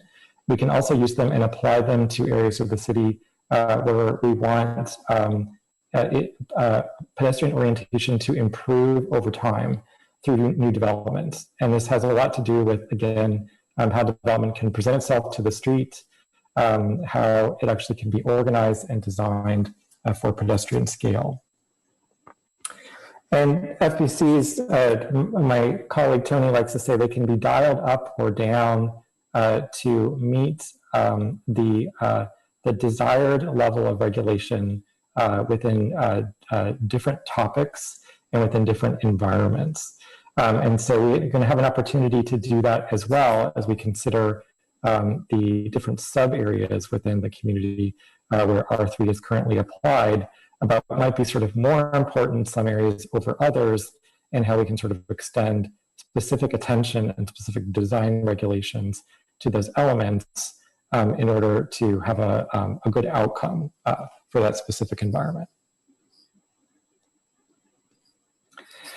As I mentioned before, Mountain View has a lot of experience with a form-based approach, particularly within the context of many of the precise and specific plans that have been adopted over the years. There are also regulatory elements which are embedded within many of the city's design guiding documents, which have an opportunity to be pulled forward into the R3 context. So I appreciate your time tonight and look forward to speaking with all of you about this project in the coming months. Thank you, Mr. Pellegrini. Is that the conclusion, Mr. Alkire, of your presentation? Okay, great.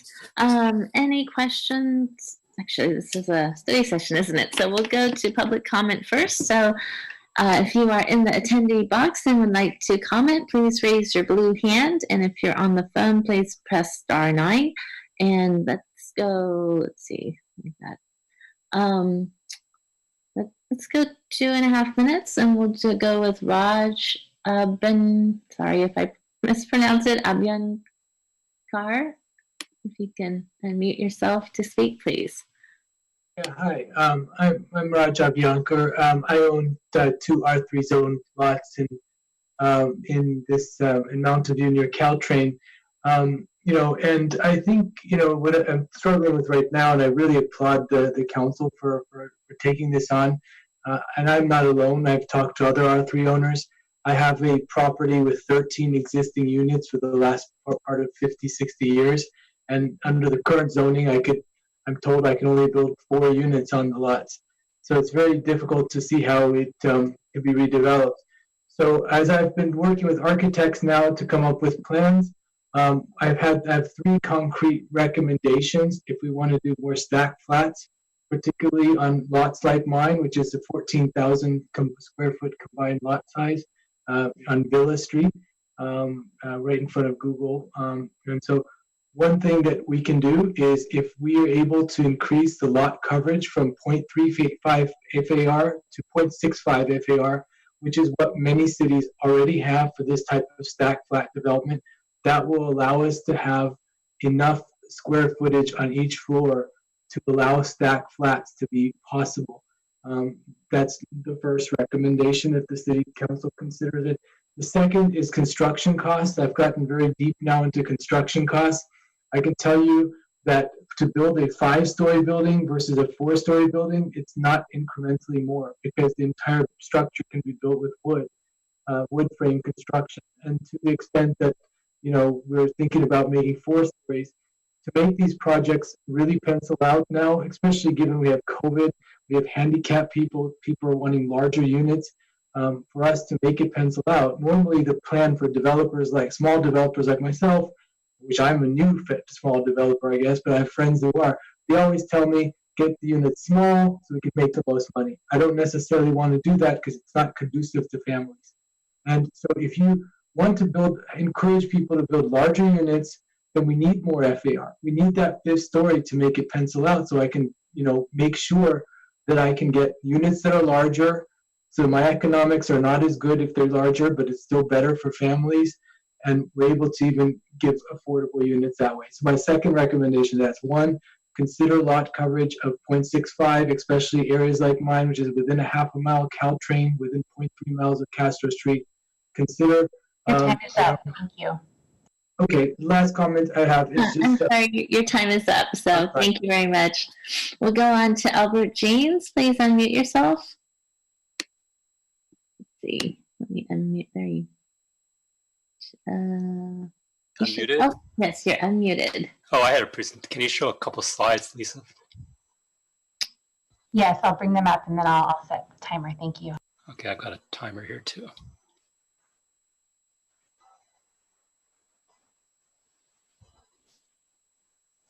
Okay, yeah, Albert Jeans again. Turns out I've spent the last few days walking through precinct 3492, which is probably a very typical R3 zone. It's the first time, even though I live in Sterling Estates, which isn't that far away, it was really instructive to go through there. There's huge variety of housing and buildings, and it just struck me that, you really need better zoning for this kind of area, especially since a couple of really big redevelopment projects are going on there on Rock Street. By the way, yeah, this is Rock Street in Sierra Vista, that area. Next slide, please. I saw some really nice older buildings. This is part of a large complex. I think that they're condos on Middlefield and Rengstorff and Rock. It's even though it's 3 stories, it doesn't look like it at all. It looks like you're in the middle of a forest. And you contrast this with the next slide, please. This is Reflection Circle. It's a typical kind of a row house, I guess, development. And it's just, there's not much room for vegetation. Everything looks the same. It's very dull. Actually, off to the upper right, you can see the other place. Next slide, please. And then we have tons of these row houses there, and they're really ugly. And then, part of the thing on table 1 of the staff report, the consultant makes various recommendations to how you could make the things more feasible. And of course, it's all making it more dense, more tall. And, all that, I think, we have to consider quality of life. Yeah, we want to build as much housing as we can, but we don't want to put people in, what they used to refer to in Japan as rabbit hutches. And, I hate to see more of this kind of stuff going in. And if they decrease parking, well, I had a hard time parking in some of these places to find some place to park so I can then walk around. And if you decrease the parking, it's just going to overflow onto the streets, and it's going to, again, ruin people's quality of life. So anyways, I look forward to participating in the community workshops on this R3 zoning. And I hope people will really think about, what are we trying to build here in Mountain View? Do we really want to build an environment that will last, 50, 60 years and it'll still look even great back at that time? Well, thank you very much. Thank you. David Watson, please unmute yourself to speak. Hi, I'm David. I'm a member of Mountain View YIMBY. I've got a whole comment here, but before I was going to get into that, I think I may have lived in some of the homes that Albert just pointed to as being rabbit hutches, I believe. I'm not sure what he's getting at there. I think my quality of life there was terrific. I had probably the shortest commute of anyone I knew at my office, and I think that I have a lot of friends who sat in their cars 45 minutes a day each way at a minimum, and I think that calling that a improvement to quality of life over a townhouse that is a 20-minute walk from work is wild. So there's that. But into my actual comment, which is, as Mountain View YIMBY said in our letter, we're excited about form-based zoning. We really like that it clearly lays out the physical properties of buildings that the community is interested in, so developers can understand what the city wants from buildings in terms of what they look like. We think that's a really terrific way to do things, rather than worrying about exactly what the family dynamics within a building are. Further, as we mentioned in our letter, we recommend removing density limits and focusing on the physical properties of the buildings. Probably again to allow more people to fit into close to where they work. We also would recommend increasing height limits where possible. Finally, it's a sort of a design element that we're kind of interested in, that we think is kind of neat, is architectural arcades. We mentioned them in our letter with examples, pictures, if you want to look at those. But we think it's a really great way to improve pedestrian experience and walkability in our city. It's something that was actually previously mentioned in the visioning process for Terabella. It was just there's one of the slides, I believe, from staff that was presented to the public back then, was as just an offhand option for something that might be cool, was these arcades. And we think it's one thing that maybe you could consider as a form to offer for development, because again, we think it makes for a nice pedestrian experience. And it also really makes for distinctive looking, interesting buildings that is kind of fun. So that's it for us. Thank you very much. Thank you. We'll go to Adam Klett. Please unmute yourself. Good evening, Council. Yeah, I just wanted to say thank you for looking at this district for zoning codes. I also think that this is a great place to be looking in the city to add density. So my wife and I own a small lot in the R3 district currently.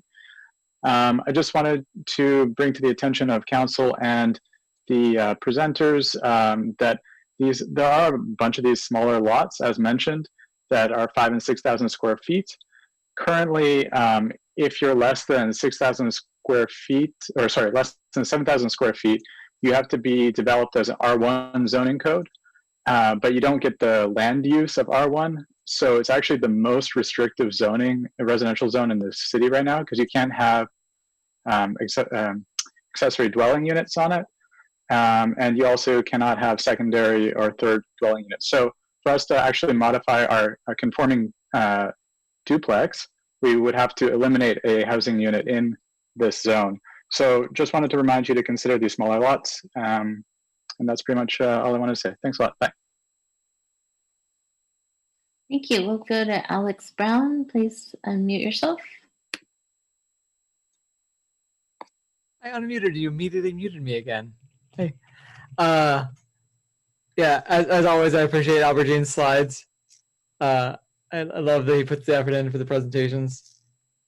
I don't always agree with his view of the source of the problems, but communication's great. I'm all for form-based codes and making it better to develop more housing and nicer buildings in the city. I just want the form to be not rectangles with other rectangles slightly raised from the facades, because that's what every new building looks like, and it's hideous. And I want more interesting buildings. So can the form just be new, just nice looking, but like weird, a little fun, quirky, keep it interesting. I don't like rectangles on rectangles on rectangles. Thanks. Thank you. Anyone else wishing to speak? I don't see any more blue hands, so I will close public comment and bring it back to Council for comments. So no action on this item. Is it just comments that you are looking for, Mr. Alkire? Great. Councilman Ramirez? Thank you, Mayor. I didn't see any hands in the queue. I don't have any questions, if that's okay. That's fine. Yes, please proceed. Thank you. I don't have a tremendous amount to say. I feel like as a check-in, this was helpful just to give us an understanding of what you're evaluating. I support the direction that staff is going in. I really appreciated the presentation from the consultant, since I think it does a good job showing what I think we're all trying to achieve, right? Which is well-designed development. And reading through the questions submitted in advance of the meeting, somebody asked, what is our goal? And I think that's exactly the right question to ask. What are we trying to achieve? And in my mind, I think what we're trying to achieve is just knowing that there's incredible redevelopment pressure for properties zoned R3. We've seen a number of them, and they've all been fairly similar, right? A lot of them have resulted in a net reduction in units. We've seen displacement of existing people. I think, Mr. Jeans had a very compelling presentation in showing there's a lot of sort of sameness that plagues a lot of the newer development. I don't think that the existing code is achieving our community goals. And so I think the objective is in updating this particular zoning district in particular, it's, what do we want the outcome to be, right? What should the projects look like, and what other community goals can we help achieve? And so the direction provided or that we've seen in the presentation, I think is the right way to go. I would say, the development standards that we've used haven't helped us, move in the direction that I think we'd like to move as a city. I don't see a lot of need for a density limitation or an FAR limitation if it doesn't result in superior development. And I would rather focus on the things that people actually notice when they walk by a building, right? They notice the height. They notice setbacks, right? They notice tree canopy. So I think those are much more meaningful development standards. And also I think as Mr. Jeans pointed out, retaining development standards that have that mitigate impacts, right? So I don't think we're talking about eliminating parking, for instance, but retaining that as a development standard that helps mitigate an impact of new development. So that seems reasonable. But by and large, moving in a direction where we're talking about what is it that we want the buildings to look like, how do they integrate in existing neighborhoods and look pleasant, are pleasant places to live. I think that's what we should strive to achieve. I think the only question I'm sort of thinking about is, we have the development standards that exist now, and I can't imagine that those are the only development standards that could possibly exist. Is it reasonable to look at something like tree canopy as a development standard, or what are other kinds of things that we should think about? Instead of just the ones that currently exist that have these numbers that really don't tell us what the product is going to look like. Is that a reasonable question?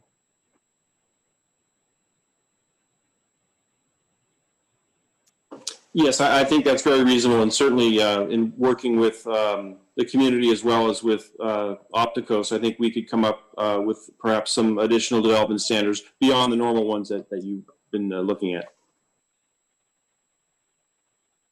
Okay, I think that's all. Thank you very much. Great, thank you. Councilmember Hicks?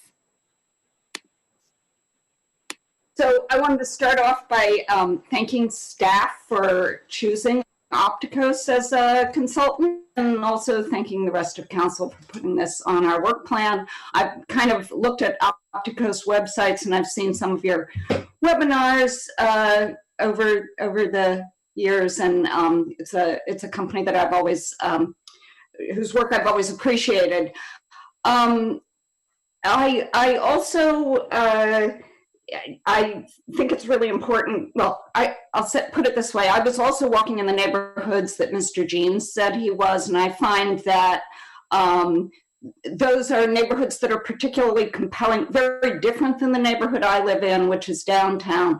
They're particularly challenging in terms of walking around, and also the public space seems to be lacking. And I think this is one of the things that we can get from a form-based code, you know, better public spaces and more pleasant places to walk around. So that's those are some of the things. I like also your emphasis on the public realm. So those are that, plus the possibility of adding additional units are the things that I appreciate about this work. My questions are, I'm wondering if you can give me a little more information on, well, no, I'll ask this question first. How do you, it seems like when you're trying to fit more units into into a particular form, the incentive is to do smaller units. And I'm wondering, since as somebody mentioned before, particularly with COVID, there's really a need for more family units in Mountain View, and people are not really appreciating particularly tiny units right now. So is there anything you do to make sure that the size of the units are fitting the need in the place that you're working? Maybe I'll defer that to Stefan or Tony in your experience working with form-based codes.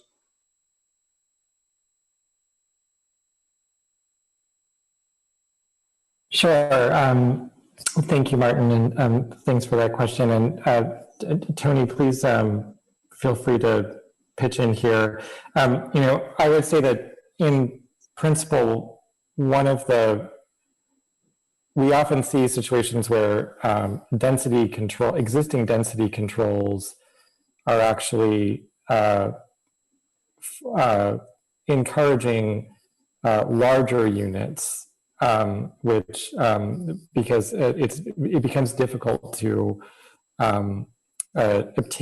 reach the zoning envelope. The sort of the limiting factor in the zoning envelope is often the density factor. So for one, it actually is possible to achieve denser buildings that actually have a smaller or a more compact zoning envelope.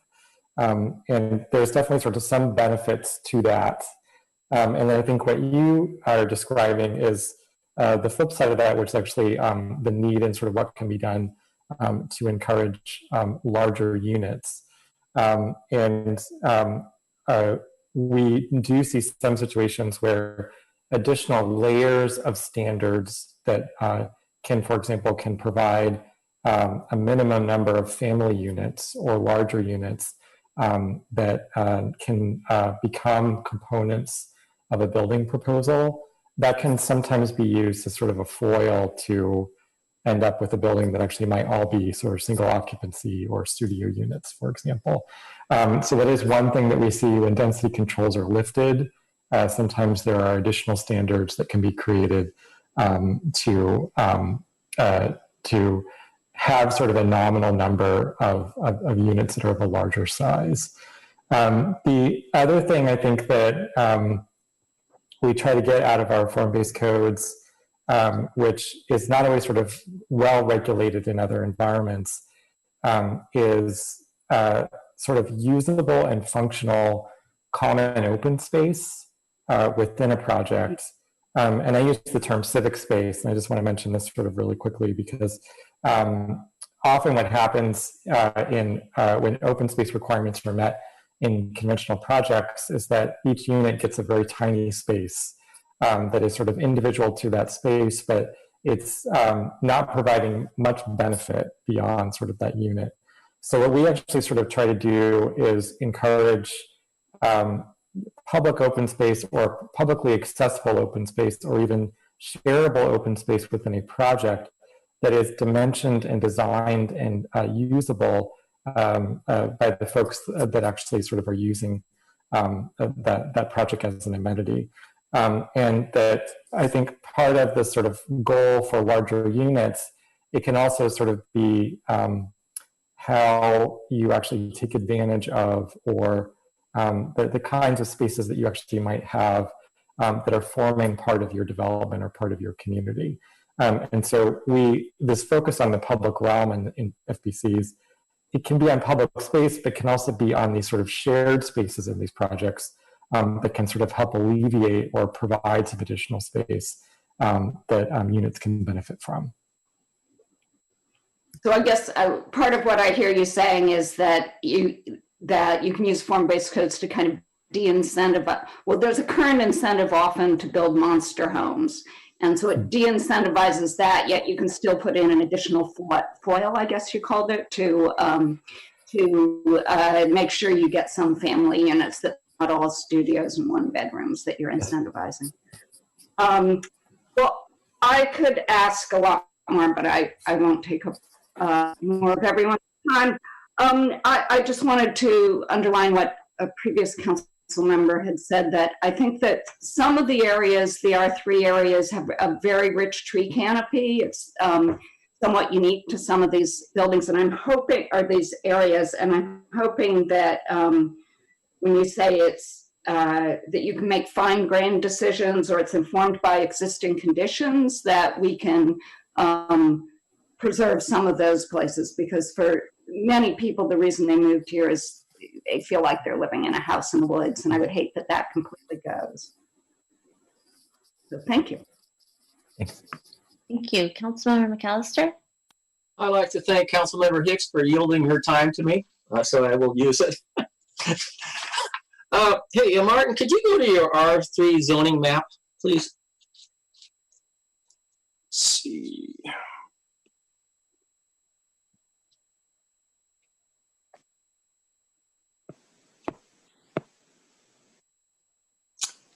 Can see that.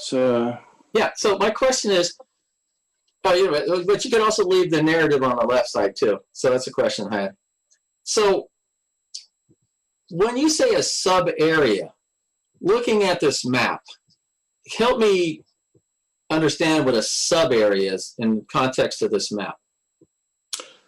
So we would be looking at those smaller areas within the R3 zone that might have similar characteristics, say perhaps closer to transit, maybe those areas that are along corridors, areas that can be basically looking at the R3 zone and breaking it up into different standards that can be applied to those different contexts. So again, we aren't quite there yet. We still have to do some work, and we're going to go out to the community, and that's a key question we're going to ask them. But basically trying to reorganize the R3 zone so it is less broad and more focused to respond to those kind of sub-area conditions. So transportation is a major component of your R3 redefining, access to public transit? That could very well be, and probably is, a very important one. That and access to services. Again, there's co-benefits there of incentivizing new development close to those areas, sustainability goals and outcomes and things like that. So that could very well be a sub-area. So if we look at your map, and I had questions about the 1,708 parcels, and that's everything in the colored as the 1,700 parcels? Correct. So not all, you're saying they're all potentially could be developed, but if you take sub areas, would you then have sub area and then a normal area? So would you incorporate all 1,700 parcels, or would you just leave some of those parcels alone because you're focusing on the sub areas? Yes, some of the areas may not have completely new standards. They may use some of the existing standards if those are areas, say, that we want to preserve, and if it makes sense from the community standpoint. So it's going to depend on how we break those up, and how they're organized into smaller increments. So are you going to you're going to make a recommendation, then council's going to look at this map and say, this area will be zone, and this area will be left alone? Yeah, we're going to present options to council, again, that will try to, for lack of a better word, reorganize the broad R3 zone into smaller sub areas, as we've been mentioning. And again, some of those areas may have greater change, greater densities. Others may have less. It's going to depend a lot on some of those characteristics, like the lot sizes, if they're close to a single-family neighborhood with a lot of single-family homes, if it's close to transit. All those different characteristics will likely result in different types of standards. So based on the size of, okay, so a lot of the standards will still stay the same. You got a single family neighborhood, the zoning will still be somewhat compatible. Yeah, that'll be a key thing we're going to bring forward, yeah, and to get that input. So one of my questions is, but you put in here so the zoning over a long-term development horizon. What do you consider a long-term development horizon? Well, again, in our current situation, there's not a lot of development happening. We have the public health crisis, of course. So again, we're looking at developing standards that over a long-term period, be it the part of the housing element, the next housing element cycle to 2030, and even beyond, what are those standards that the council wants to see that will result in a long-term redevelopment in some areas that makes sense to council? Okay. You know, my observation over my time on council is that we've had council say you got to maximize the density on a property. But if I remember correctly, most developers say, no, we don't want to do that. We'd rather come in what they call a better quality product. So is that still going to, I mean, because you put in here on one of the questions, you say sometimes when apply these minimum requirements don't always produce the best outcome. And the question was, what are we trying to achieve? So we're trying to, you know, based on that comment, are we trying to maximize the units, or are we trying to find that balance of let's increase the density, but still have quality units coming out of it? And then who defines that quality of a unit? Well, I think regardless of where we end up with draft standards that we come back to council with, it will all be predicated on a quality building environment. That's kind of the Mountain View tradition, as you know, we like to say with all of our design standards and our precise plans. So regardless of what comes back to council, we will be emphasizing high quality development. That was one of my questions, and I think I did use the question high quality in there to say that we were known for that. But isn't there a possibility that, I mean, I'm looking at your chart, and you know, I could see the units increasing, stories increasing, but when I start seeing the reduction in setbacks, okay, so you're making a property more, you're increasing the FAR, you're reducing the open space on a site, and yet it sounds counterproductive is that we're trying to increase the parks, the open space, because if we increase density, we still want those people to have ability to relieve stress and so forth. So how do you guys offset that? We're going to reduce your open space and yet still provide a quality of life with our goal of open space for parks and so forth going on in the realm, or the public realm, it might say.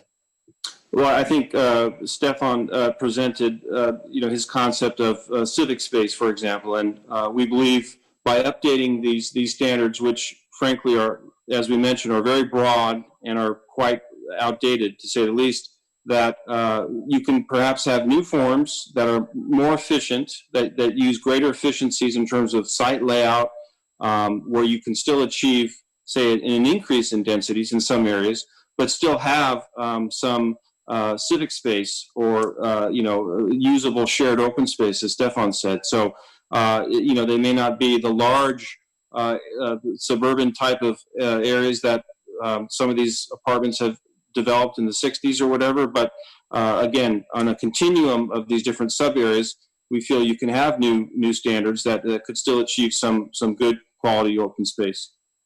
So we've been having a discussion back and forth about developers come in with a project, 300 units or whatever, and then they want walkways to be considered part of their open space so they don't have to pay park and lieu fees. How are you going to balance that where you're saying, well, we want you to reduce your space, so they're going to ask for as many waivers as possible, and yet we're still going to be putting in this, well, the public walkway is going to be acceptable. I don't see how that balances with the quality of life or quality product. Yeah, no, that's a good point, and we're aware of that kind of dynamic, and we will certainly update the Opticos team on that. And as we look at these standards, we'll definitely consider that factor. So I'm closing up there, Mayor. With the 12,000 potential new units, plus the 10,000 plus potential units in North Bayshore, plus the potential units in East Wisman, we're looking at a boatload of new units. Where's the infrastructure coming in to support over, quote, say 25,000 new units? Where do you put that in context? So a lot of the infrastructure needs to go along with those units have been considered both in our general plan update as well as our East Wisman and North Bayshore precise plan. And we'll be taking a look at that as well when we do the CEQA for this R3 work. Well, SB 330, even though it expires in 5 years, more likely could be expanded.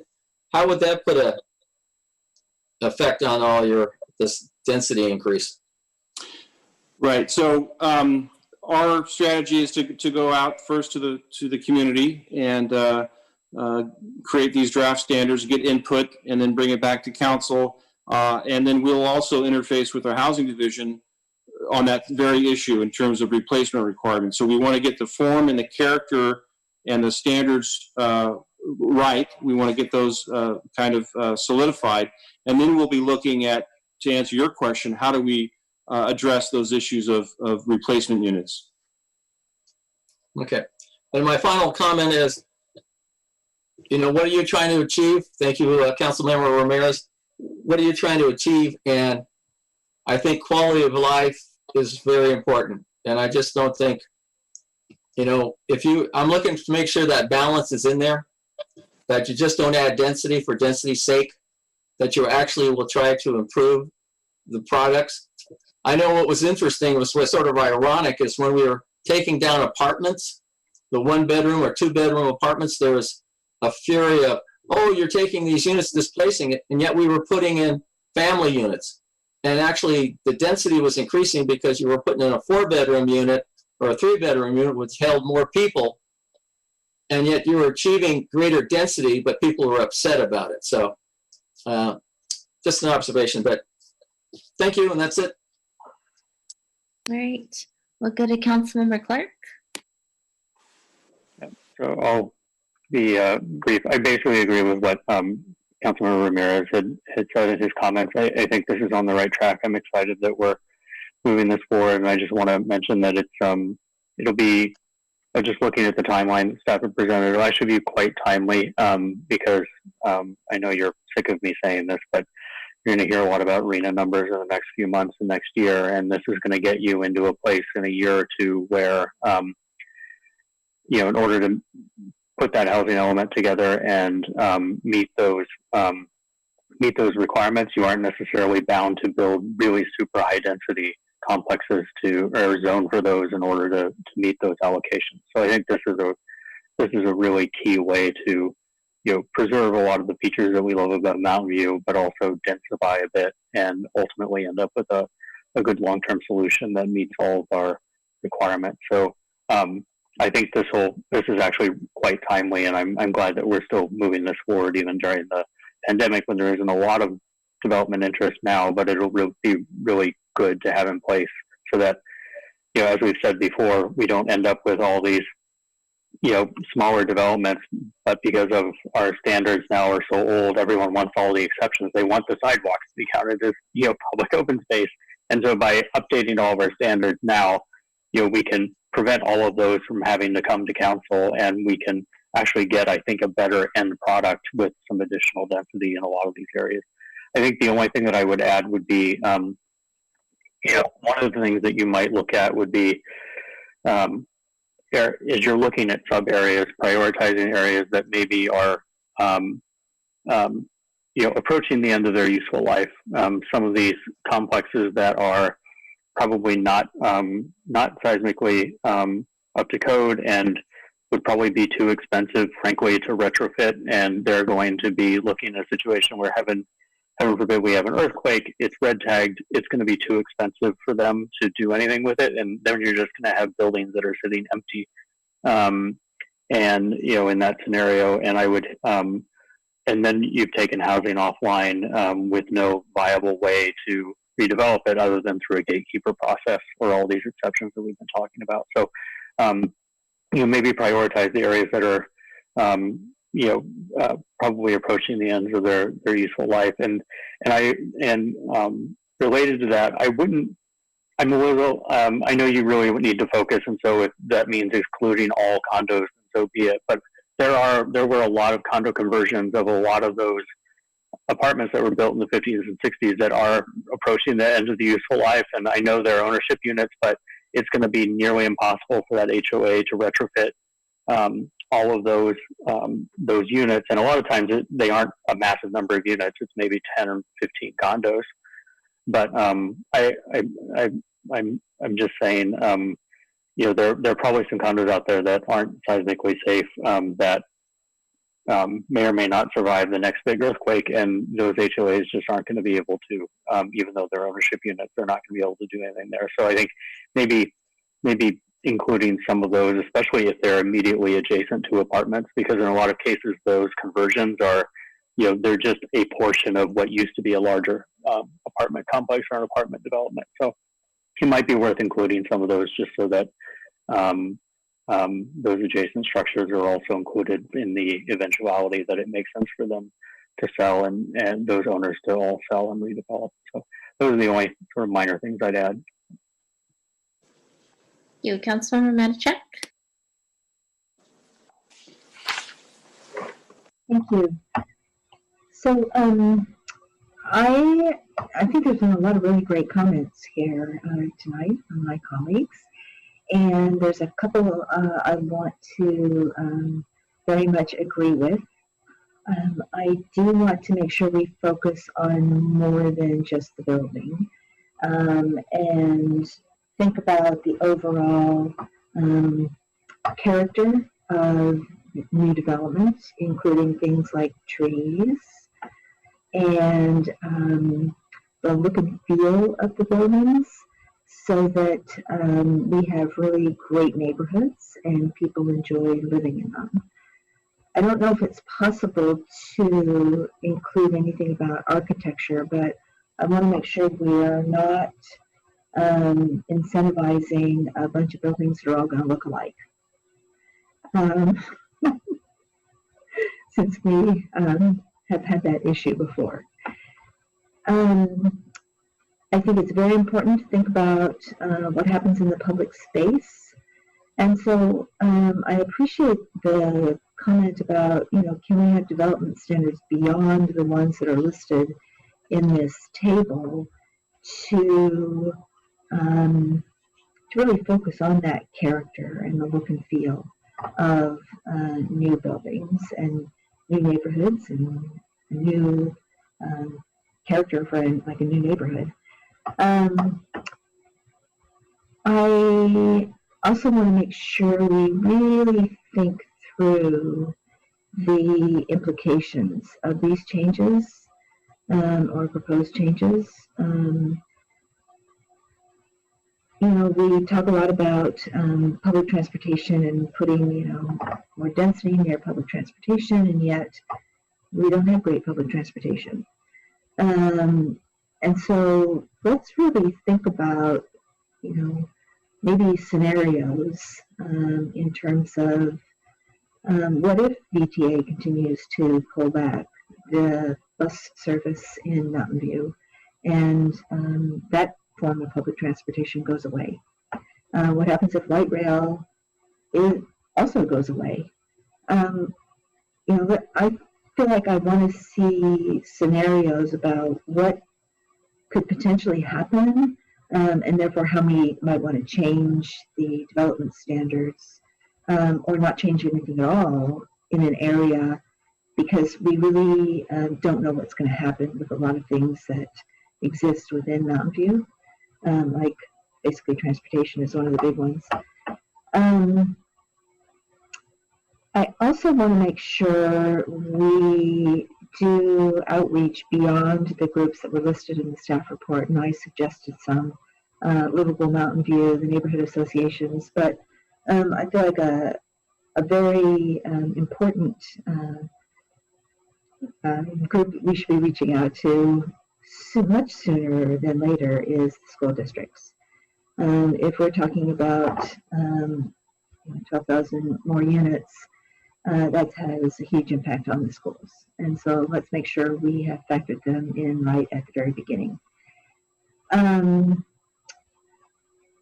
also, though, must say I'm a little bit concerned about 12,000 more units, given that we already have rezoned quite a bit of property, and we haven't seen the projects come forward to really understand and be built to understand the impact of all of that that has been enabled before we start doing more. So I'm a little bit nervous about that. And so I guess, I'm not totally convinced that we should be doing the EIR on 12,000 new units. Maybe it's something less than that. I also sent in my concerns about using online tools. We really don't have a way to limit input with an online tool to residents. And I'm mostly concerned about what residents have to say about this, rather than folks who might live in surrounding cities who want to tell Mountain View what to do. I want to hear from our residents. And see, that's kind of a high-level summary, but I really appreciate a lot of the great comments from my council members. I want to make sure I emphasize that. Thanks. Thank you. Vice Mayor? Great, thanks. I actually was pretty encouraged by the stakeholder comments that we got tonight. And so I do agree with Councilmember Matichak that we need to build upon that list. In the staff report, it's noted that the team could make a presentation to our ad hoc subcommittee on race, equity, and inclusion. And I do think that there is a good synergy there in terms of what the subcommittee is working on, and trying to break down kind of the systemic redlining that's happened in communities all across the country. And so I just wanted to iterate that I saw that and that I think that it's a good idea. But I do particularly Councilmember Matichak's comments about the school district, making sure that we have, I think, everyone engaged and involved is important. I would also say, though, that I'd want that to be coupled with what we're doing related to displacement strategies kind of overall. And so I know that we've made quite a bit of outreach to the community, and we've tried to provide that in multiple languages. But I think it's not, I wouldn't want us just to be doing this outreach related to R3. I think the overall council had been looking at R3 as a way, as part of the toolkit for trying to mitigate displacement. And so I really feel like those need to go hand in hand. And so when this came up to council, I believe at our last meeting, one of the things I appreciate is that the two teams are working very closely together, and there is active and ongoing communication, and we just continue to encourage that. I think the more that we can do that, the more there could be some security for our community. I think that if there's anything we've been learning in this pandemic is that every day it feels like there's something new being thrown at us, and trying to provide some stability for folks is really critical. In terms of the council question and any other comments, I think staff heard us clearly and are moving in the right direction. So I really want to thank staff for bringing this back very quickly, and nearly in tandem with the displacement strategy. I think it helps council to hear those two back to back to be able to be thinking about those same policy questions together and then provide the best feedback to staff. So thank you, and appreciate also the presentation from our outside consultant. Thank you. Great, thank you. I would just add a couple of thoughts. I also appreciate my colleagues' great comments, and would just echo my interest in, I think it was Councilmember Ramirez talking about canopy. More and more I hear from residents who are concerned about the trees that we have to eliminate when we have new developments. And so if that can be somehow incorporated to save the trees as much as possible and build around them, and if this form-based code would allow for that, better, I would appreciate that. Good design and variety. Yes, it was striking to see the photos. I think it was Albert Jeans's photos, but I do as I walk around, there are developments where you just feel like you're in the same. It's like every house looks the same, and so I hope that this could improve upon allowing us to have more variety. I did have one question in terms of the allowance of the extra 12,000 units, and this has to do with ABAG and RENA. As we go into the next cycle, we've zoned for 15,000. It looks like RENA, our requirements are going to maybe be lower than that. If we were to add this 12,000, does that get counted in this cycle, or is there a way to get credit for it for the future? I guess I was hoping to get a better sense, because I don't see really the upside right now of doing more than what ABAG, RENA requires us to do. I feel like the more we do, the more we get, our requirements increase.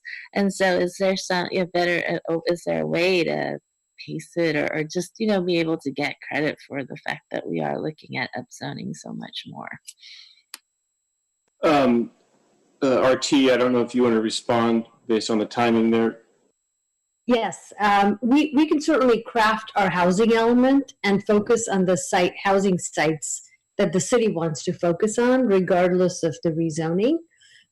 We also have to work with HCD because sometimes they want cities to nominate sites that are greater than the number of units allocated by RENA, because not all sites will redeveloped if they, for example, have office uses on the sites. So I think one of the reasons we're moving forward faster with the housing element consultant is to be able to start doing that early, so that we can decide as a city, and the council can decide which sites they want to allocate in the housing element. So we don't have to allocate all of them, because you do want the opportunity to reuse them for a future housing element. All right, good, thank you. Any other comments from council members? Staff, do you have what you need? All right, great. Well, thank you very much. Thank you to Mr. Pellegrini. Appreciate your presentation, and we look forward to the next round and results from the community input. Oh, and Mr. Perez, thank you so much for being here. I will close this item, and we will move on to item 9, council staff committee reports. Do council members have any reports? Yes, Vice Mayor.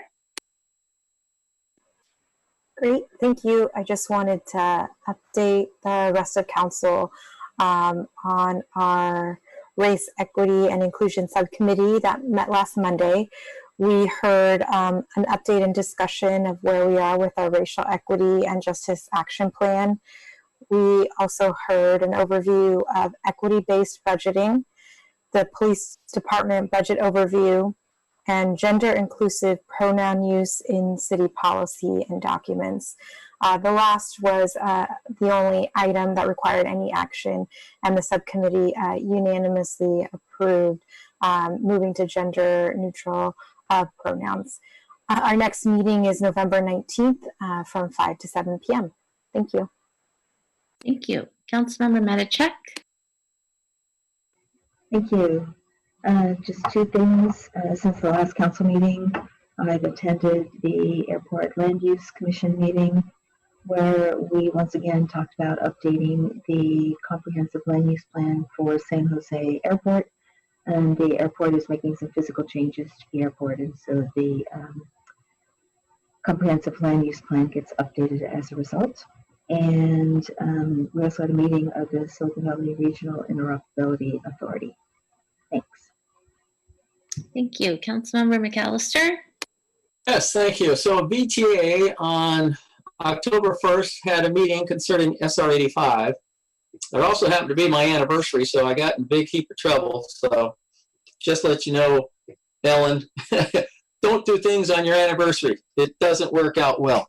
But this was very important because this was this was an approval, a recommendation from the Policy Advisory Board that had been meeting for 5 years to what to do with SR 85 to reduce congestion, improve quality of life, reduce greenhouse gases, reduce vehicle miles traveled, all the right things to do to make the environment better. And it was went through two committees. The Capital Project Committee voted to pass it, went through the Congestion Management Policies and Procedure Committee unanimously.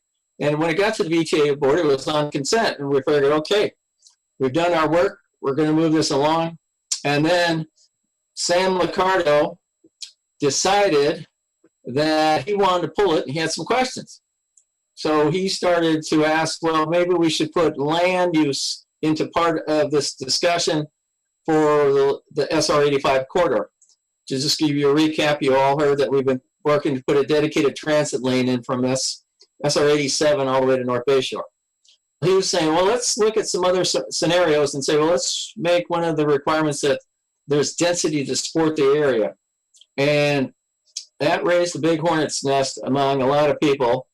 And it worked out. So he made a motion. So I made the motion to accept the PAB recommendation. It got a floor. It was seconded, 2 people, Glenn Hendricks right away and Rob Rainey. Got in there, recommended it. And then Sam asked a question. There was a subsequent, so Sam was saying, well, we should do this. Raul made a subsequent motion to do, let's look at this land base. What came out of it, which was rather interesting, I was thinking was a sense among, and this is why it's important for us North County cities, and I'm going into more detail than I really wanted to, but it was very important because the small cities felt that San Jose was wanting to take money out of the $350 million that SR 85 had set aside and incorporated into some other functions. And the smaller cities, some of those people said, no way, we don't like where you're going. I had no idea that there was this type of concern among some of the smaller cities. I would just think that this was a good project. Well, we had some discussions. The motion that Raul put up there failed. And so it was a 4-11 vote, 4-7 vote, 4-8 vote. Guess who the 4 people were that voted for it? All San Jose. And the rest voted against it. So we clarified also to Sam that he wanted to do this stuff. And I said, Sam, Mayor Liccardo, we still have a problem. We still have congestion on SR 85. We're trying to solve it now. So when you're talking about the density or stuff down the road, we still got an existing problem. So the subsequent motion lost. My motion came up. Guess what? It passed unanimously, which was rather interesting. One minute they're fighting for it and they go, oh, okay, what the hell, it's a good deal. So this is very important because we're going to be, the mayor and I are going to be in a talk on Thursday about they're discussing the Measure B money and how it's going to be funded. And there is some discussion about that, well, maybe we should upfront the money for BART and all these other projects, grade crossings, which are important in Mountain View, SR 85, which will reduce the cut-through traffic through Mountain View. would be deferred down the road.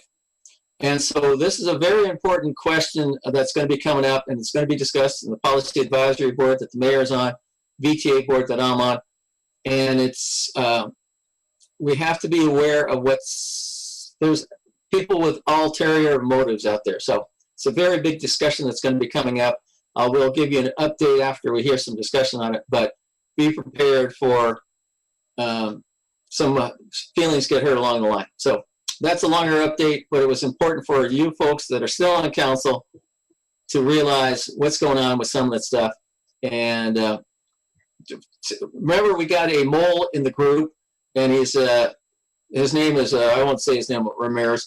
And we just got to make sure we keep an eye on it. So that's the report. But we got good news. It's hopefully moving forward. $2.5 million to take it to the next level and study it. It's going to be taking 2 to 3 years. Hopefully one of you or your new comrades will be the champion of this, because I will definitely be in your ear to champion this thing forward when I am not here any longer. So that's a long report, and that's it. And the council member who wants shorter meetings. We'll go on to Council Member Ramirez. Thank you, Mayor. I regret that my storytelling ability is not as good as Councilmember McAllister's, so I'll be a lot more bland. But I've been participating in this county unhoused task force for several meetings now, and I think kind of going in not fully appreciating what the intended outcome was, and I have a better sense of it now. The long and short of it is we're focusing fairly narrowly on how to increase the capacity of emergency shelter and interim housing countywide. And I've been very well supported by staff. Kimberly Thomas in particular has been very helpful and has in fact presented to the task force, sharing a lot of the good work that we've been doing here in Mountain View. I don't know what ultimately we will be bringing back to our council. So as I learn more, I'll make sure everyone is kept in the loop. But so far, it's been primarily context setting and just giving us all an appreciation for the work that the county's been doing, and helping us understand some of the processes and the cost-benefit analysis of various types of emergency shelter and transitional housing. But looking forward to hopefully bringing something useful back to the council once our work is done. Thank you. Thank you. Councilmember Hicks. So I have once or twice advertised a webinar series put on by Transportation Choices for Sustainable Communities on Green Streets. And I wanted to announce that our city manager, Kimber McCarthy, did her talk at the last session of that trilogy of webinars, and they're all up on the Transportation Choices website. If you missed it and you want to see what she had to say, it was on funding green streets, that particular part of the webinar. And then I will be speaking on Thursday for the nonprofit Canopy on the topic of best practices for the development review process and expanding and maintaining the tree canopy. And you can find a link to that talk on their website, the Canopy website. And that's it. Thank you. Thank you. And I will report out that I attended the Cities Association board meeting last week, where we voted to move forward with continuing the planning collaborative on housing. This is the modified version. It started out as the RENA subregion, but it became a planning collaborative where the cities, and I know RT has been involved in it and it's one of the leaders of it, they getting together to talk about best practices on housing, and they wrote the letter in response to the original, or the ABAG methodology recently, And so we voted to continue that. There is a funding amount. Every city is that is part of it will be asked to pay into it, and it's a tiered funding fee, and I believe our city's amount will be about $10,000. And then I, for reporting purposes, I did attend the California League of Cities conference, although it was very short and ended up not getting to the workshops due to my commitments on other regional boards and having those meetings. But I did attend to be the voting delegate, and there was one resolution on the docket, and that was to amend the Communications Decency Act of 1996 to require social media companies to remove materials which promote criminal activities. And this, I think it came about as a result of some of the peaceful protests from the earlier in the summer around race relations, turning into more violent demonstrations and whatnot, when folks get on social media and talk about these activities. And there are, I know that our the council voted to take a support position, but we actually ended up having quite a lengthy deliberation discussion on this issue, and quite a few of the cities, especially around here in our neck of the woods, took a no position, mainly because of concerns around freedom of speech.